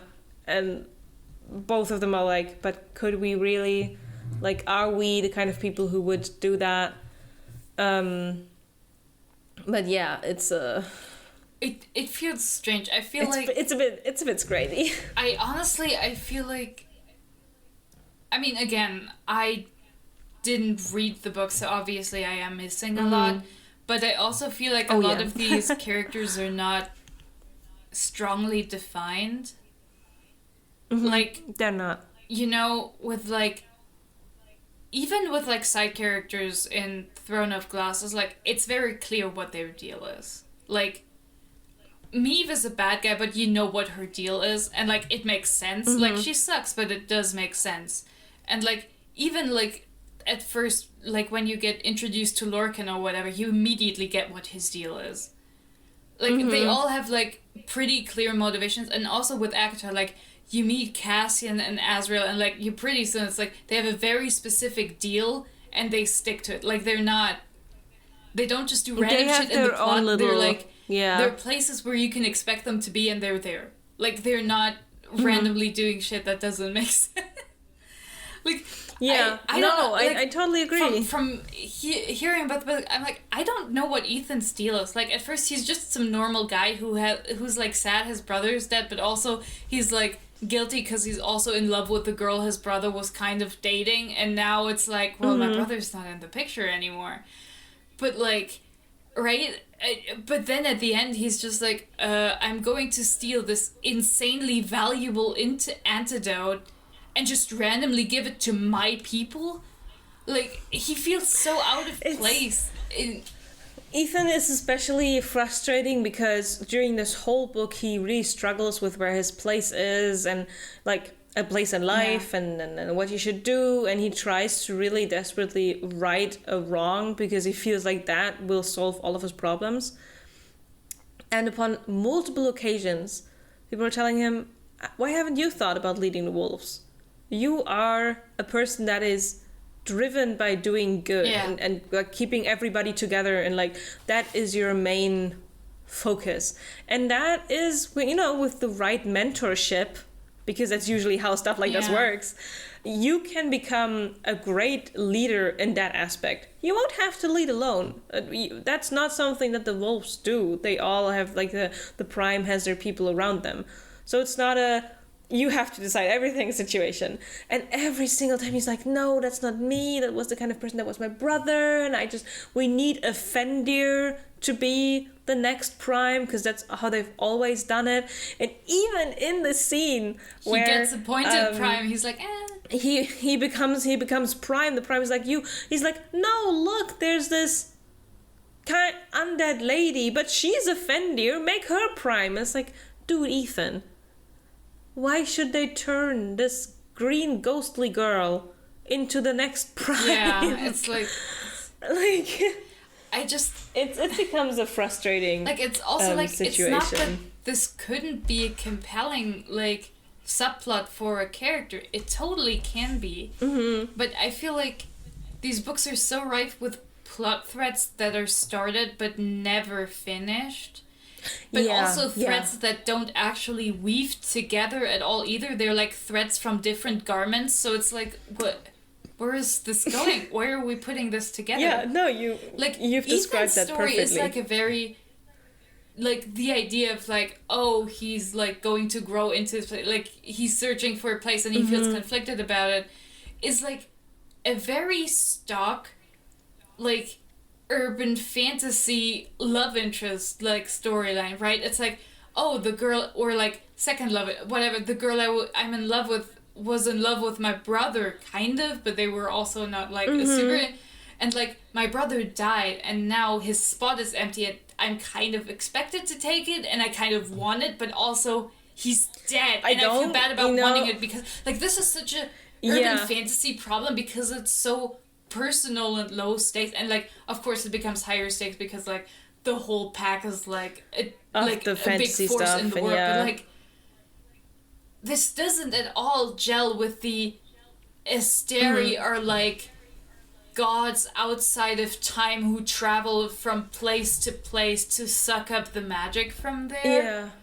Like it feels like and also like Danica's death also feels like an urban fantasy problem where you find out, oh yeah, the rulers of the city were behind this and stuff, but the Asteri aren't just rulers of a city, they're like rulers of a whole planet with like interplanetary like ability. It's just the high fantasy and like urban low fantasy elements are just not integrated at all in a sensible way. I feel like. Yeah. And the thing is, in the end, it's pretty clear that we get a setup for a Tharian book, and it will probably called House of Many Waters. So that's where the reason why she switched the order of book names. But exactly, I feel like the whole Ethan becomes prime, blah, blah, blah plot. If she already knew she was going to write House of Many Waters or a Tharian-centered book. Put that in there. But Put that in there. Make Ethan, like, utilize him in a different way in House of Shadow and Flame. I also feel like a lot of, like, things where it's like, oh, she liked the urban fantasy aesthetic, but she put, like, high fantasy problems into it, like, with, like, Bryce being from a Fae court with a king. Why would a king just be, like, in charge of a quarter, and where are the other, like, courts? Why is there just the autumn? But also, like, the under king, like, is also, like, strange in its implementation. But what really also hits me is, like, the fucking mer people. Like, they don't feel like Fae who are related to water and live there. They feel like just guys who have water technology. I don't understand, like, the way it, like, and, like, the plot of, like, oh, you need to marry this other princess to, like, bring our realms together. That doesn't work in, like, this urban fantasy setup at all. It's not the kind of conflict you get. Especially because Therein is also not that important. Why is this plot here? The plot with the Bryce having to marry Cormac was so convoluted, and, like, the reason to it is given to us by the Autumn King, because he was investigating the decline in power of the Fae, which he then finds out, oh no, that has to do with this parasite thing, because Bryce tells him. But that was his reasoning for marrying Cormac and Bryce together, because he was hoping that by combining these two kind of deviated bloodlines to each other, that will, bring back the power of the Fae. And it's like, why is everybody so fucking secretive? Why does everybody has their own little... I mean, it's a human thing to have your own agenda, but why does everybody... But it's also, like, there's so many characters where this applies, where it's so convoluted. Like, look at Hypaxia. It's like, oh, there's a Medi-Witch, and oh, she's actually Queen of the Witches, and oh, she actually becomes, like, the Queen of the House of Flame and Ash. Flame and Shadow. Whatever, yeah. And I'm like, what? What? And then, actually, she was dethroned by a different... Why? What happened? How does any of this fit together? Like, none of this is a cohesive, like, story at all. Like, each of these characters' individual storylines could make a book, but the combination doesn't work at all. Yeah, no, it doesn't. Also, the whole thing with suddenly Isaiah and Naomi are there. And one thing, I didn't even remember this, right? But one thing somebody was like, okay, so everybody gets their happy ending. But remember this other person that was in Hunt's team that got put into a box, into their, and then underwater to their equivalent of the Marianas Trench? Like, that person is still there in that box forever, just chilling at the bottom of the... Did you forget about her? It's like, oh my god, they did forget about the person in the box. It's so ridiculous. It just feels so strange. It's like, it's weirdly ambitious, like, right out the gate with the first book. Like, with, like, how much is smushed together there. But, like... The third book, I don't know, it feels so tired. Like, it feels... Oh, yeah, that's a good way to say it. Like, it's... Tired, like, that fits. Because also, like, even though we should be working towards, like, a big climax, a lot of the stuff that happens is just, like, petty, small problems. Like, right? Where it's just, like, they get solved quickly and then they move on, and, like, the solutions they come to are just so random. Like... Yeah. No, I agree. Maybe, so we've been talking for like 4.5 hours. I just, this book was a lot of things, but it was not what I had hoped it to be or expected it to be. Yeah. I was enjoying myself in the way that I was like, I do like finding out more lore about this universe, whether it's good or bad. But at some point it was a bit of a drag. And overall, I would give it... So I gave Crescent City 1, I think 3 stars, because I had fun. Crescent City 2 got 2 stars. And I think this one also gets 2 stars from me. Because it's equally bad to Crescent City 2. And Crescent City 2, it took me months to read that book. And the last 50 pages I felt like were worth the whole book. Crescent City 3, it was a lot more fun to read through the whole thing. But its lack of structure and like a satisfying conclusion kind of blew it out for me. So I think, and it pains me to say it sort of, but not really, I'm not gonna read the next Crescent City book. I'm so proud of you. Because if it's gonna be about Tharian, no. I will probably read the next Akotar book or whatever else comes out. But if it's just a book about Tharian, no.